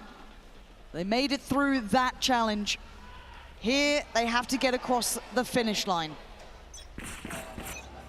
At least rifles to an extent across the board here. Spike Scene again on the hunt. Clear out this space, won't note anybody. Forsaken will be pinged by the dart. Sato right on top of that. And that caught me off guard. Forsaken completely unawares, but something patrolling up middle, going way deeper than before. And actually, I think he's considered it there. Could catch Spikesin. Light shield for Spikesin too. Got to be on red alert. That's a tag on Spikesin. But still, it's Neon denying the easy access towards the A site. This has been something that Lev have struggled with, trying to control that A site while all that distractions in middle. This time, between Blows and Neon, they've actually managed it. Just 2 left now to find something. Themselves a 2v5. Blows make that a 1v5 now. Divide will find the first. Not give it a shot though. Sato to close things out. Double digits now for Lev. Clinging to life. Or at least give them a little bit of a cushion, but we're just going to see a couple of upgrades here and no margin for error. Hunter's Fury online for Blows. Nice adjustment towards the site as well, just putting a couple of extra bodies towards it. Obviously helped by the fact you find the player posted so deep towards B, but still, this could be a good adjustment. Where you get to keep doing it. That's what we find out now. Still, obviously, by perfectly in hand. Forsaken has that ult as well to play with here. Enemy mark. Drone will catch. Able to catch him before the dash out though. Neon lucky to get away with that one. Rex ready to split through double doors very quickly here. Neon deleted! Divide opening up the site here, but Blows from afar gonna find 1. That's Forsaken gone. And King patrolling, catching the scale up from Divide. Spike now noted 2. That's a big bit of info here. They know the commitments on this side of the map, but something, Envy, Jing, can you do it now? In a 2v2. Oh, what a shot from Blows! Heroic levels from him. Good tag as well. And MV, top of the board for PRX. Shocked that I landed onto blows. It's 11 HP. Standing shoulder to shoulder, the LEV aren't done yet. 11 to their name. OT, GG on this map. That's the decision now. What's the buy like for PRX? They've got everything they need except for Divine Forsaken. Again, the investment comes through, so it's just going to be a judge to carry out here, but another huge round from blows. We saw him really heating up previously. Top of the board now for LEV. Just when they need somebody to step up. Neon want to find rounds previously. PRX not slowing down just yet. Oh no, they're still up for it, and the angle, some things. So brazen. I mean, when isn't he? There is an operator on the other side. Oh, and Neon's won it! Doubles down. Looks back for seconds, but an adjustment here. It's not the same A site hit. It's going towards B. We haven't seen this in a minute, but already Neon's looking towards elbow. They still have a player on the site. Sato's seen this. Call for rotations should be coming in now. Neon's here early enough. Forsaken unfortunately can't go anywhere with that judge right now. Sato, give it a chance. Yeah, but you can see how hard they're having to work just to navigate the site, but Spike's in getting curious, and he doesn't account for it. Forsaken doesn't know either. Split between just the box. He goes back in blind. Forsaken gonna find Spikes in. Neon starting to patrol the site as well. The Spike is yet to get over towards the site itself. The smoke's still there, but it's treacherous. 34 seconds. And basically everyone being kept safe by a smoke or two, but Divine on a wild flank here. Right amongst them. And PRX turn up the tempo. Of course they do. 13 to 11. A fiery finish in map 3. 13 to 11. It took all of regulation to get there, but they hold the lead in this best of 5.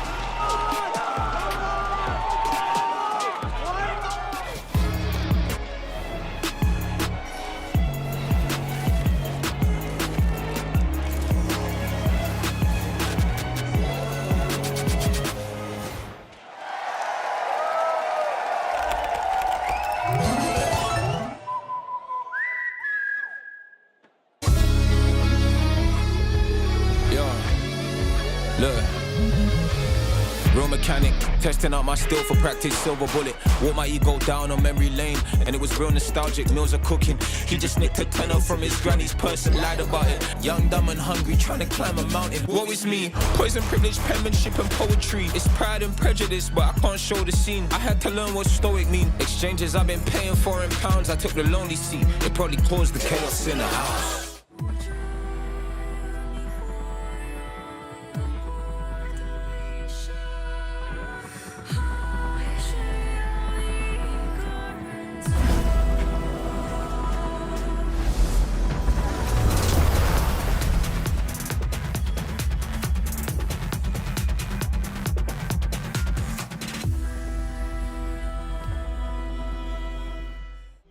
In esports, legendary moments demand speed, scale, and soul. Players and fans bring the heart. Technology brings it to life. Every frame, every stat, every decisive play. In partnership with the VALORANT Champions Tour, we're driving digital innovation that empowers the esports ecosystem to keep expanding. So players can focus on the game, and fans can focus on the moment. Tired of off-season blues once Champs is over? Fear not, because Valorant is coming to the Esports Nations Cup, where players split from their clubs and compete for national pride. Will EMEA turn every round into a chess match? Is Brazil about to turn every map into ranked? Will Team USA ego peak every single angle? The final event of the year is not to be missed. Esports Nations Cup 2026. See you in November.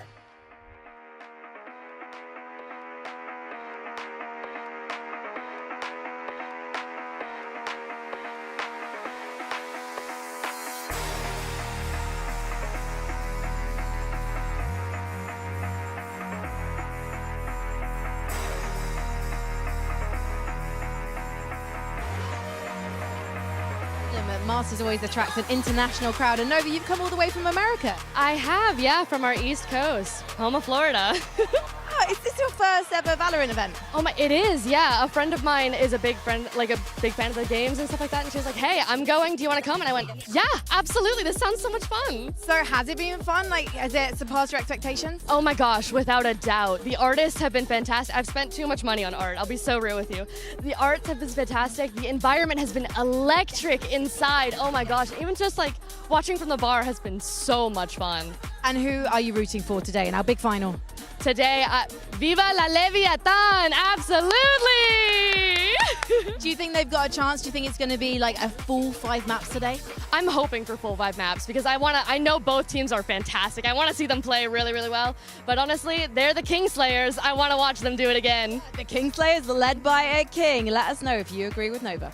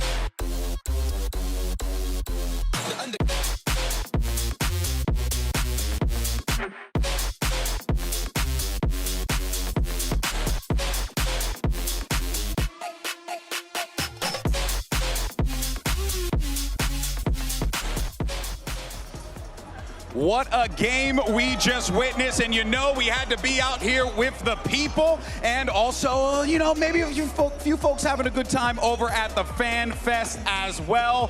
Don't lie, I'm a little jealous. I would love to be out there right now, although I know it is quite hot, but we decided to be out here with the people!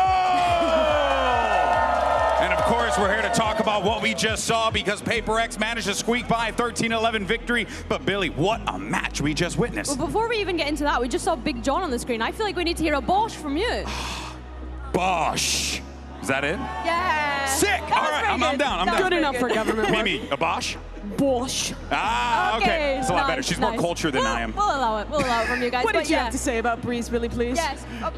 You're rhyming out here now. Ooh, love it, love it. child. Yeah, no, I was honestly getting a little bit worried. I feel like PRX, you know, they finally managed to be able to close it out. And that last round feels like it was such a heartbreaking way for LEV to be able to not be able to quite finish that comeback that they were looking to have. Yeah, so the close. First half here from LEV I thought was really impressive. The team fighting on their executes looked great. And I felt like they had figured a lot out about how to play with this harbor comp. Always using that deep wall, fighting deep towards backside. And PRX struggled to find solutions. But when we got to the second half, I felt like it was LEV returning to some of the issues from America. King constantly using that harbor wall very early on, so they did not have it for the retakes. And PRX doing an excellent job of brawling deep backside, similar to how LEV did in the first half to shore up that game. Oh yeah, they looked fantastic to be able to bring this one back. But now as we get closer to the finale, to the last 2 games in the competition, I wonder who is standing tall as the MVP. And actually, I'm curious, who do you guys think? Say it out loud. Who do you think's the MVP? Something. Okay. Divide. We got a divide. Okay. I like it. Okay, something. We got a lot of somethings. And listen, there's a lot of cases to be made for some great players here, but it is important to know, go ahead and hold that for me, Toti, sorry about that, that this is what they're playing for right here. This is the MVP bracelet held by some of the greats. Who do you think's gonna hold it today, Mimi? It's interesting because PRX is a team that's already won a trophy before in the MVP bracelet era. That was Forsaken that won it in Toronto. But I think if they win today, it's going to be someone different. The front runners for me right now are Devi and Jing. If we look at the tournament holistically, Devi has been that man for PRX. He has been incredible. Their first game that they played against LEV at this tournament only died once on that ascent. He's been having an unreal performance, but as the series goes later, as the big games step up, you gotta look at Jing. This guy's been a beast all stage. He has been incredible, but I want to start thinking about LEV MVPs as well. I think for me, Neon has been absolutely up there, not just in terms of fragging power, but also the impact that he's having round after round after round, the flexibility that he's offering the rest of his team. He's never afraid to flex across and jump onto something else to make those compositions work out for this LEV roster. So for me, he's up there with, you know, one of the Rookie of the Year contenders too, when we think about it. He absolutely is. I mean, could be winning Rookie of the Year and MVP of this tournament at the same time if LEV can pull this off and push it all the way to 5 maps. It's so impressive that he's in that running because Jing, Divide, these are the idols that he was watching when he was younger. These are the guys who were playing for trophies already 4 years ago. Crazy. But now he's here. His first ever event at 18 years old by just a few months. And he's putting up MVP level performances. They're gonna need a hell of a lot more from him though, if they want to pull this off. Oh, most definitely. I mean, you also see too throughout the tournament as well. I mean, like it's important to know too, the MVP is not just the MVP for the finals. It's the MVP for the entirety of the tournament too. So that's another thing you have to keep in mind, right? How's King doing on the calls? How's Divide doing on the calls, etc.?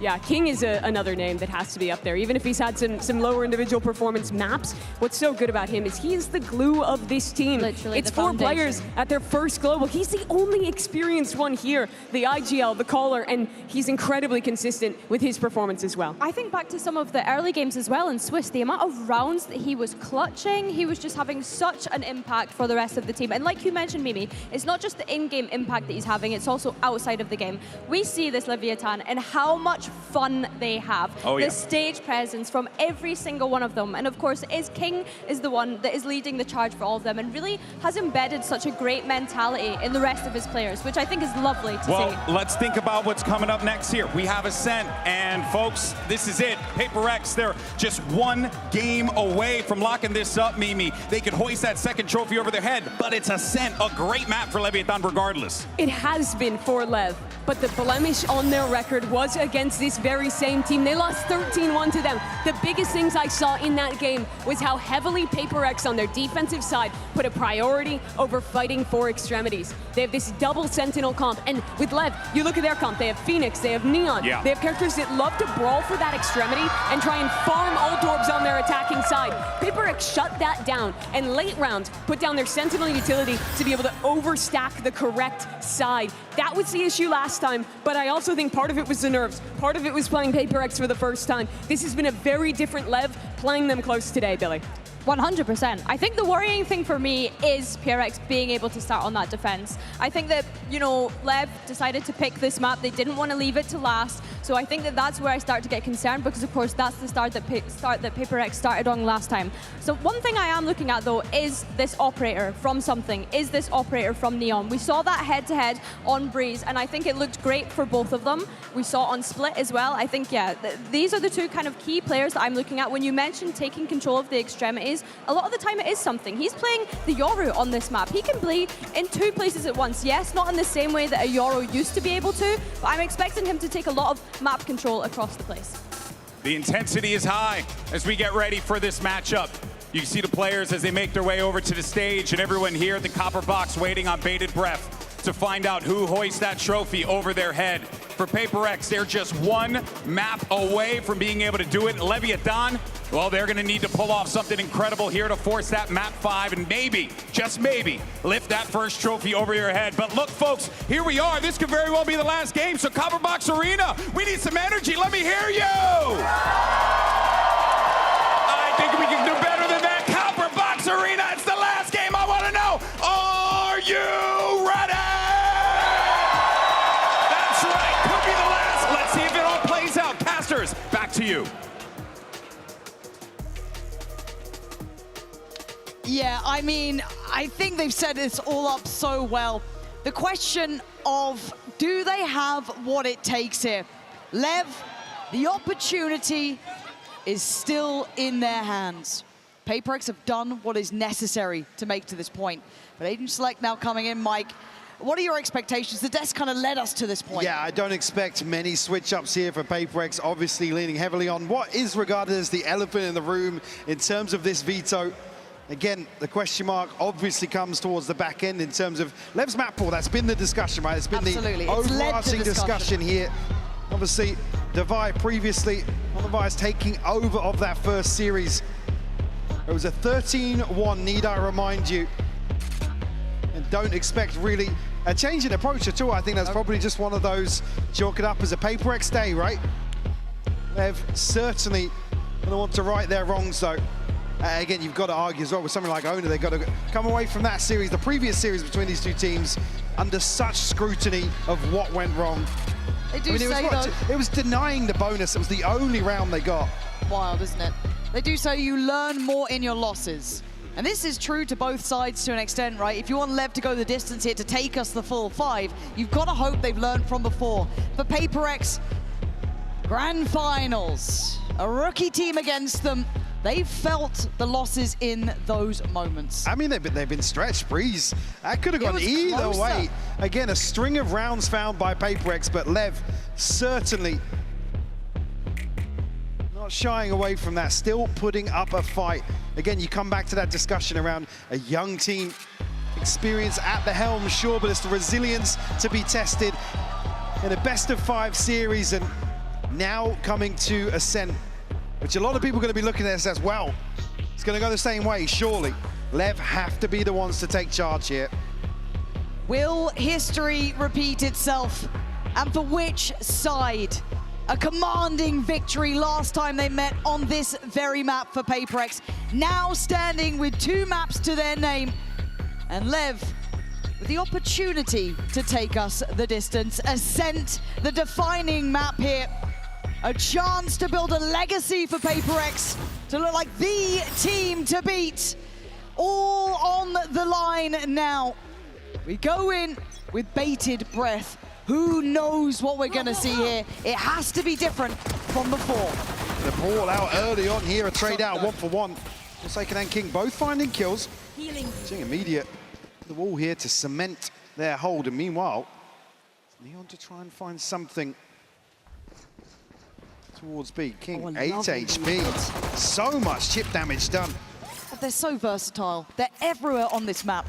Beautiful take of space. Blows the commit to sight. I guess my question mark is with Spikes in, how he wants to try and stay relevant to this, but the pack of players are moving at the same time here. PRX, same page. Neon, you have to be a superstar if you want a chance, even in this round. Reeled the first here, but it is Neon to offset this now. Has to land the shot. Oh! He's good for 2. Exceptional work to bring it back to the realms of reality, but Spikes in with a labored fight. And Blows not there fast enough. Oh, but he's caught something asleep at the wheel. 30 HP in a dream here. It all looked on the money for LEV. Dig that bit deeper. How has Spikesy lived here? He's 13 HP from that initial engagement. And he's noted so early. He doesn't find a kill, but at least draws the eyes at the perfect moment. And Neon, I said he had to land these shots. One enemy. Shuts it down for LEV. At least on the board here now. Definitely feeling that one. He was doing the dance. That was PRX's for the taking. Well, they've matched the previous scoreline for themselves. How far are they going to take it now? Again, you look at the purchase, it's not without threat. I see a Bucky, I see a Sheriff. I see enough to keep my mind on the round. But for LEV, let's see if they can hold this together. Something we'll have to TP out here. Stack up, yeah. Paranoia, ready and waiting. Okay, the stun doesn't deny Jing. And now there could be issues here. Can't even catch him on the way out as well. Fast on his feet. Sato's got to be careful not to get overwhelmed. That would be a prized possession to take. Shorty close by. I'm scared of this. Yeah, I think Sato is too, to an extent, respecting it enough. Too many unknowns around that corner. Devi does have a Sheriff. You know how deadly he is with that weapon. God. Something just misses it, but still the shot rings out from Neon. Trying to be played in, he's fallen. Here we go. PRX, always a problem, always a threat. And this time they want it bad. Denied so often in that final hurdle. Today, They dig deeper, but Neon, hold on. This, we asked for miracles before. What? Oh my word! God, he tried! There's PRX to flip round 2 here. They want to maintain the round count for LEV. And again, I said it before, Devi, so lethal. So many situations, just a Sheriff. Beautiful stuff from him to find these 2 kills. LEV will be left a little rattled here. Some frustration shown, but got to keep their heads in the game. Neon just missing 1. Tour de force here. Expect them to go for this orb. Placing wall track. Deep wall there. Devi looking to play right next to it. You got to be fast to even just stay alive as something. Up for the challenge. So early. Very early. Hello. And I think King might even have seen both potentially in middle. They're not 100% sure, but the exchange out between the Omens. Let's play. There's the tour de force being popped. So investment, to say the least, in V. Now needs to prepare. Jing comes on over. Has help here. Be careful not to get surrounded. You can see how disconnected some of their players are, but Neon looking to really get involved in this. Fire still huddled into backside. He just catches a glimpse. Sato's lucky to be alive. Weak at him, but Spike's team will find it with the Sheriff. Hold on, Forsaken's got to be cautious too, but again, the damage is getting there. Spike's in down low, Sato down low. Devi now forced to fight, but I think he missed the drop. Maybe just hearing the sound cue or being fully aware there was a chance of it. With 6 bullets to play with King's a problem. He's in the back lines. Forsaken's done well to find his. Sato on the reaction. There's that tour de force rattling off the bullet. 28 seconds. Spike's on the side. Catch there for something. Forsaken in unison. Neon has to go wild. He can't do it. PRX on the same page as a 2 HP Spike's in. This would be one for the history books. He did it before on 13. Can he do it again now? No. Something. Deal the killing blow here. Jing will find the defuse and certainly threat here for LEV. They had no Tour de force unable to find an opener, and that's an awkward situation then. And Sato chipped away at him. He's still all this time in the Spike, not able to transition onto site. PRX hold their nerve in this situation. This is really well to have to play so disciplined on site, not peek into that tour de force. Just the TP available here for the opening 3 rounds for PRX. I think LEV probably going to fish for a pick here very quickly. I mean, we've seen Savia challenge previously, but just a shock dart sent through initially. Something, operator in hand already. Desperate to get that chip damage off the orb, at least try and punish that a little bit. Okay, so talking about their ability to farm up Sato's. Oh, he will have one pretty early on if he finds a kill here. Yeah, I'm still eyeing up something playing on shore here. The smoke's just come in, so he's going to be forced off this. But LEV have to do a lot of early work just to kind of even out the score. The aggression's in play. See the task set for Neon is to try and keep in check Devi, but something going to be on with the challenge. Prepared, ready, and waiting. Oh! He still got one! He still gets spikes in that. That was so damn fast. So snappy. You've seen some of the shots he's landed on the stem before. They've actually pivot away from that now. Wall to go up. Jing doesn't rotate initially, but certainly plays in an extra body towards B. Info here off the dart, but not too telling just yet. No, and they're going to have to go in with, I guess, high hopes, and that's about it. They do have Sato's ult to help with this, but there is stall on the site. Devi gets to play on the corner. He's going to fall, but it's Jing in support. Takes away blows, and the site's still a problem. 2 on it, 15 seconds. A flash to help. 13, you're running out of time, LEV. You got to get a move on here. Envy, patient in approach, catches one, follow-ups there. That's not enough to pressure PRX.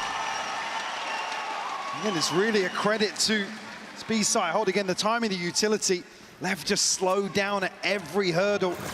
You see there, it just becomes a desperate flood towards sight. Beautiful shot here from something. I mean, look what he sees. It's just the edge of the player. Even he's still tilted from that. 10 seconds left. Yeah, not necessarily what you want to see from LEV. Right down to the wire, yeah. I mean, if you're going to allow Neon to work the map and look for a pick, at least to be a little more proactive. There. Speaking of proactive, here we go. Forsaken from the word go. Going to work on that distraction in play as PRX once again snapping authority now into this series. Ching got himself a corner to play from. Oh, this is a huge paranoia. And then is it something to get it? Who gets the reward here? Okay, Ching. Big kill from Blows. Yeah, overstepping on that one, but no upgrade instantly to hand. Oh, boxed in though, as you noted, something going to allow them to stack everybody on site here. Aldrin finds nothing as well. Sato. 1 HP. Shock dart looking a little scary at this point. Shadows trap. Good luck, boys. I don't envy that position, because Forsaken's even tucking in on the smoke. Dart goes in. And they know that they've not fully backed away with something in the position he's in. He is the final point of this. And okay, Blows gets one, but again, you look at him, his position. There's no way you're getting to the site now. PRX starting to stretch their legs a little bit. Like I said, you don't want to see slower rounds out from LEV. You allow something, space on the map. You already see what he's doing. Previously, an outlaw here with the operator. Again, it plays in. PRX just post up here. There's no question marks. The vibe certainly back on track for PRX now. A 4-1 lead here on Ascent. Something has to break the trend here. I'm concerned for LEV. They faced this side before, been in this position. And I'm concerned that scoreline starting to look more and more similar. However, still plenty of chance to change that. Just missing a freebie there. King was really anticipating that, but just on the back of contact, something goes hunting once more. Sato to fall. Oh God, do you remember this? Seen this one before. Don't you dare. He's made it up, Cat. That's yeah.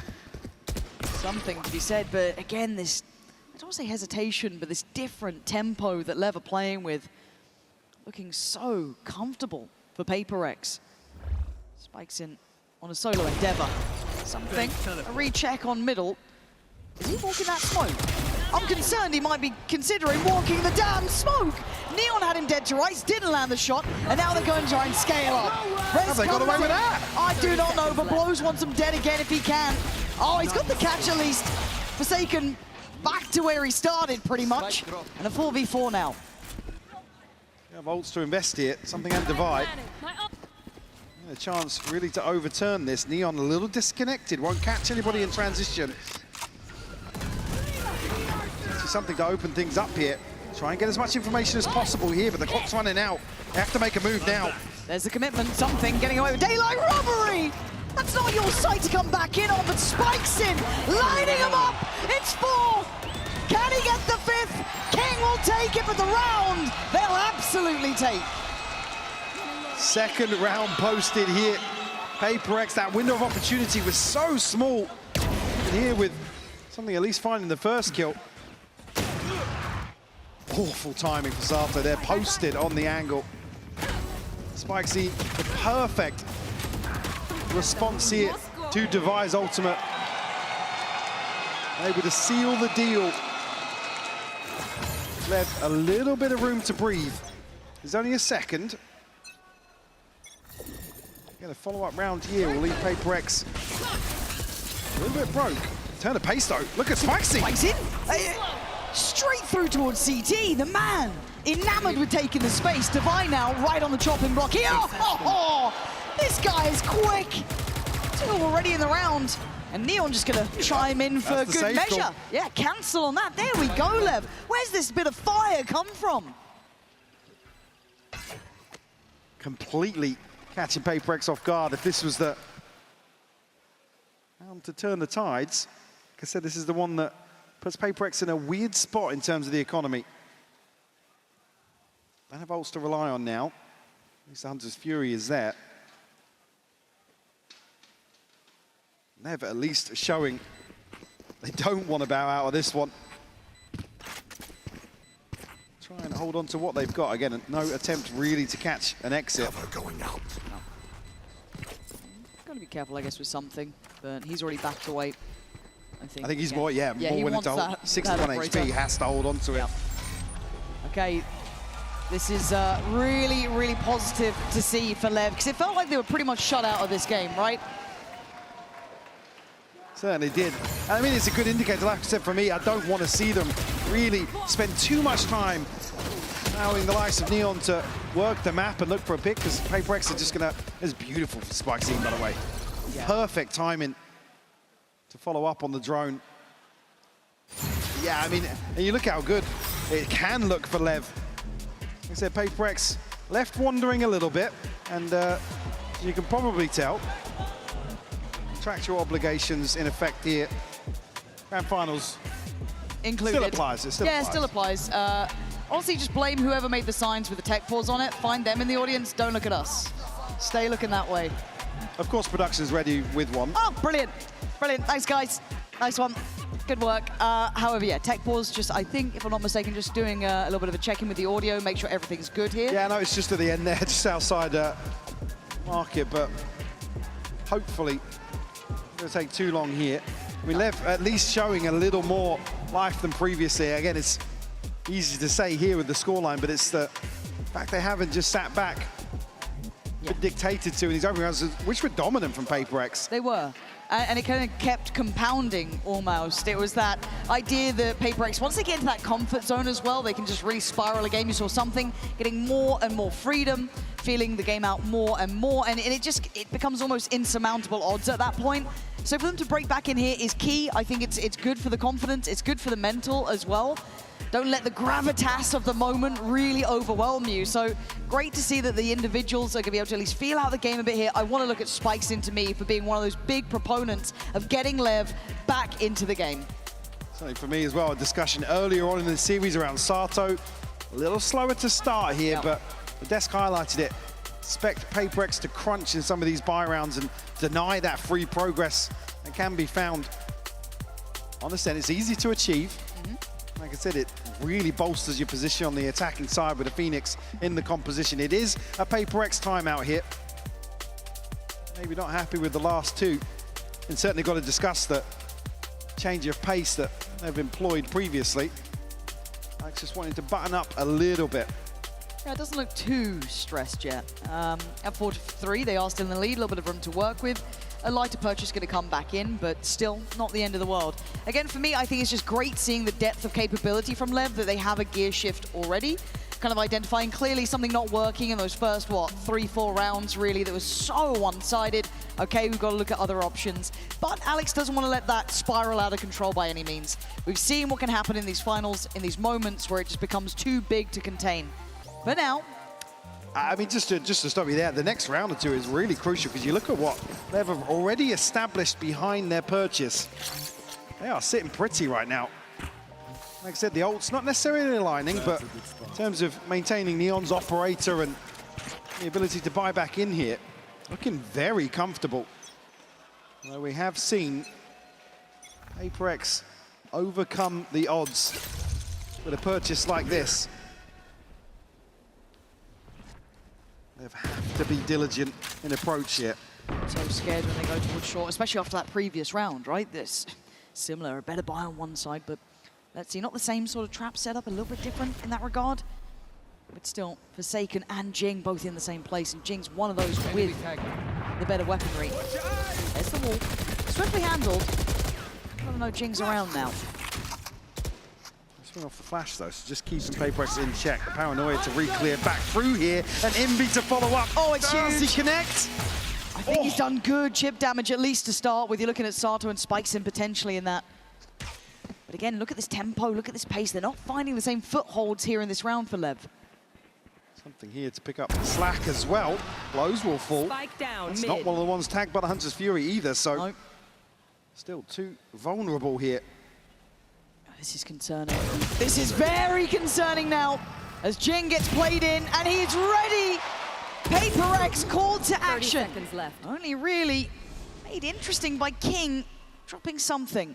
But where the spike resides is still an issue. King does have his TP. Can pick this up, but you look at the clock, he needs another kill towards B to be able to really... Oh! You thought you had it. You thought you had him. Didn't even have the spike at this point. Neon would be lucky to live. As in reality, PRX have once again posed such a problem in these rounds that LEV just simply are not prepared for. It's another flip here with just 2 weapons carried across by PRX. Have to be a little more cohesive here in these anti-ecos. I want to see a trend out again. It's not a thrifty. It's still... First time we're seeing frustration. Rightfully so. It's a round where they are caught completely off guard. They feed into this setup in tree once more. Got to shake that off, though. Shadows traveling. TP here for King. Well, all there is in terms of ults here for LEV. Gotta go. Spikes in immediately onto this angle. Yeah, he's chomping at the bit. And actually, he's been an excellent factor for LEV to try and break into these sites. Desperate to do it. Deadly on the way through. Spikes in, the one to really ignite hope for LEV after a dreary round. Well, locked out of this initially. Something a million miles away from this and an operator. The spam on the Odin doesn't necessarily connect just yet. But Ting will find one. Spike scene responds with a third.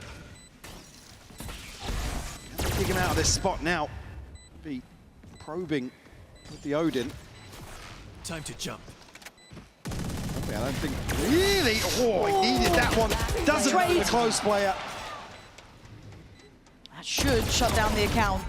10 HP is not really enough for Envy to work with on that, kind of built on the fact that maybe they'd get that pick, but Spikesin doesn't want to let him live. He doesn't want to let him breathe. So much power on the attack there, taking so much space, zero fear shown. Beautiful work from Spikesin. He should be proud of what he's done in some of these rounds. He'll be able to live through it though. But the round will be falling in the hands of LEV. PRX will have, instead of that thrifty conversion, a lesser buy, sorry, converted previously. Offset this slightly, still going to be fairly comfortable. Maybe no operator available, we'll have to wait and see. Jing does really well, but Spike scene again onto that angle so quickly. The one to open up, and the one to seal the deal. Top of the board now for LEV. I said, all it takes with a team like this is one player to really ignite the fire under their teammates. Continuing with this pace as well. Straight to A main, nobody challenging from PRX now. Lost out a couple of times. And Jing probably happier to play towards short. Very quickly though, LEV are going to regroup outside B. Do now have Sato's ultimate. Spike scene just missing one. Devi and Envy have been fairly solid here towards B. Absolutely. Spike's in marvelous on his entry work. I think we're asking a lot of him, but he does have the help from Sato with the ult. There's going to be wall going up, going to try and time it right, but he does get to go ahead. Devi now needs to prepare. Steady himself, going to be noted at stairs. Smoke still in play. Devi looking to just live. That's fantastic from him. Spikes in, left in tatters. Good trade, but now they can flood back towards the site, but it's a pause from PRX. Plant should be up next. Just initially, Shock Dart going to force him off the plant now, and that's the second one. Land blows will fall. They're already out by Switch. They are close by here. That flash might be just a little too... Whoa! The collapse! He's got both! He has both of them! Saved at the very end, but they still need a plant, and something is still here. Envy's still here. 8 HP, they're banking on him to get the plant now. Something goes hunting, looking for that man out of place, but Neon has been a wonder. You hear them bounding forward. He's got to have faith that his team can hold down on the site. Something shows, turns and looks. He knows there's going to be a problem behind, but where is the man who made this the issue to begin with? He's caught him again! The And King already noted on the back lines, and something's landed these in the past. Don't think he won't again. Time. King! King! He wants that crown bad!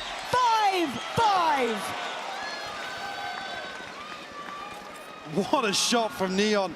Just when you think PRX are about to turn this on its head once more, they line up for him. Beautiful stuff. Envy unfortunately can't find that second.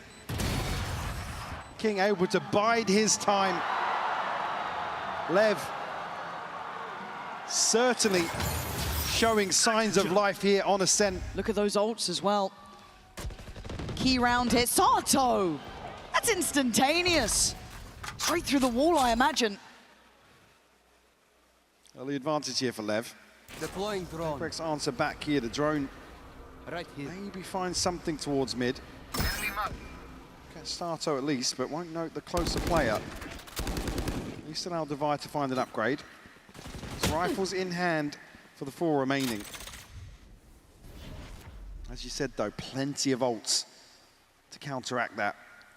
On the side of Lev. Late wall to go up. See already the ping on the minimap. Jing hasn't necessarily been rotating off this. No, I'm also just going to keep my eyes trained towards the spike. You can see that Neon's maintained the position towards middle just to make sure if they do want to ferry this across, but my concerns start when it gets late round, when the tempo changes. It's not gone well for Lev. Generally played in PRX quite nicely in this. Yeah, Forsaken wins out in main here. Got a paranoia and a slow to really eat away at the clock here. Yeah, you already see 2 players towards spawn for PRX. This could be a misstep. Forsaken and Jing going to be overwhelmed on the first attempt here. Forsaken wants to stand his ground towards main though. Sights under pressure. Jing handles, spikes in well. Oh, it's gorgeous from Forsaken. Mistakes made as PRX with a swift reminder of who they are, pushing up to 6. They just don't scale forward quick enough. Again, you have to make sure the paranoia's burnt up. There's no slows left for Jing. It's things that can make the clock excruciating. This is after a first blood that's followed by 30 seconds of silence across the map. He's actually shut down so quickly here. A beautiful shot.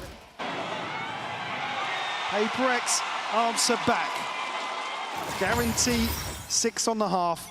You want to play? Let's play. Up here from Neon. Something posted here, though.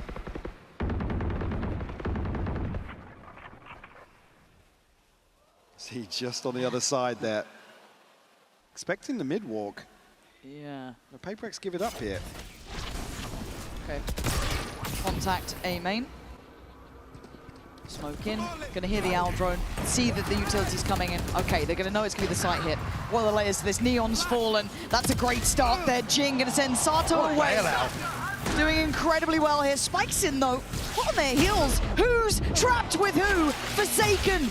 Can at least keep this advantage up for PRX, but the time is on their side. Divide looking to invest here. Man advantage. Nasty Something, again, the same retake as before. Sato goes forward. He had to. He's playing the numbers as best he can. Blue's going to get his gun back out, but King left. Back to the wall. Still comes out swinging, but falls. Advantage looking like it's there for PRX. Blows can do nothing but watches the time. Ticks away. 7-5. PRX pushing up with a lead on the half. They have to do so well to keep this competitive here, but it's just not enough to get them around advantage. Something, again, posted here for so long, finds the crucial kill, weakens that approach towards the A site against the same ultimates. Well drilled here from PRX.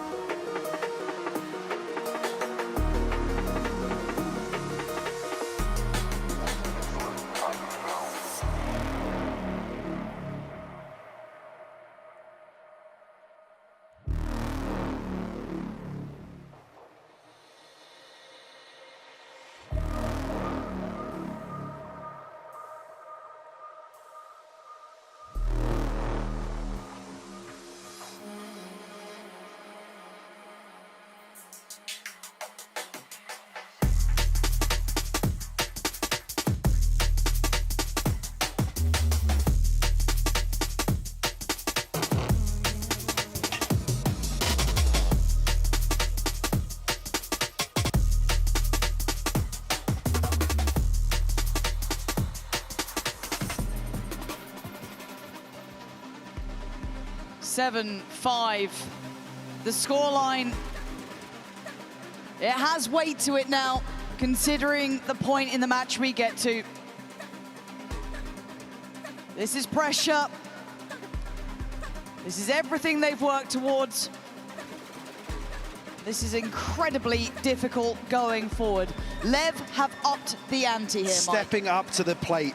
Like I said, elephant in the room in terms of this veto. And the best of 5, again, it's a huge advantage here, forcing LEV towards, again, somewhere PRX dismantled them previously.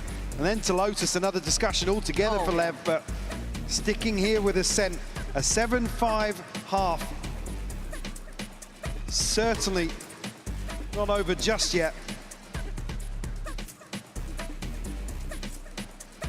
And for me, eyes go towards Sato here, a little bit behind the curve.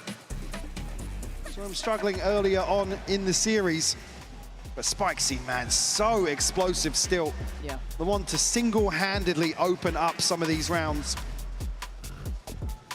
No, he's been kind of the exception to the rule in some of these rounds, and I think kind of a big proponent of the pace that we liked seeing LEV playing at. Now, PRX on the other side, of course, managed it well, adjusted well. However, if I'm not mistaken, we are just taking a second here to make sure everyone's feeling okay going forward. So let's get a word from Forsaken, the winners of Masters Toronto MVP bracelet. So we're going to take a moment here while we run for this.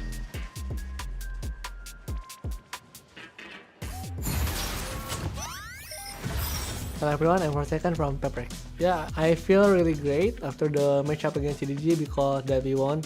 And I feel relieved. I thought that we were gonna choke and lose, but somehow we can bounce back and try to reset after the map one, so yeah.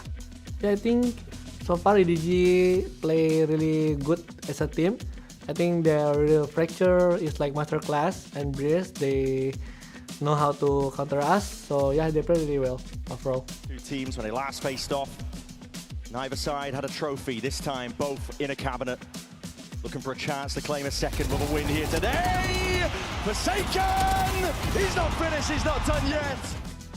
We don't really like putting a lot of expectation here, and basically we just try to have the same mindset, which is like we come from like lower bracket all the time, and somehow we can manage to get grand final. For me, I still kind of like believe that can come back and bounce back, because Fnatic once come back from like 11-3, I remember, and yeah, I still kind of believe. I don't give up yet.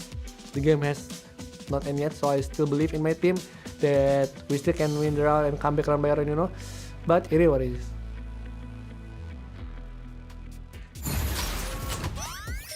Okay, we are back. Just taking a second here, just to do those final ready checks. Obviously, just taking a moment until we are prepared to go back in. Obviously, this is a marathon, takes a lot out of everyone here. So again, you don't want to rush this. But I think we are almost ready to get back underway. So thank you for your patience. And if you're just tuning in, you missed a bit of a belter so far. A real challenge to one of the greats, looking to pursue a legacy here for PRX. And LEV, I mean, the plucky underdog. How could you not love watching their journey? I'm so happy to see them at least make this competitive, as I said. In heartbreak to bow out with the run they've had here in London. And overcoming the odds here. Still one map remaining here if LEV are able to come back. Only a 7-5, again, a very different situation than previous series. Certainly, I come back to the same point though. Some of these superstars for LEV, certainly an opportunity to make that happen. Keep this dream alive for LEV. We are back underway in what could be the final half here. PRX in the lead in this map and in this match. Standing against them, the man of the moment, Neon, and Spikesin, joined by the rest, looking to be authoritative from the start. Initiative here, don't get a reward for that, but some chip damage done. PRX now forced to freeze, conscious of further aggression. Have the wall available here for the pistol, no surprises, and be influential. Neon, though, still going to be able to confirm behind this smoke that denies vision in mid. Posted up will hear the utility on the other side here. Yeah, blows. Big ping here. Yeah. Off the reveal. Miscom almost maybe on that potentially, but still handled, but it is informative. Painting a picture, and actually a bit of a curious read because Spikeson just left the site for a second. We do have Sato here, a little late on the molly and a little, oh, it's perfectly timed. Who am I to 30 judge? seconds left. Takes away something, but still 4v2, Neon and King locked out of the site. With 20 seconds, plenty of time to plant. Fairly comfortable here. 2v4 for Neon and King. Again, everybody from PRX huddled onto site here. It'll be difficult to really break some of these angles on the way back in. Neon 3 shots left here in the Headhunter. Teleport's ready. See what they can get done here. Yeah, just that paranoia to really instigate something. There's the first, but it's traded. Quick work, Neon. Asked a lot, not got it. PRX, brilliant start here. Hitting the ground running in the second half. It's so unlucky for LEV not to convert that early exploration into mid. And chip damage done, but they're actually going to wait out for a second heal from Jing. Yeah, everybody fighting form. Stuff. Enemy. Unfortunately not able to stop. Flood out from B main here. Rex will find the pistol in the second half. No investment here for LEV. Retrieving flash. And potentially Neon's. Only 4 here. Find something. Challenger. Challenge in here. Device is so good with the Sheriff. He's simply stunning with it. Anyone else fancy a go? I wouldn't. Device been on the money. He's got the entirety of LEV basically trying to clear him right now. The rest of his side's on the side. He's laughing. Turns to flash. Couldn't quite get away from it in time, but something ready to catch. Ready to repossession. Oh, it's just magic for them so far. Any more losses would be an issue. For Sato, 35 HP. Big round for Sato if he can find impact here. Try and police the weapon. Out of PRX's hands. I mean, they'll come out of this with a Guardian and 2 Bulldogs. They won't necessarily be too upset about that. As you know, 35 HP. Yeah, shut down. Nice. Forsaken to clean up here. 9 rounds posted. LEV to come out swinging here. The buy back in. Sato, early progress made towards the ult. Haven't necessarily seen that value just yet. As you said, Divide able to keep the attention of LEV long enough.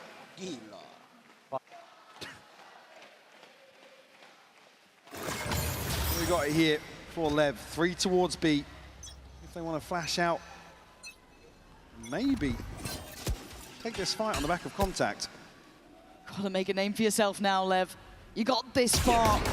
Is there anything left in the tank now? Flash, reveal, drops them, something gone. PRX held at the starting blocks this time, getting creative to find a way back in. For PRX, they've got this round to play with. Bit of an investment around it, sure.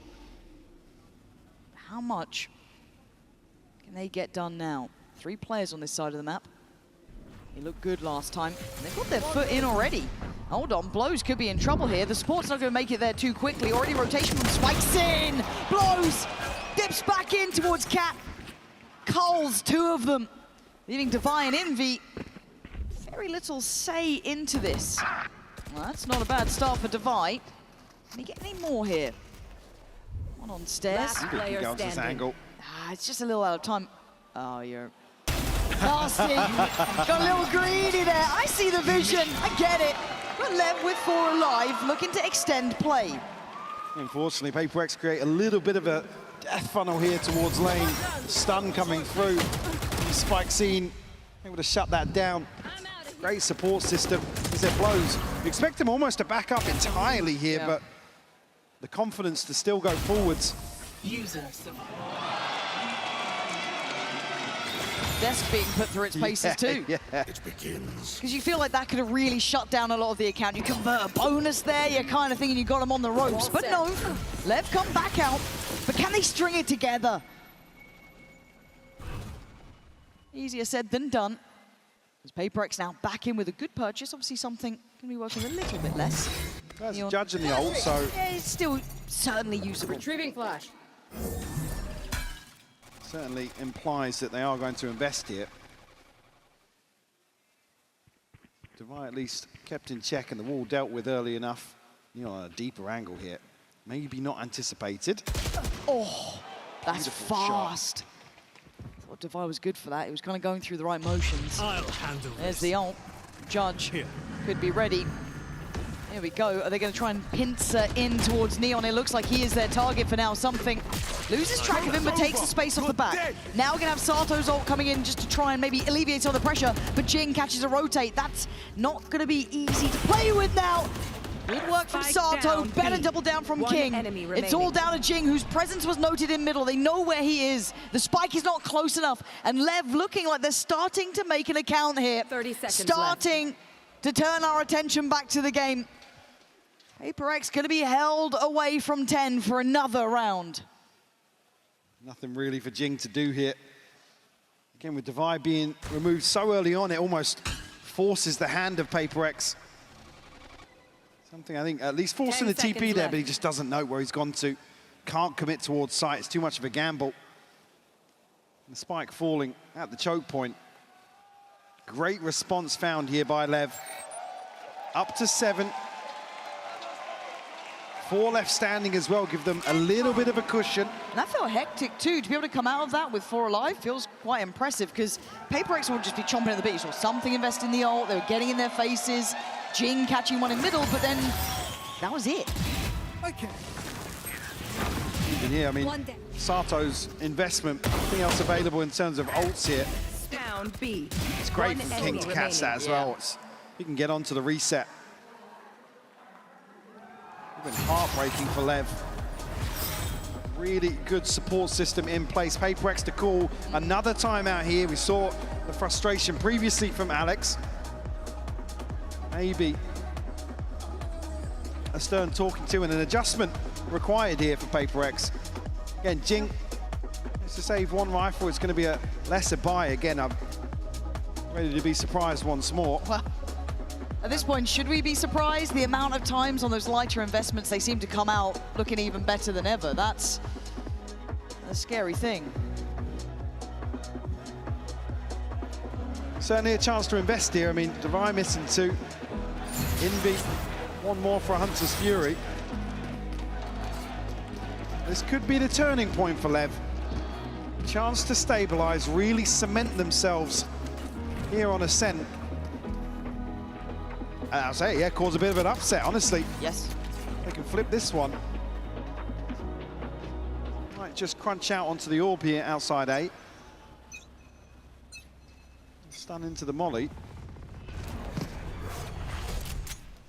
TP up here, so a sound cue noted, but Spikescene doesn't see anybody on the cross. Yeah, not calling in that little, I don't want to say set play, but the little trap. Turning eyes towards short. You can now kind of start feeling the intention, hearing the TP, seeing the owl drone, you can start piecing it together. There's the flash, hindering the approach, and Spikescene's actually getting involved in it. I was looking, but in the meantime, the exchange on the site, they've lost the site for a little bit of a look through deeper on Cat. There. I don't like that from LEV, but let's see what the final product looks like. It's Forsaken! The timing is right! As PRX against the odds again. Still finding magic in these moments. I don't know how they do it. Blows, falls, and now suddenly it's down to King and Neon. A 2v2, yes, but the site is under PRX control. Have to do it. Actually able to remove a chunk of the wall as well as the door. Paranoia is perfect here, but it doesn't let it happen. Neon still finds Forsaken. I thought he was on for that one, Forsaken, but Jing left in the 1v2. Can't use this yet. Tucked in towards Hell. He'll hear the steps. Can he play it right? Can he choose and gamble on this audio cue coming? They're checking behind. The Paranoia. patience from LEV. Yeah, Neon having a look towards Tree, but the time starts to tick and they have to make their move. Oh no. Bye-bye! Oh, what a trade! so quick to it. Because you give Jing a second, he'll get you around. Diffuse is in. LEV are back at the door. When you see that TP coming through, you are begging. He's able to get onto that trade quick enough. Even landing the shot through the wall, but Forsaken able to dismantle this early pressure back through doors to flash out the smoke after LEV concede the site. God, looks like a disaster in the making for them. They come out here with number 8. Operators to hand. Neon now tour de force behind this. Still comfy in terms of the economy. Oh, hold on, look at the tempo now. Turning it up a notch at this point.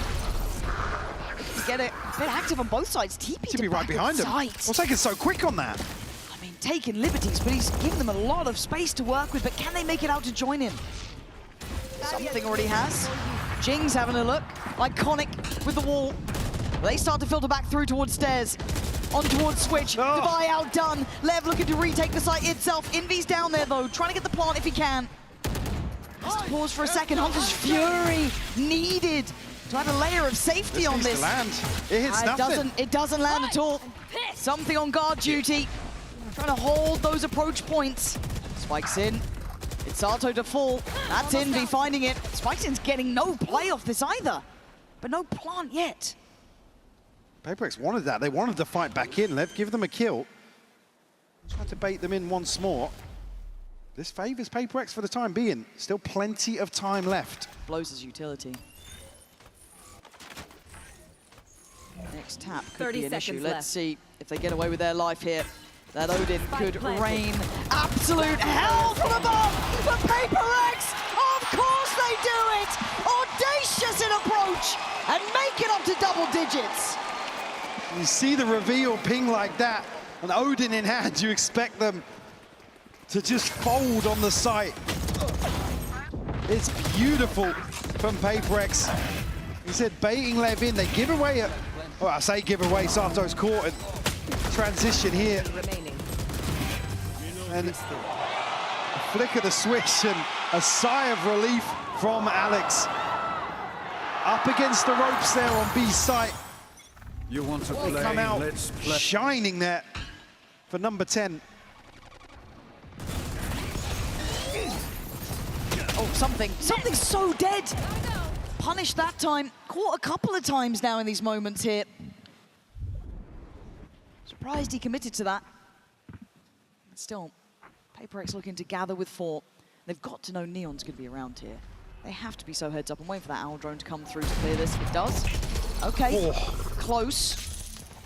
Do they get even closer? They're looking to pressure this point. Neon's just trying to live here. Blow's gonna find Jing. Denies the scale, but gets the tag. They're looking like the walking wounded. Neon can't land a shot at this point, though. Too close for comfort. And PRX push forward. Cover going out. That time, though. Taken took the space here. Divine noted now. Does have ultimate, but because it's the spam, does it land? Envy's 20 HP. Device on 47. It's only Forsaken sitting healthily. It's a 5v3. Spam almost connects there. Forsaken through the wall. And Jen. Still could be everything here. Neon's found Envy. That could be the green light. It has to be. Forsaken, Devi, can you hold the line now? Too many targets. Devi called upon. So much to do. Got to give this up, yeah. And I think he knows it's just too far. LEV, 4 alive. Dream still alive. Guy reading the buy perfectly here will get Sato down. Also another repurchase, but does protect the buy back in here for PRX. They've got the res for Jing. Again, unfortunately shut down. Oh, by the Hunter's Fury here, just hops back into that second tag. No ults left now for LEV. Sato just missing 1. Trailing by a single round here. There's actually a Guardian and a Spectre to come through for Envy and something. A little worse than thought it may be. They're really staking their claim on B main. I mean, they've bullied something out of there a couple of times. They're happy to post up a player towards it. I mean, Neon's been happy to go forward and deal with the wall, obviously. Been given the chance to. But while all this happens, they are eyeing up middle, and they're eyeing up now. I don't know if Envy can really take away Neon at this point. Yeah, you can see instantly Blow's just going to try and set him up. Like, here's some help. Let me see what I can get you. It's only one that you've noted. Care about market. Here they come.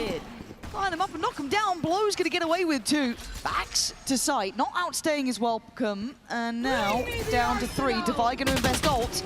But he's already in a bit of danger now. This is not feeling comfortable. Blow's under pressure. PRX picking up the tempo. Looking to get up in their faces, but they survive. Spikes it, comes out swinging. Devi down on 8 HP here. V2. Oh, he's right in there. 2 kills. 10 apiece. You thought PRX had him. They don't now. HyperX are desperate to scale up and capitalize on the ultimate here. Envy's shock dart lands on the 2nd attempt. Oh, they can't close out these kills quick enough. So yeah, Spikescene then gets a chance to breathe inside the smoke. Able to close the account here on number 10 for LEV.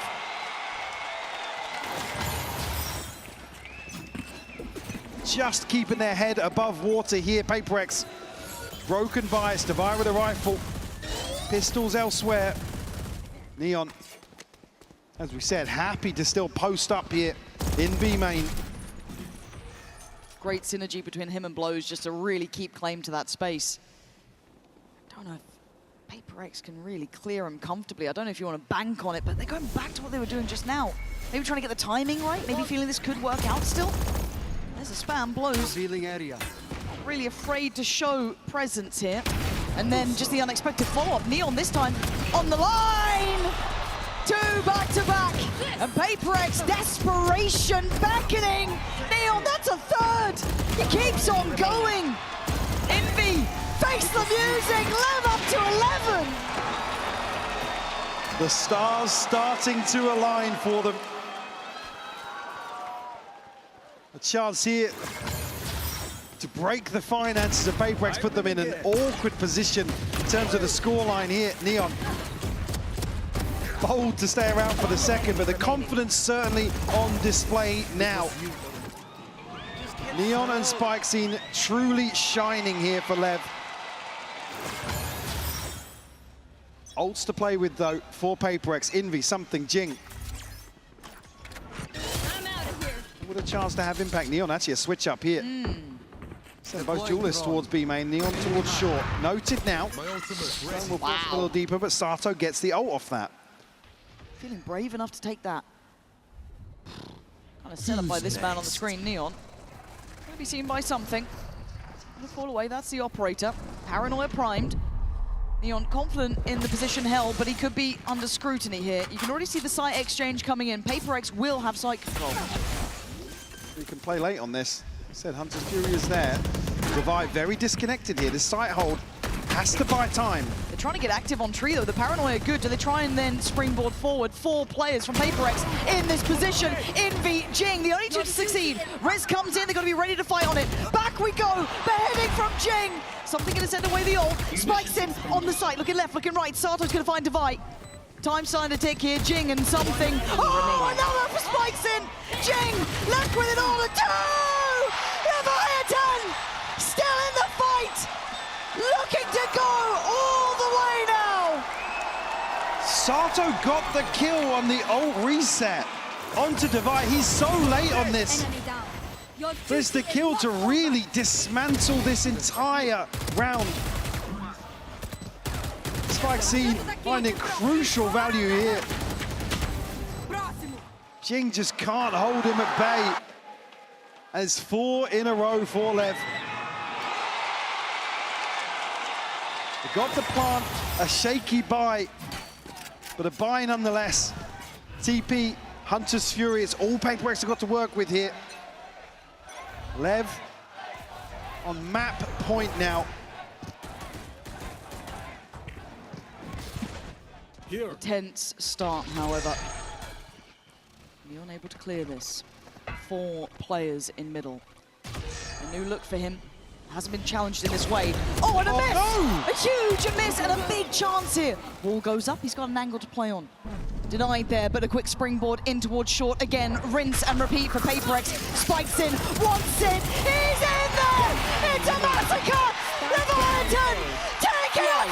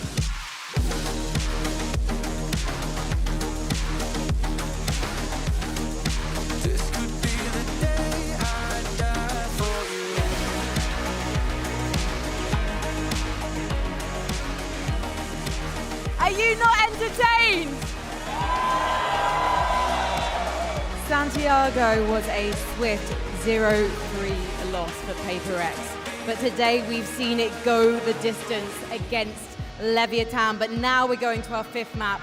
There are no second chances. Don't forget what I tell you every time I stand up here, guys.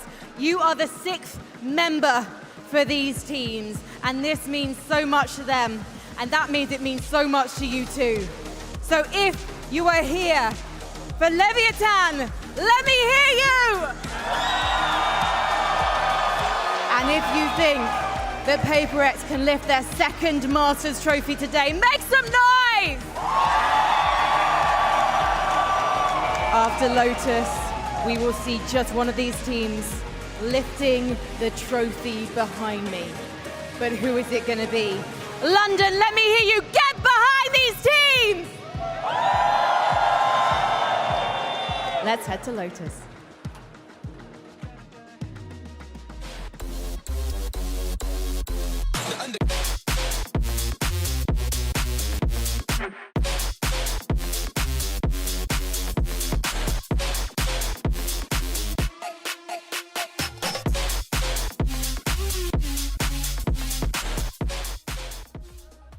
Welcome back, everyone, to Masters London, and you couldn't have asked for a better way for all of this to play out. You know what? I think it's safe to say London, England deserved 5 maps, and gosh darn it, they're getting 5 maps.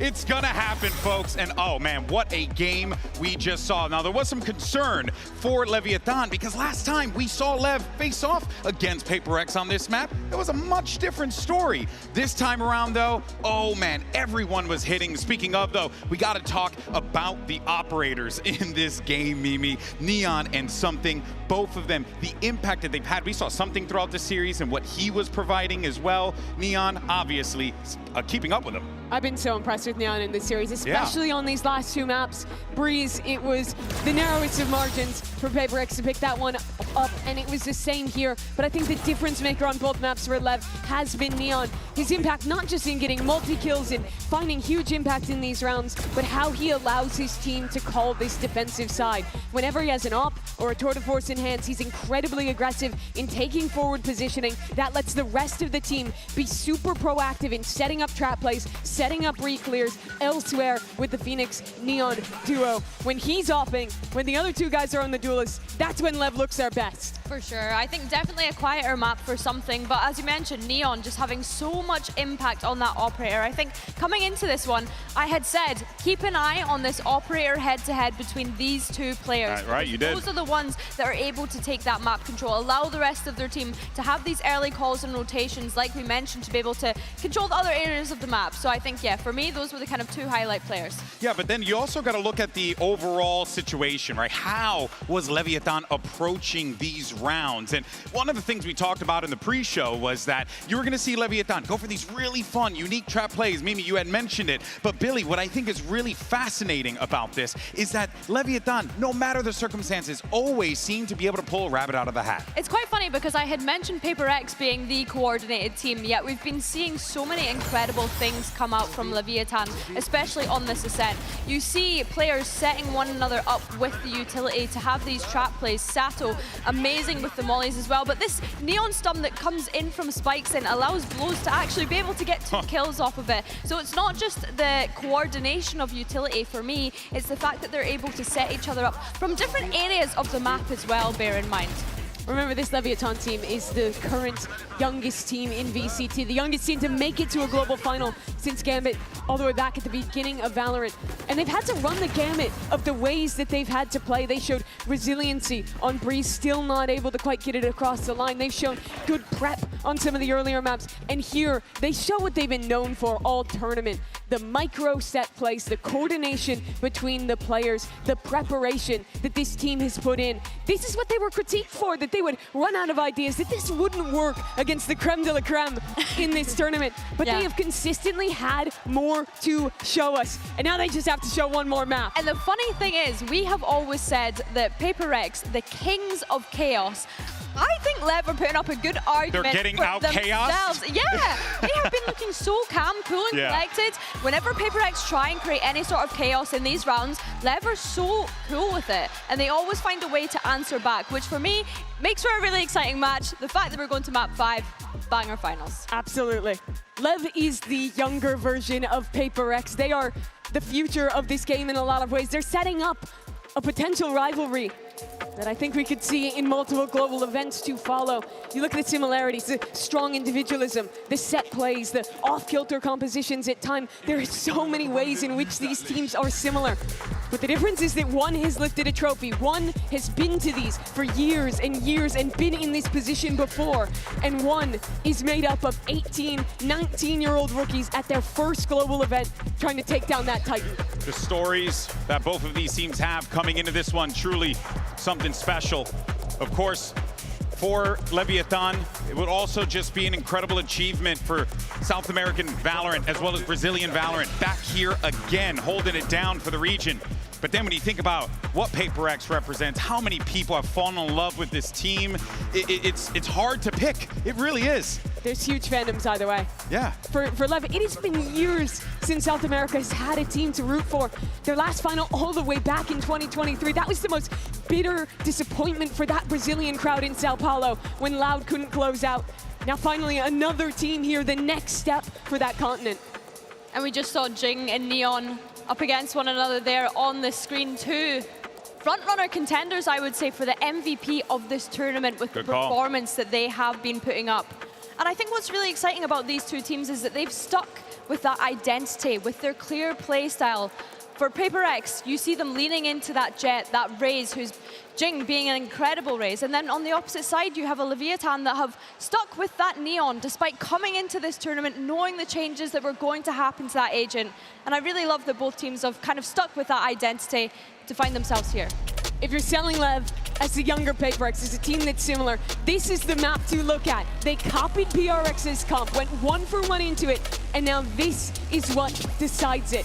This map has been rough for LEV. They have had bad performances on it at Masters, bad performances back domestically, but their last game was incredible. They destroyed Vitality, they looked much better with this composition, and now they stake their tournament on it. Question is whether or not this map is going to be the ace in the hole for PRX, but folks, this is it. It all comes down to this, and I need you to get on your feet. I need you to make some damn noise, because when it's all said and done, we're going to crown your next champion. So let's go ahead and jump into the action with Pansy and HyperX one last time. One final map remains. The start of the day, it felt like a lifetime away. The start of the series feels like two different teams. But now it comes down to Lotus, the last map in the pool. Mike, where the hell do we go now? I mean, this, again, I didn't expect to come here. You Honestly, and me both. You and me both. Really thought PRX had a chance to close this out. LEV showing true grit and determination. Now stepping into Lotus, a little bit of a question mark, but for me, the upwards trend has to be noted for LEV. And a real chance here to cause an upset and topple PRX here in a map 5. You can feel the momentum building for LEV for sure. Will it be enough though, Lauren?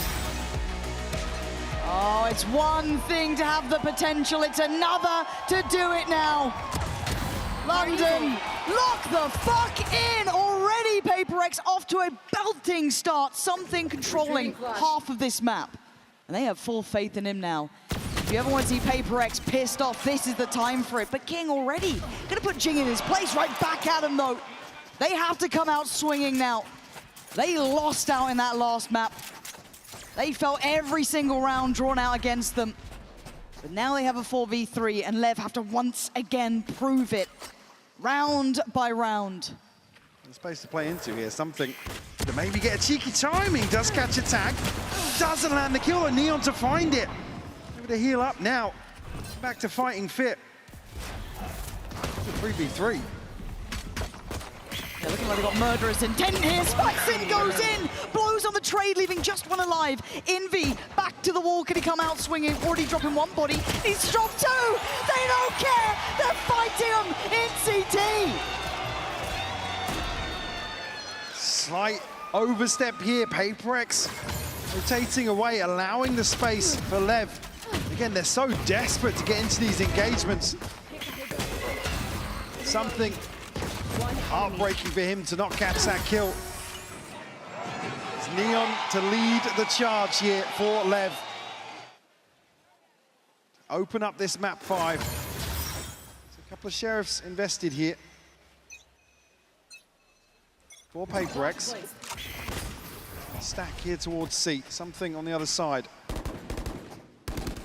In one of these moments. They're ready to pop. Yep. Flashes primed. There's the tap. Can they get away? Yes, and LEV instantly brutalized them on the push through. Something's not even able to blink before his team's gone. Oh, they scare me, Mike. They scare me. It feels like they've gone more dangerous, so they've gone to a map 5.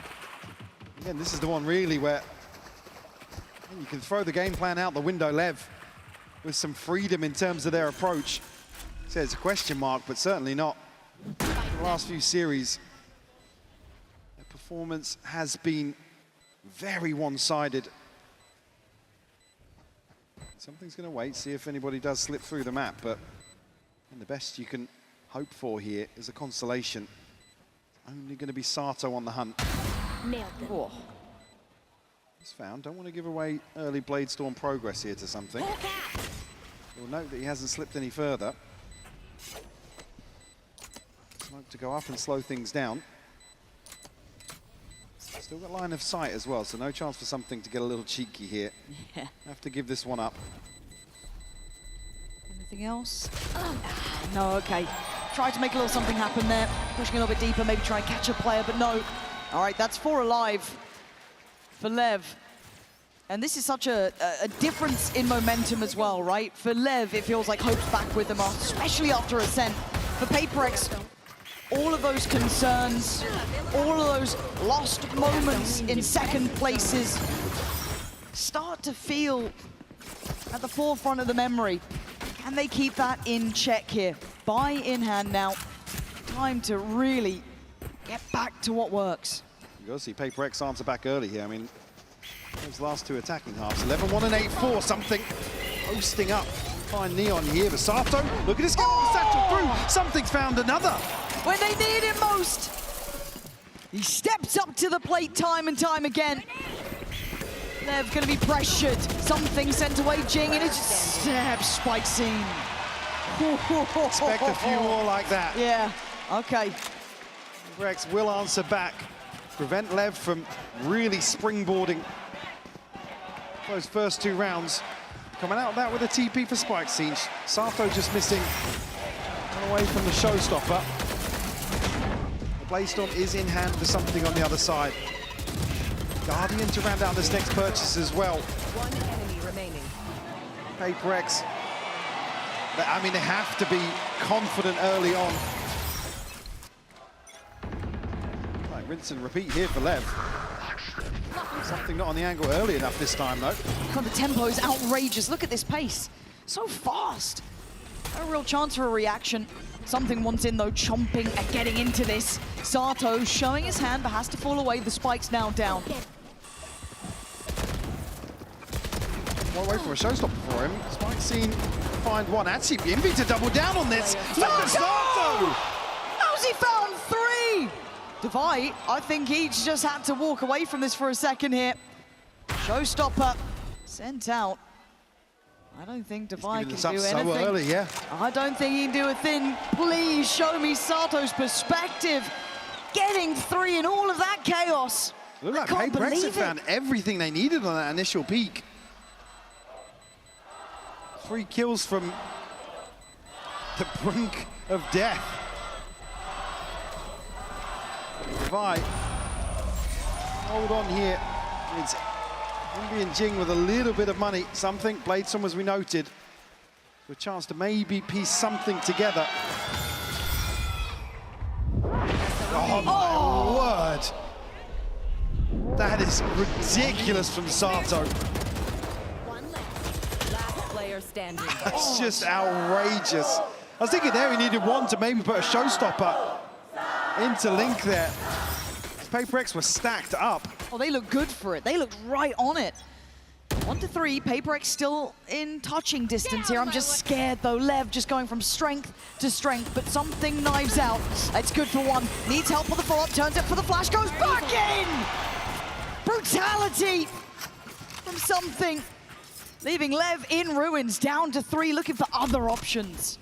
Divide, dividing his time here towards 8. Neon and blows now to try and apply a little bit of pressure. Still a wall here to any progress onto site. Something got to be careful here. Okay, he was on his own. No trade possibility. Divide couldn't really risk getting around that corner. But he's close enough to now challenge. Blows was so ready. The tap on the spike just drew him closer, but Forsaken finds one in the back lines. Envy isolating, and now just down to Blows. Considering the Seekers here. Oh, he's... Again, Blows knows he's got a chance here with Forsaken being noted elsewhere on the map, but gets himself stuck on the rope here for a second. They're pretty close by. Oh no! Blows! What are we doing, PRX? You can't give him those sort of moments! A Red Bull clutch, Leviathan looking untouchable! And they're so offbeat here. Talk about earlier on where they were swinging for trades instead of swinging together. Another clear example. A massive fumble here. Where's the timeout? What are you meant to do in that? Oh, it's not a good look. It's not a good look. Communication just totally lacking here. It's going to be a big round for Lev to close out. Now stacked up. They take the A side by storm. PRX here to provide any sort of resistance. They can catch the back line though. I mean, something's here to support that as well. Paranoia could shut this down though. Yeah, it could. King turns. Quick.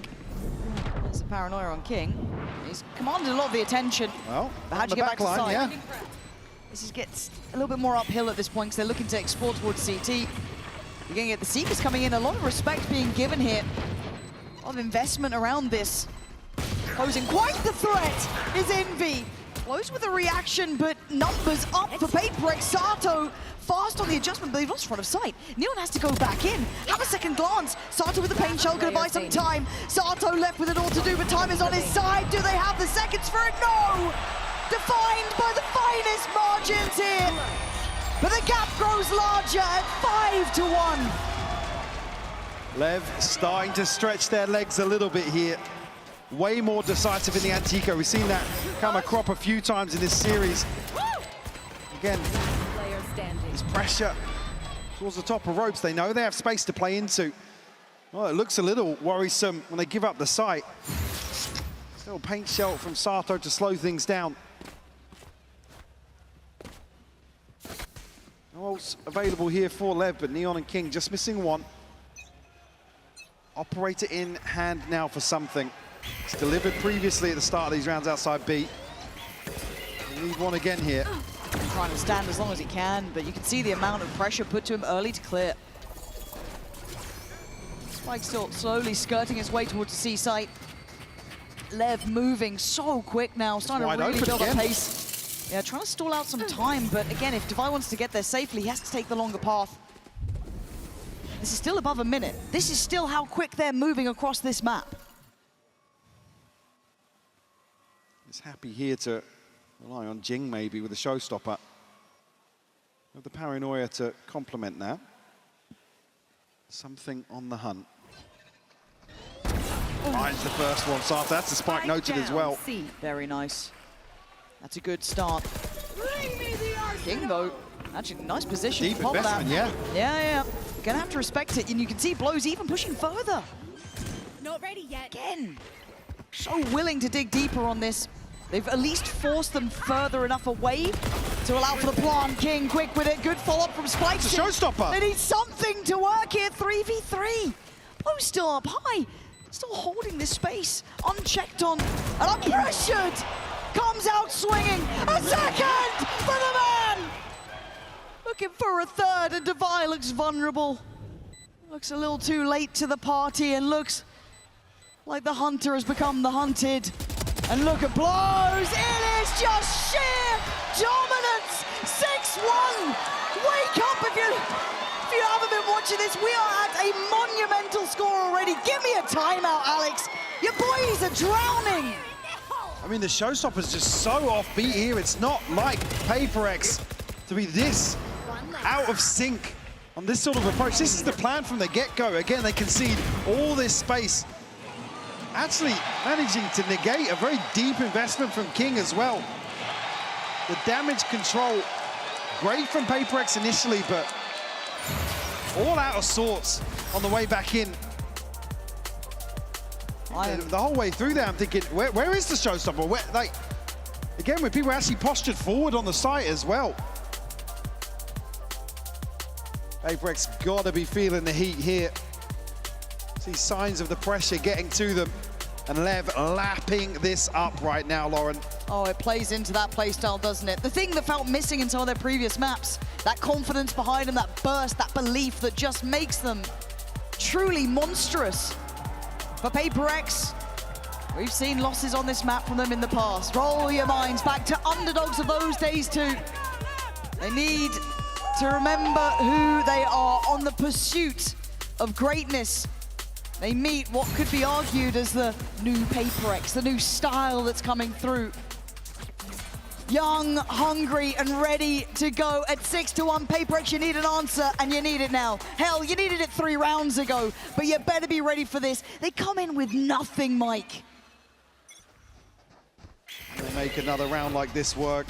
Push it up here again. Something will find the first. Connect on the second here. Paranoia to keep them at bay. Spikeson's found one in response. Okay, how deep do they go on this? They can't keep pressuring it, though. They have to stop. I mean, PRX have to peel away. Yeah. They stack everybody here. That's ready to re-hit. Well, that's brave. Timing on the dog, does it see what it needs to? Yeah, at least 2 noted. They're gonna know they're still around. But again, LEV aren't really willing to back. Whoa! Iris is aching from seeing that. Jing, quick. But he still needs to do so much more. None of these weapons are particularly recoverable yet. That's what LEV are conscious of. Don't want them to convert this into a further advantage, or at least give them a little bit of hope. King now with an operator. Posted up. A bit of a stalemate now. King just greets Devi here. They're desperate to get these guns. That's their win con, right? That's what they see is the only way out of this with an advantage. LEV aren't really willing to back down, but both these teams so stubborn to fight for this. Not relenting, not backing down. Ching! The last to fall. The standoff is won. LEV are at 7-1. That's a demonstration of LEV understanding where they've got PRX up against the ropes, making desperate plays. And again, not shying away from this fight, not allowing PRX to do what they do best. King actually on the re-swing there. Beautiful shot from him. 7-1 the scoreline. Operator back in hand for something. Ults across the board here. Taken.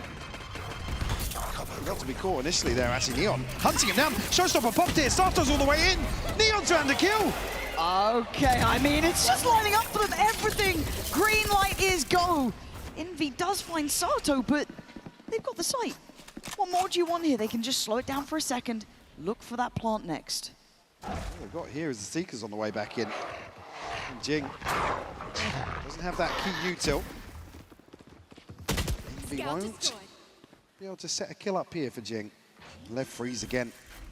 Plant to come through now. Neon still Blade Storm to hand. Ooh, good from Envy. Thought he was going to find the first one there. It's pretty good, though. They need to keep going. They need to keep that momentum building on the retake now. Blows still holding on the site, unaffected so far. Jing takes a little look towards water, but someone's got to help to deal with these players on site itself. There it is. Oh! It's just magic, man. These guys just make it look so simple. Flash up high, and there's just the door's shut. Yeah, we've got to head away. Round's done. Envy, I know you want to stick around. You think you can do something more, but reality is what it is. Time to back away. 8-1. What are we witnessing? LEV are dominating Lotus here. PRX left scratching their heads. Another situation, they concede this space initially. Don't commit towards that fight on Mountain. It's the perfect response. There's a Bladestorm and a Showstopper running you down here. Not much for them to do at all. The blows, I mean, just having so much impact on the C site. Once again, top of the board, 10-3 for LEV here. Everybody stepping up to the plate. We talked about maybe a few people having slower series so far. Not the case here on Lotus. Launching thorns. Blocking sight. PRX, you got to get a grip on this now. Neon up for the fight again. He's not relenting. Forsaken, Sato, everyone back and forth here. Look at how it shakes down though. Envy, curious of the backline because there is a problem. TP got taken. Spikes it already behind. Sato with a belter. Site's theirs.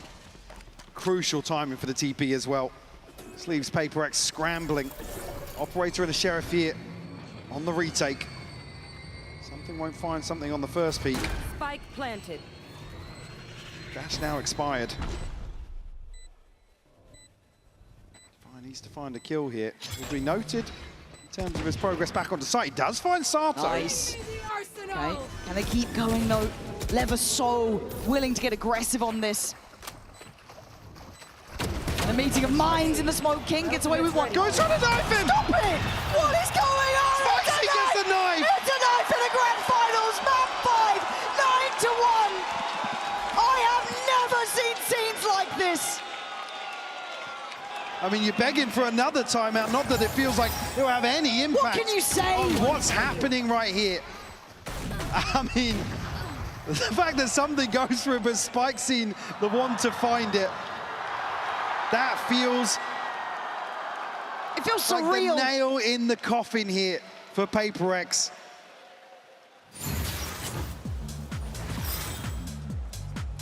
I mean, LEV just running away with it here.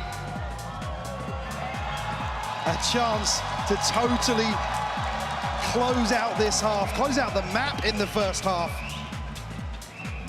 PRX now praying to find a 9-3. And the buy is not going to be there. Be able to force up for sure. I mean, you have to. Yeah. And how this has gone. Something one away from Bladestorm once more. Jing missing 2 for a Showstopper, but it's a TP for Forsaken. But even where they're getting aggressive and being proactive, LEV are just shutting them down time and time again. Meeting them blow for blow everywhere they are. Willing to go for those mad fights. PRX. A chance to recover. A chance to try and bring this back. It's got to start now. Has to. LEV, the wind in their sails. Switch things up now towards A. PRX in the right place. The flash out is good. Okay, Jing's getting in there. Envy as well. They're going for the brawl. And it's Neon coming out on top. Close again! This guy's untouchable! Everything is just perfect. Something does make it towards site. Stop it! You are not meant to win that. Forsaken can't do it alone! Neon gets him up to 10 rounds! LEV are in touching distance! They can certainly taste it now. Blows is having a standout performance here on this decider. Again, it's another attempt to shut down PRX, desperate to take the initiative. They've just had nothing land for them here. 10-1, Lauren. This feels like a victory lap for LEV at this point. PRX asked more and more and more. And they look lost. They don't look like the team we know they can be. Desperate in some of their approaches. But these are dire times at 10-1. Two Guardians in the mix here. Do you have a showstopper at a Bladestorm for something in Jing? And a little more passive here in terms of the hold. Desperate to hedge their bets now in round 12, but feels like too little, too late. Why forced away here does have Forsaken in support. Retrieving flash. Catch a glimpse. Okay, good shot. Nice timing on the paranoid, but they are close. He's got Divide by his side. Got him pinned towards water, but the way the LEV are playing, that's just incentive! Spikes in! These guys are just on another level, but it's a 3v3, maybe some... No. I'm gonna shut up. I'm gonna shut up. Because Spikesin's just having a round. Envy and Jing to outclass a team like this feels surreal to witness. And Envy has to face it. You can feel the tension. It's 11-1. Unthinkable scenes in London here. They are so close now, LEV. So damn close. Completely outclassing PRX here. They had an 11-1 half previously versus XLG, repeating that here, and on the brink of total domination here in map 5.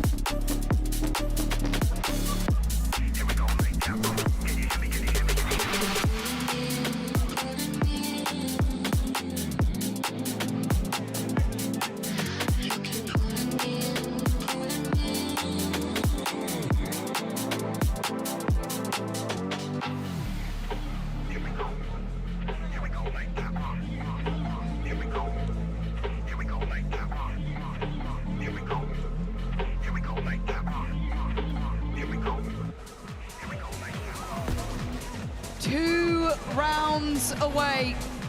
It took all the maps. It took everything they had.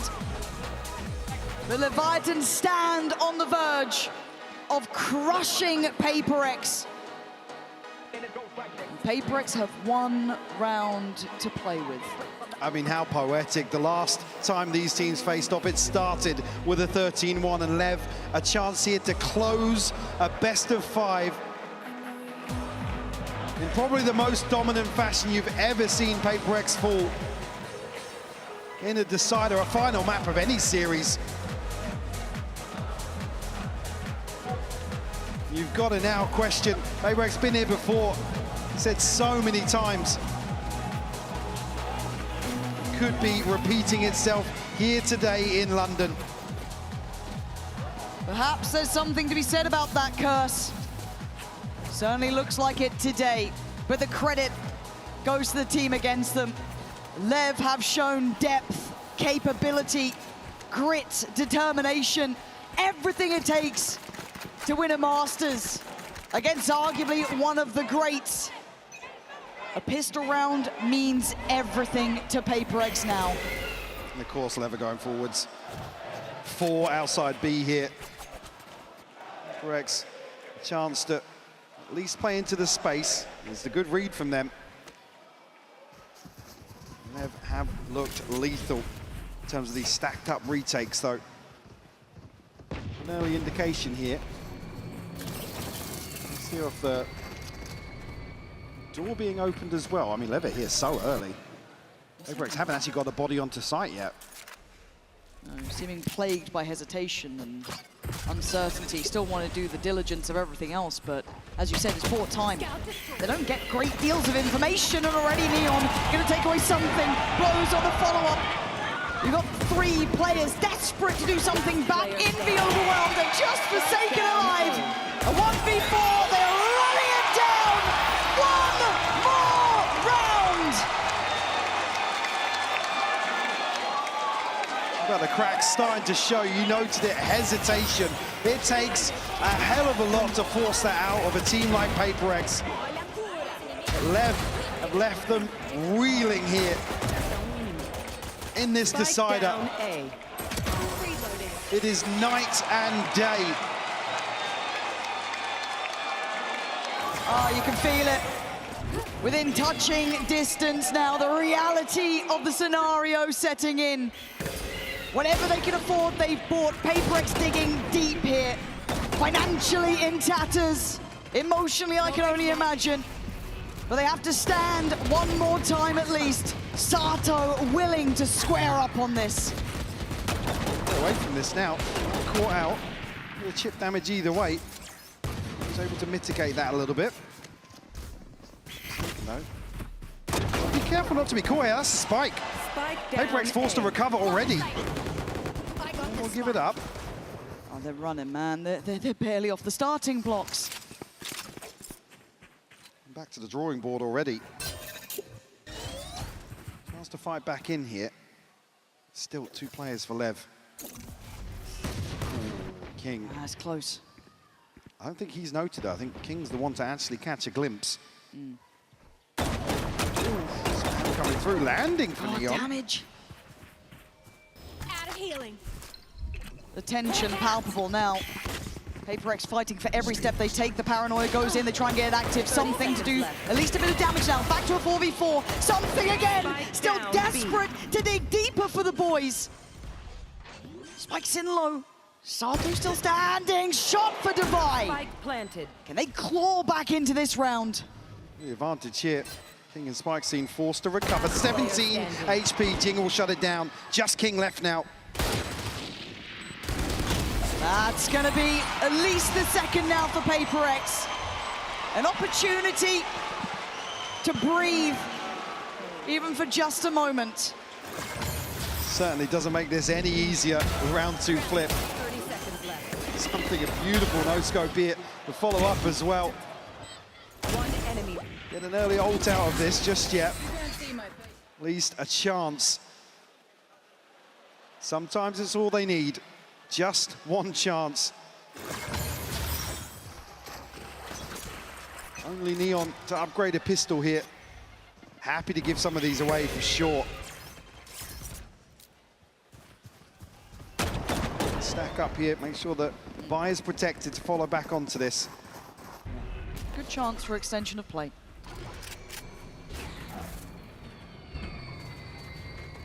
Need to be really cautious. Because again, LEV will take liberties. Of course they would. Look at the scoreline, why wouldn't you? So for PRX, they've got to stay buttoned up here. Very meticulous. Even just against the pistols. Spike planted.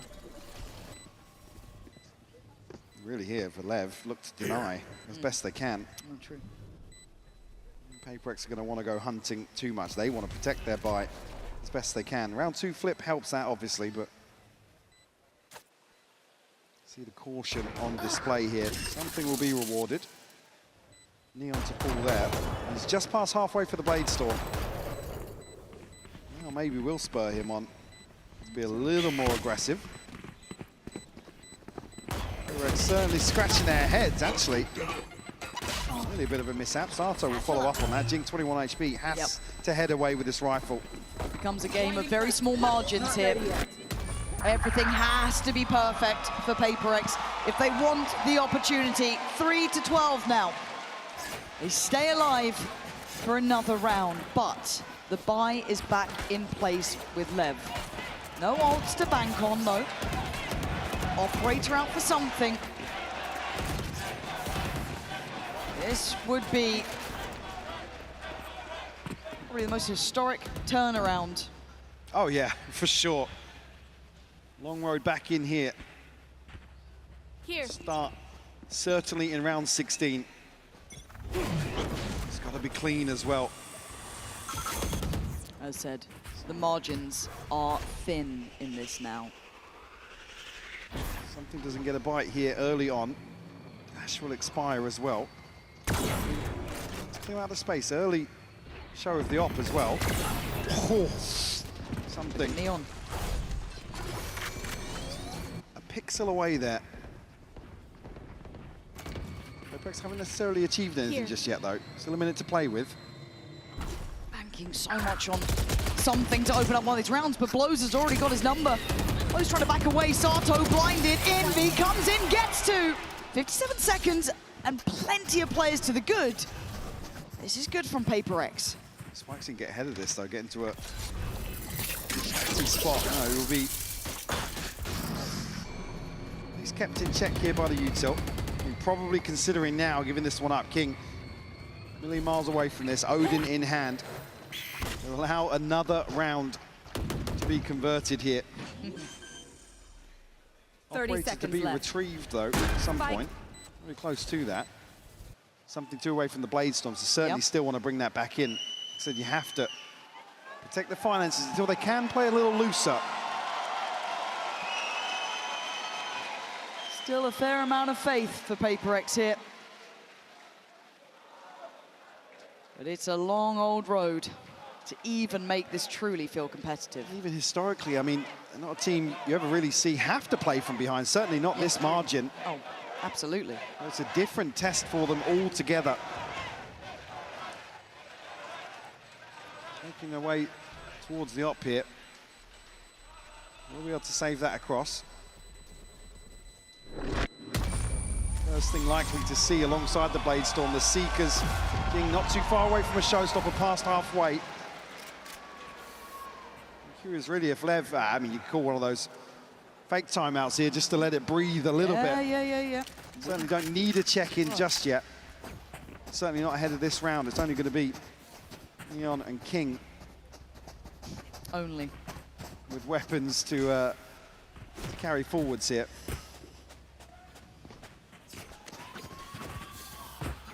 All right, so King. PRX can't slow down. No, they can't. They actually can't let their can't. foot They off the really gas. can't. They really can't. As I said, the list feels endless, and something takes a bit of damage, and he loses out on the initial angle. There's problems here. Spikes in only has a classic, though. He's not. Oh! Only a classic, I say! It's bold from Spikescene. That spurs things on. PRX have to capitalize now towards C. Okay, Forsaken there, Jing there, nice. Dealing with King is great, ticking the box. Sato and Neon now become the danger men. Forsaken trying to make at least an account for pressuring towards Waterfall. Can't you be on the cards? Lev knocking at the door though. Again, Neon and Sato, the two heavy hitters, still very much equipped to make something out of nothing here. Standing in their way is PRX. Just on the verge of holding on. Smoke reinvested and away we go. Neon is off. Already towards site, he clears one. Great trade for Envy and Jing. Holding on now. Spikes in, picks up the rifle. Tries to work forward. Envy again with another punch to the gut. As PRX push up to 5. Step by step, PRX here. Keeping their head above water. Sato will hold on to the operator. Again, they're just about protected now for PRX. You know, to be a little more audacious in the approach here. Don't have to worry about walking the tightrope in terms of the finances. Again, good damage control for Lev as well. We still don't see some of these key ultimates online for PRX just yet. Envy starting to come alive for PRX. See Jing, Divine, Forsaken certainly step up to the plate here. If you're going to start believing, we usually say around the 7 round mark. 7 rounds. I mean, this is still such a hurdle here.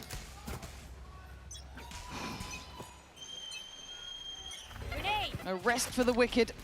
It's Neon Going to be caught with the flash, but he's not really denied the angle again. This guy has been exceptional. Standing guard over the C site now. Do you dare disrespect it? They're trying, and he's up for the fight. Caught midair, but there's follow-up for King. Man up now for LEV. Position to be in. Spike hasn't gone down just yet, so they can get aggressive ahead of this. Envy to try and keep them in check with a flash here. Spikes and wins out though. Divide will fall. 2 remaining members standing on the verge. Something and Envy. Can you stop what's about to be coming around this corner? It's down to 1. This is everything for LEV, the youngest team to ever do it. 4 rookies with no fear. Force the princes of Pacific to kneel before the king.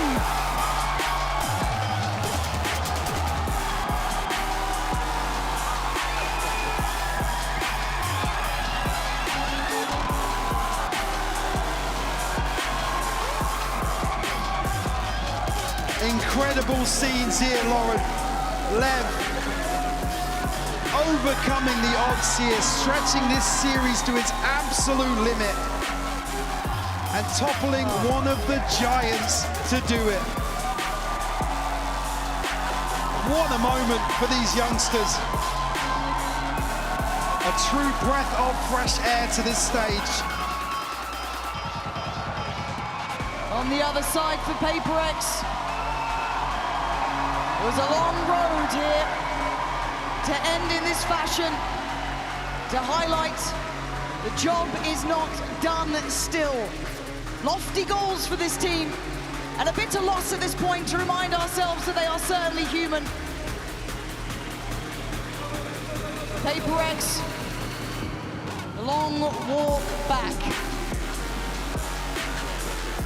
Tough pill to swallow for sure, but they've been here before. No doubts they'll bounce back, but what a moment for LEV. Soak this one up. A historic victory for them here today in London. Oh, it's got to mean the world to those boys on the stage. Sheer disbelief. You can see it with Ona right now. You can see what it means to these guys. They have fought with absolute grit and determination. Take it in. This is your moment.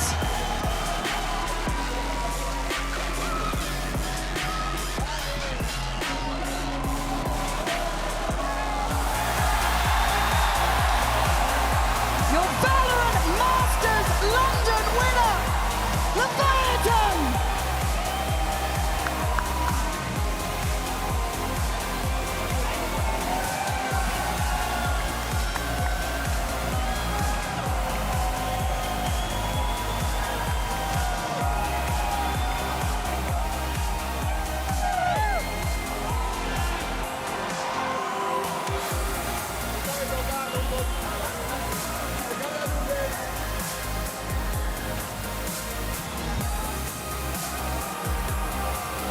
Some true talent here on display from LEV in London the whole way through.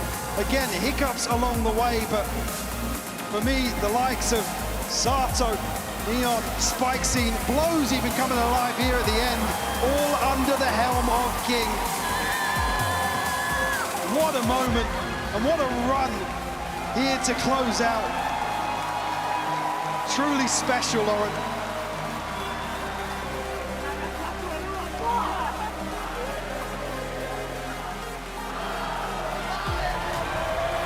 A moment for the team, a moment for the fans. Truly a moment for VALORANT as the new generation looks terrifying. Mike, these guys are deadly through and through. God only knows how far they can go.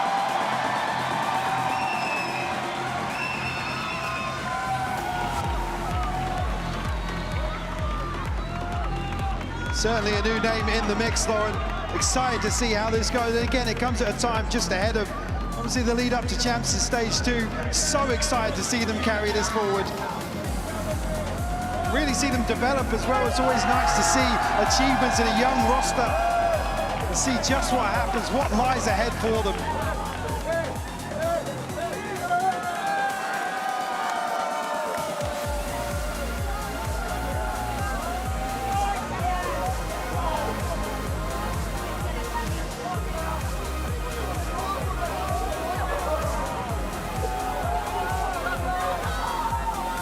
What a finals this has been already.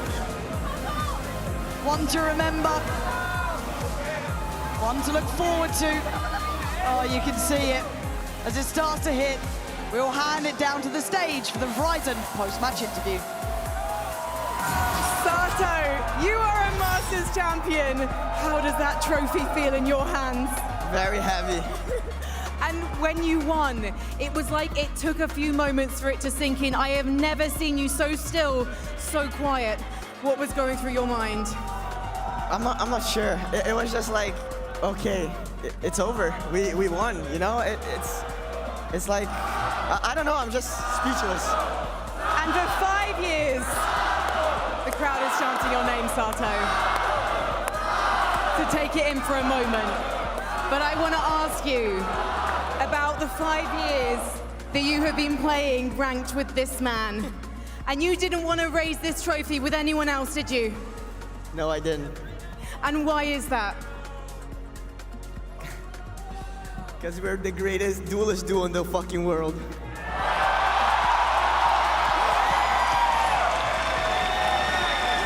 So let's talk to one of the duelists, one of the greatest in the world. Spike, how does it feel to hear one of your best friends say that to you? Spike, como é que você se sente em ser um dos melhores amigos falando isso pra você aqui no palco? Mano, eu tô desde a infância com esse cara aí, eu tô jogando ranked com ele, então, sabe, é um sentimento de conquista, a gente conquistou junto, então, agradecer a todo mundo que torceu pela gente. Through my childhood, I've been like playing ranked with him, and it's just unbelievable, like to be able to share this moment with him and lift this trophy together with him. It's unbelievable. And you did it as an incredible team, and you were led by this man. King, earlier this week you said on the desk that these kids deserve the world, and today you led them to it. You gave them the world. What does this mean? For me, it just means everything. I've said it many times. I have the 4 best players in the world by my side. We prove it today, and I'm just the happiest man in the world right now. Neon, I've got to get you in the center, my friend. Come over here. Come over here. Because we've got to get the fabulous Arthur to translate these words for you. The trophy is in your hands. Troféu nas suas mãos. You, the missing piece of this team, they waited years for you to be by their side. How do you feel finally being here on this stage? Como você se sente finalmente estando aqui, sendo a peça que precisava para esse time chegar até aqui? Mano, eu tô muito feliz porque esse time confiou em mim desde o início. Eu não podia jogar o kickoff e aqui estamos ganhando a Master. Eu cheguei e ganhamos. Esse time é uma família para mim. For me, it's something incredible. I could not play kickoff, but this team believed in me since the beginning. And here we are. We won this. And thank you so much for everybody that supported us. You did win it. You won it. And so did you, Blows. Blows, take that trophy in your hands. Give it a feel. Let me bring you over here. Blows, what's it like to know that you are part of the first LATAM team to raise a Masters trophy? Como você se sente sendo parte do primeiro time LATAM a levantar esse troféu internacional? Mano, na verdade não tenho nem palavras até agora, tipo, parece que a ficha nem caiu desde que acabou o jogo, acho que eu não falei nada ainda. Mas só tenho muito feliz de ganhar isso com esse time, principalmente com a LEV, que foi uma que sempre que eu tô desde a academy, acho que é um orgulho muito grande. I'm pretty much speechless. Like since the end of the game, I could not realize, and I actually haven't spoke a word. But I'm really happy to be able to share this with the Vietnam that I've been through academy all together with. I'm really happy with this. Well, you're going to have moments to celebrate with your team in a moment and with your fans. So many of them so delighted for you today. Paradens, congratulations, Blows. Owner. It must have been so hard to keep your cool. Not only when your team had to get it across the line to get you to that final map of Lotus, but also keeping it together when you knew that your team had won this. What does this mean to you? For me, this means the world. Being here, achieving my dream with the help of the boys, it's incredible. And also it's a special day for me. Today is the Father's Day. My daughter, my wife is here. So make it today is the day that I'm gonna remember my whole life. And your daughter, as she gets older, she'll hear stories of what you achieved in London, and she'll never stop being proud of you. Congratulations, Owner. London, please show your appreciation for Leviathan. We've got one more duty to do on this stage. So I'm going to head up to our global head of VALORANT Esports, Leo Faria, because we need to announce an MVP. Thank you, Frankie. London, you have been incredible hosts. Once again, come on, let's sing it.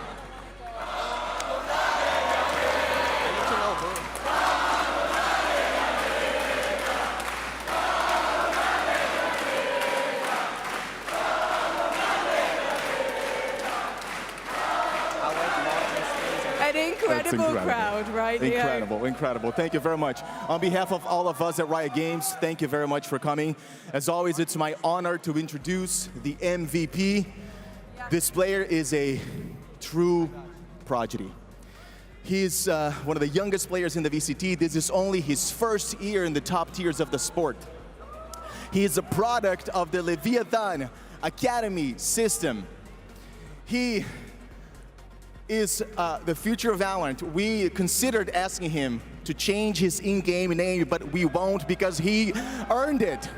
Please give it up to your 2026 Masters London MVP, Neon!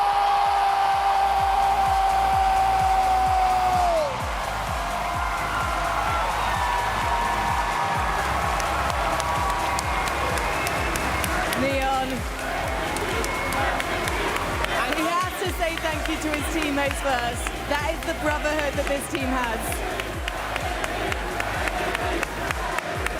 Neon.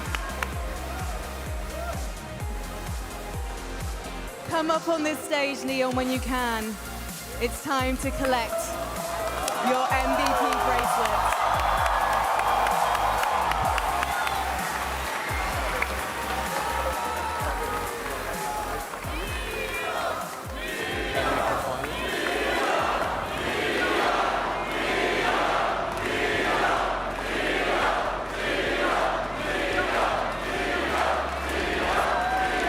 We're going to take the selfie, everyone.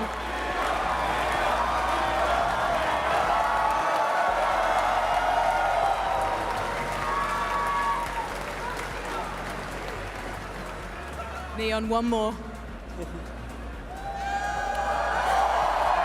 This microphone is for you. Thank you so much, Leo. Neon, how did you feel when your name was read as the MVP of VALORANT Masters London? Como você se sente com seu nome sendo anunciado como MVP de Masters London? I'm so happy of this achievement. This is individual for me, but it's for all the family that I have. I have a team, and I love you so much. And we can see that, the love for your team. You took a moment with each of them before you came and collected this award. But I need to ask you now, how do you feel about potentially going to Champions and doing this again? A gente consegue perceber todo o amor que você tem pelo time e o time tem com você agora na posição, depois de ganhar aqui, tendo a chance de ir para o Champions e fazer isso de novo. O que você tem a dizer? I'm only gonna say this is the start of a history, and we're gonna do. And we're gonna be a champions, and we're gonna win champions. This is only the start. And Neon, before I let you go, is there anything you'd like to say to this crowd here and all your fans watching around the world? Antes de deixar você ir, alguma última mensagem para todos os fãs que estão aqui, que estão assistindo você de todo mundo? Vou falar em português porque quero falar muito. Quero agradecer a cada uma dessas pessoas que estão aqui. Algumas são de outros times, mas estão torcendo para nós igual. É muito bonito ver isso. E isso aqui vai ficar para a minha história. Vou contar para todas as pessoas. Se eu tenho um filho, eu vou contar. Porque isso é muito marcante para mim. E isso é o início de tudo. I am really happy to be here. First of all, I would say thank you for all your patience, for everybody that is here. I know that there are people like cheering for other teams, but in the end ended up cheering up for us. This is unbelievable for me, and I will never forget this. I will tell everybody about this forever. I'm really grateful for this. Neon, you and your team are unforgettable. You are undeniable, and congratulations on being our MVP. London, please show your appreciation. Make some noise one more time for your VALORANT Masters London champions! It's Leviathan!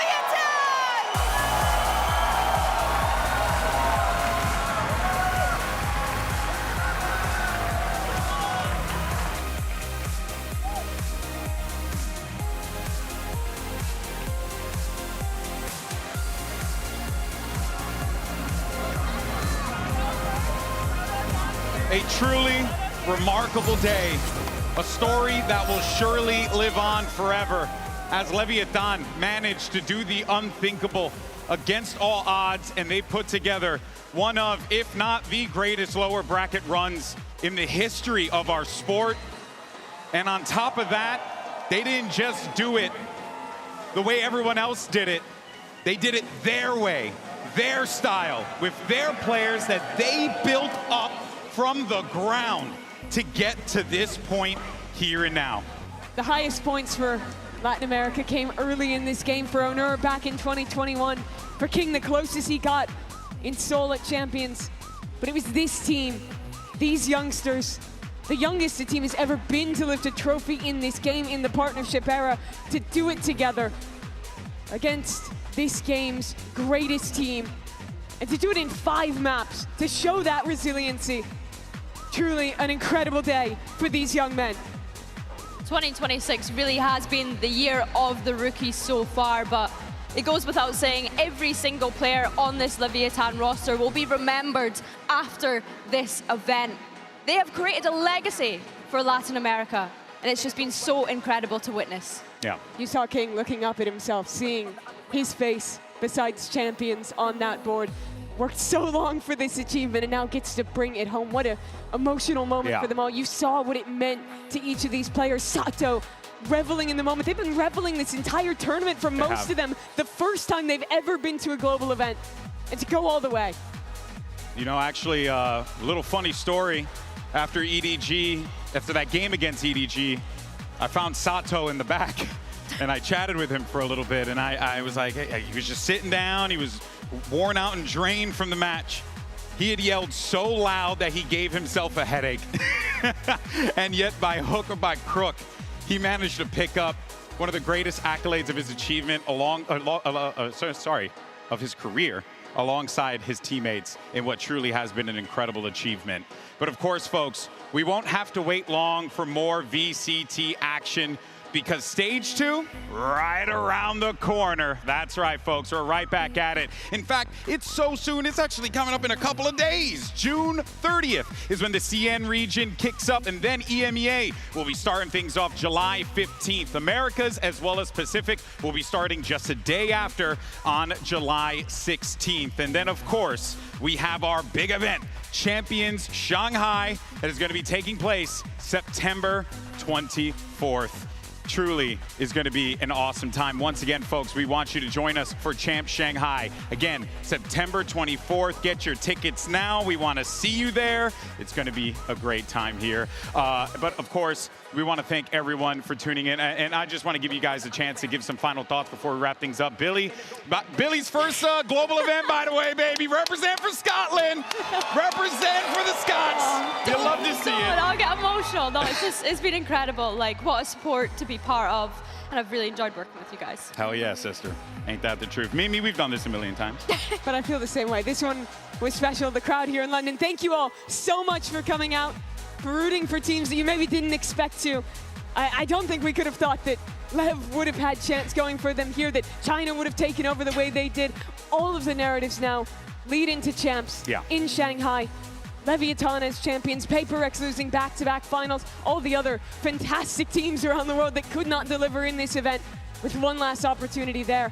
Thank you, London. I'm so excited for what's next. Oh yeah, me too. Listen, you know, today we saw a couple of young men from South America and Brazil really just show the world what's possible when you just don't give up, when you put your best foot forward and you try and you leave it all out there and you wear your heart, your emotions on your sleeve, and more importantly, you just have fun doing it, because at the end of the day, it's a video game, and we all have fun playing this damn video game. Thank you all so much for tuning in. Thank you, London, for being one hell of a crowd. You guys, I mean, we got a little people in here, but you guys have been unfreaking believable. We'll find you outside. It's gonna be a blast. And for those of you watching at home, folks, you're missing out. If you haven't come to a VCT event, this is the place to be. Thank you, everyone. Thank you, Copperbox Arena. Thank you, London, England, for hosting us. We will see you all next time. Adios from Masters, London.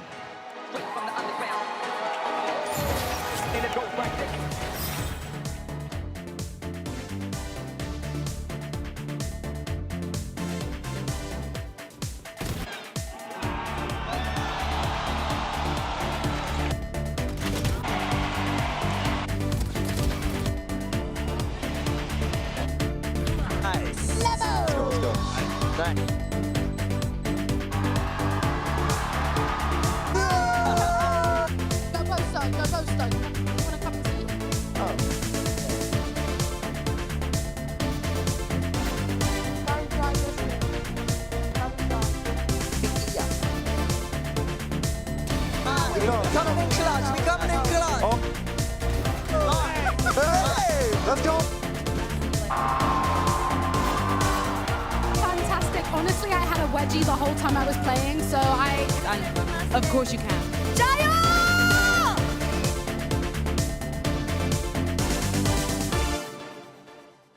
London, these teams have given everything to be on this stage, and now they need to hear everything from you. Make some noise for your first finalist. It's Leviathan!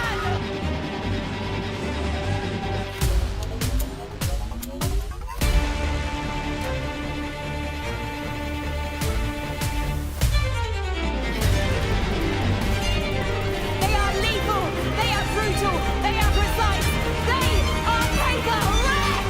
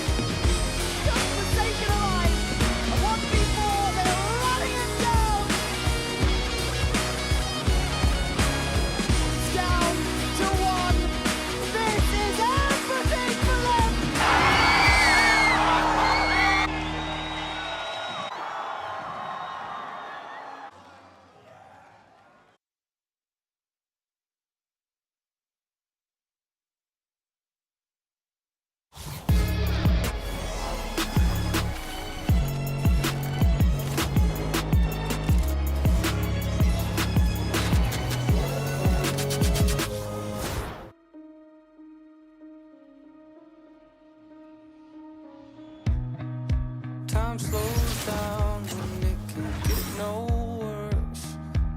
I can feel it running out on me. I don't want these to be my last words. All forgotten, 'cause that's all they'll be. Now there's only one thing I can do.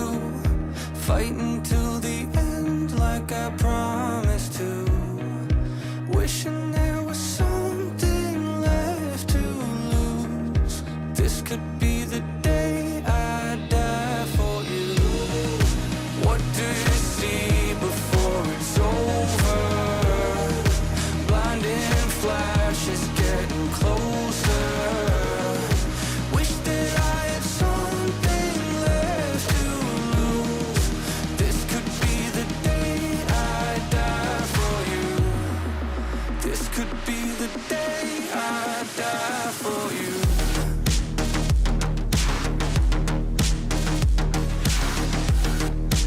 This could be the day I die for you.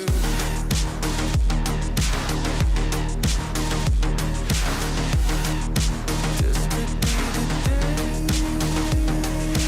Everything I know, everything I hold tight. When to let it go, when to make them all fight. When I'm in control, when I'm out of my mind. When I gotta live, when I gotta die, gotta die. Everything I know, everything I hold tight. When to let it go, when to make them all fight. When I'm in control, when I'm out of my mind. When I gotta live, when I gotta die.